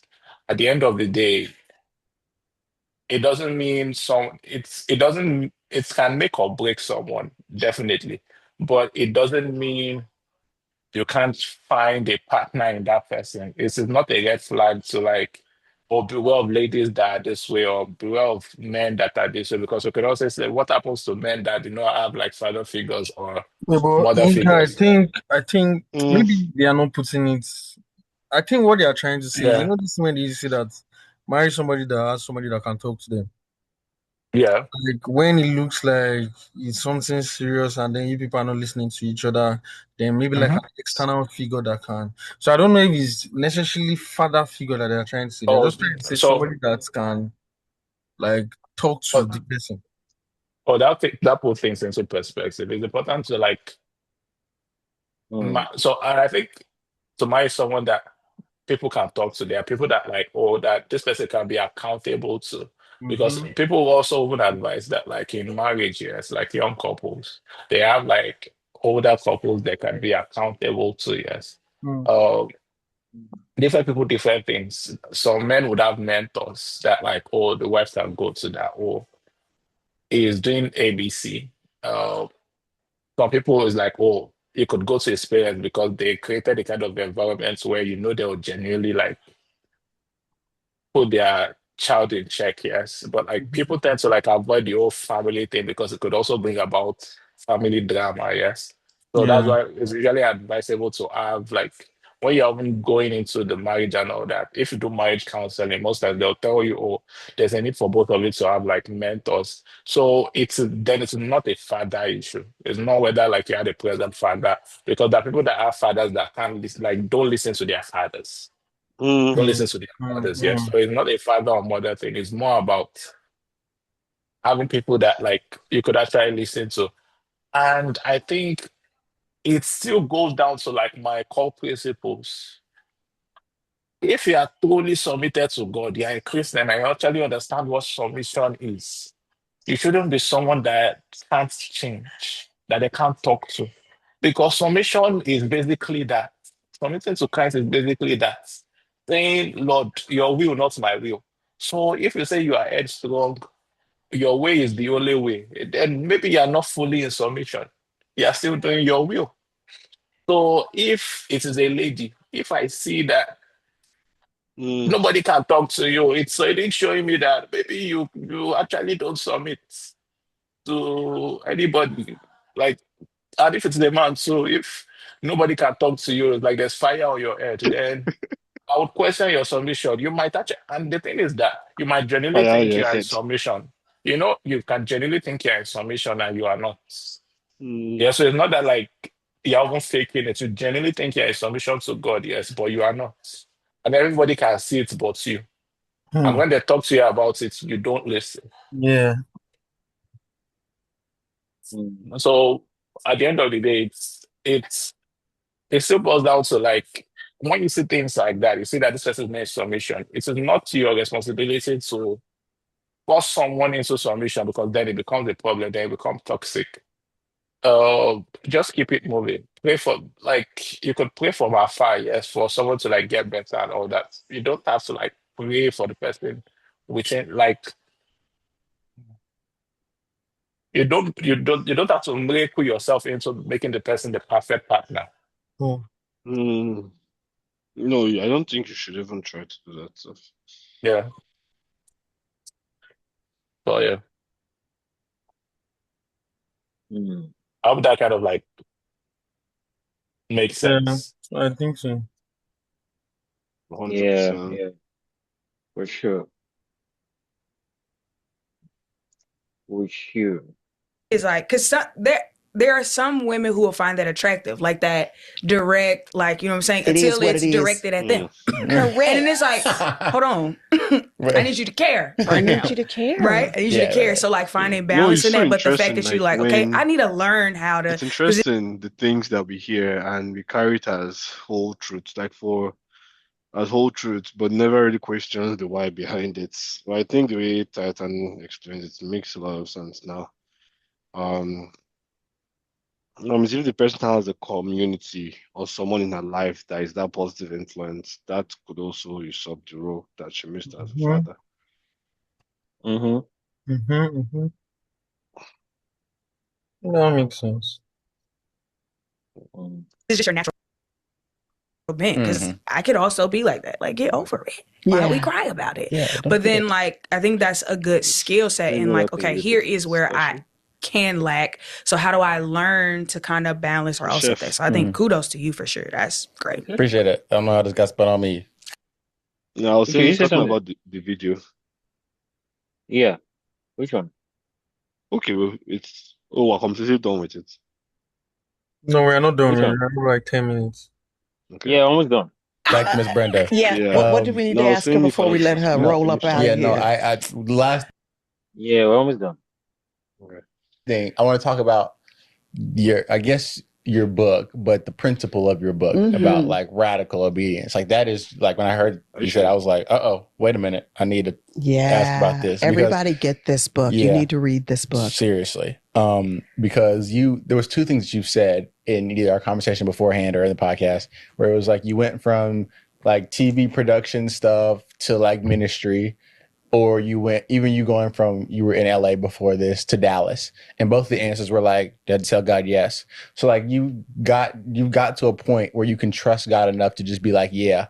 But like most people, I feel like it's hard even for me to just be like, yeah, I'm gonna just do that, even though it does not make sense. Like when it comes to radical obedience in your life, how did you develop the okayness to be like, yeah, I got you. I'm a rock with it. Is it still hard for you? Like, like talking about that whole situation. Yeah, I think I wouldn't say I've mastered it. I think to answer the first question, I think I got there by experiencing the fruit of not doing the thing God said do. And I think that scared me enough to say, actually, I'm more afraid of having to live outside the will of God than I am to just take a step towards the unknown.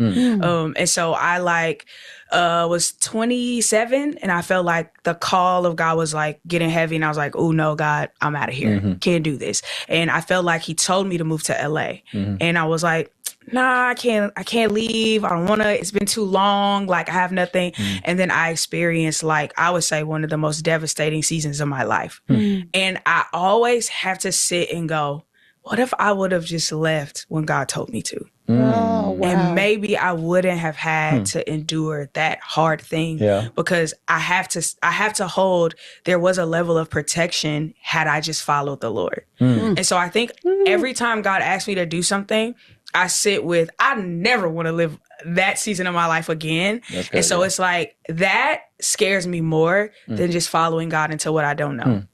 And I've never followed God into something and it left me out there. Like, it might have been uncomfortable. Very much uncomfortable. Like, but never in a way that I didn't feel like God just told me to do something and left me hanging. Right. Like, I feel like even when I don't make the decisions, he's always present and always shows up. But I feel like I've always seen the fruit of that decision. So yes, it could be hard. It could be uncomfortable. It could be chaotic. But there is this sense of peace in knowing that God's going to direct the steps, or he's going to work the thing out. So I'll use moving to Dallas as an example.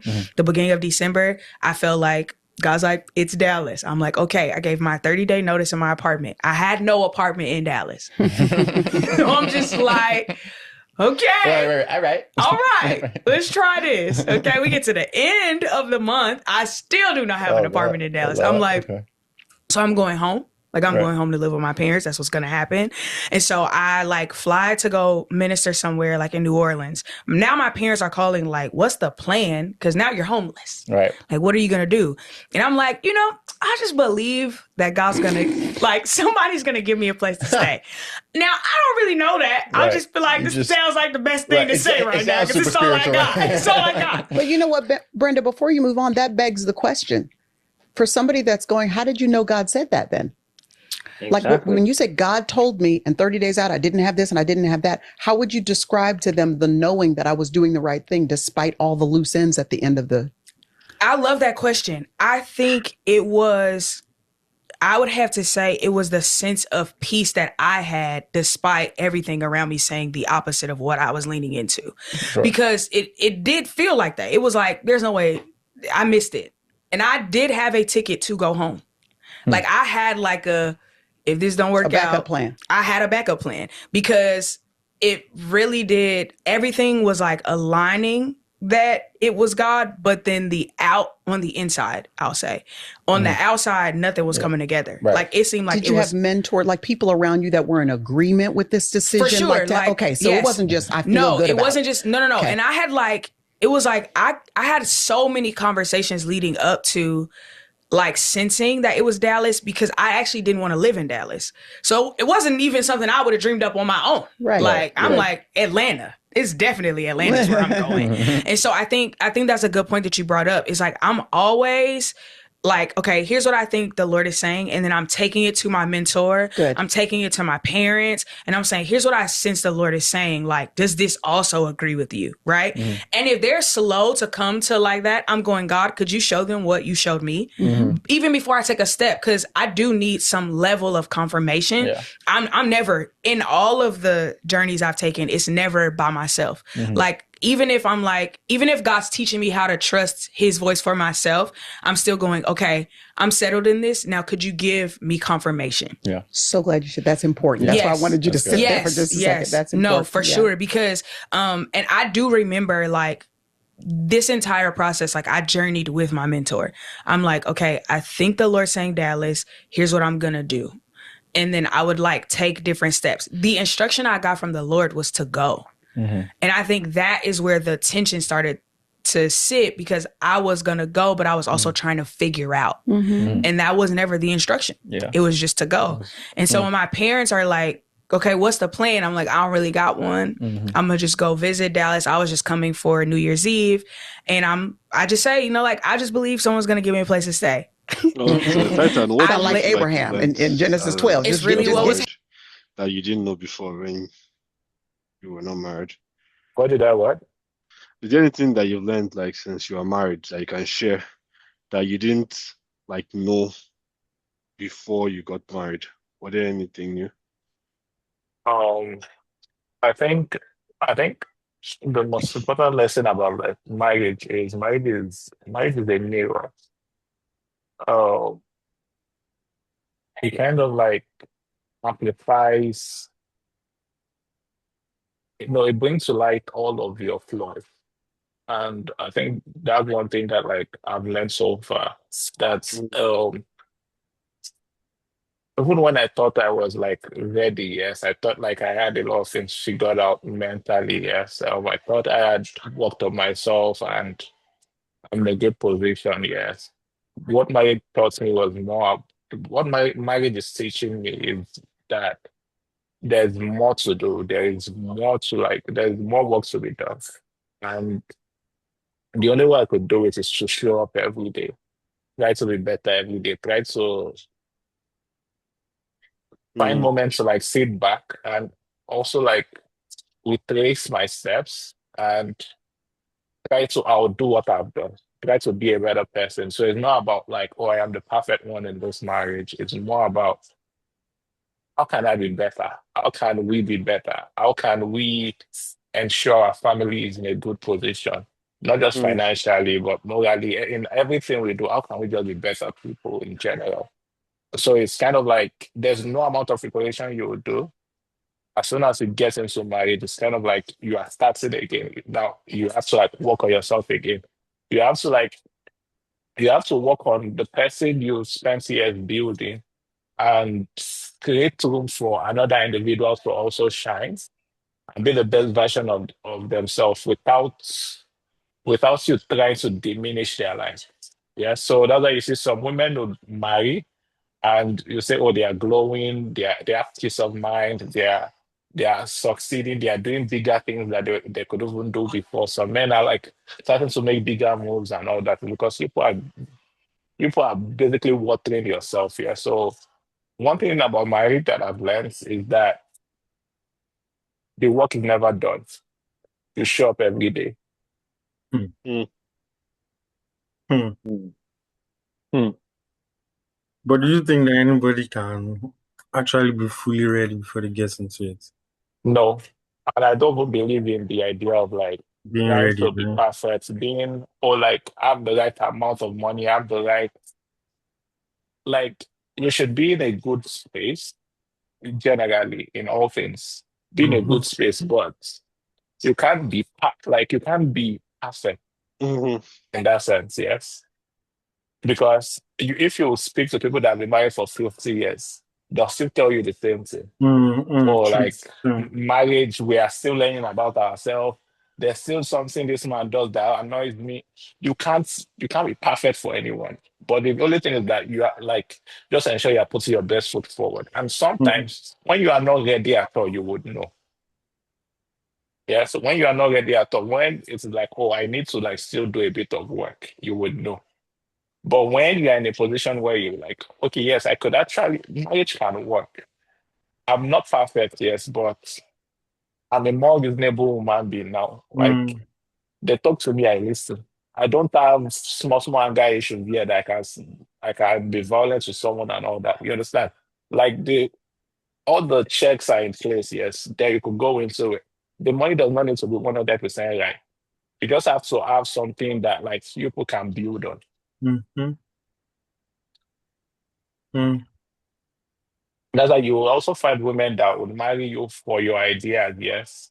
There are women that will marry you for your ideas and not for like how much you have in your bank account at the moment. Because they can see the fruits, they can see that like the pattern of your life I can quietly see. You might not have it all figured out now, but I could see the discipline that, okay, yes, yeah, headed somewhere, yes, you have positioned your life in a way that we could see that, like, if some of us combine our resources, we could actually make ourselves better off. Mm. Yeah, makes sense. Mm. Um, what was I even going to say? So, um, yeah, this has anybody watched War Room? What was, sorry? War Room, War Room. No, I don't watch one. Yeah, Mm. Oh, you've watched it? yeah, I've seen it. Yeah. It's this lady. She was Oh, the so I actress just in it. realized I was on mute. Yeah. Yeah, I think they played it in Babcock when I was there. Yeah, I've only watched it. I've watched it, but at that time, I think I was in a different place. So it's one of those movies I have to watch again because yeah, I think that's what even brought her out. So this was the War Room movie.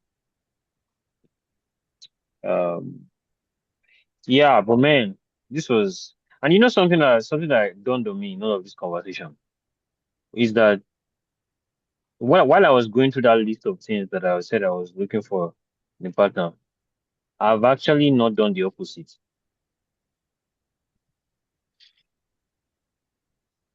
What do you mean You, by you not get what on I the mean? opposite? Yeah, yeah, Like, what kind of person do I need to be? Like the boxes Oh, that I okay. need to tick to serve the other person. Like, who do I want to become? Like for that other person, like what attributes, what do I want to bring to the table? Like I know them, but I just haven't like really kept them. Like the way I place those things is the same way I need to place those ones too. yeah. Yeah, To, because it's very important. to be the head of the house is like very sacred, yes. It's a very huge responsibility that should never be downplayed. Um, it requires a lot from us as men. And when we expect, you don't just want a woman that will submit to you just for submitting's sake, yes. You want to be able to like be the person and like want to be the person daily, yes, that would position your family for success. And that comes from discipline, putting certain things in place, letting go of certain things. Because as soon as you marry, it's basically a woman saying, oh, I trust you enough to like place my life in your hands. Hmm. That's what submission is, yes. And you need to like Mm. wake up every day and try to earn that trust. Try to be a better person. Yeah, great. Fuck, fuck. Oh man, this was um, this was a blessing, man. Hmm. I'm telling you. This was a blessing. We're kind of like at the end of the video, so technically finished. But Come on, this you was guys. great, I man. didn't even, I didn't expect that we'll go for almost 7 hours. So me and you have been on this call for 7 hours. Jesus, my God, I mean, is it five for hours? real. 5 hours, sorry. We've been on the call for 5 hours. What? Uh, What the what? the Wow. video was supposed to be 1 hour long, Mm. and then we have Yeah, that, already delved into. Yeah, this is one of those. This is one of those ones where we're supposed to have cut at some point and then we got do it on another day. But Anyhow, God will have it, Yeah. you learn Yeah. every day. Oh yeah. You learn My every my day. wife is like my wife was already giving me a signal that I should call it a day. We understand. We've tried. Yeah. Well, you Nice try, one, try. nice one. Yeah. All right, my Um, guys. All right, We boss. will one thing, um I wanted to let me just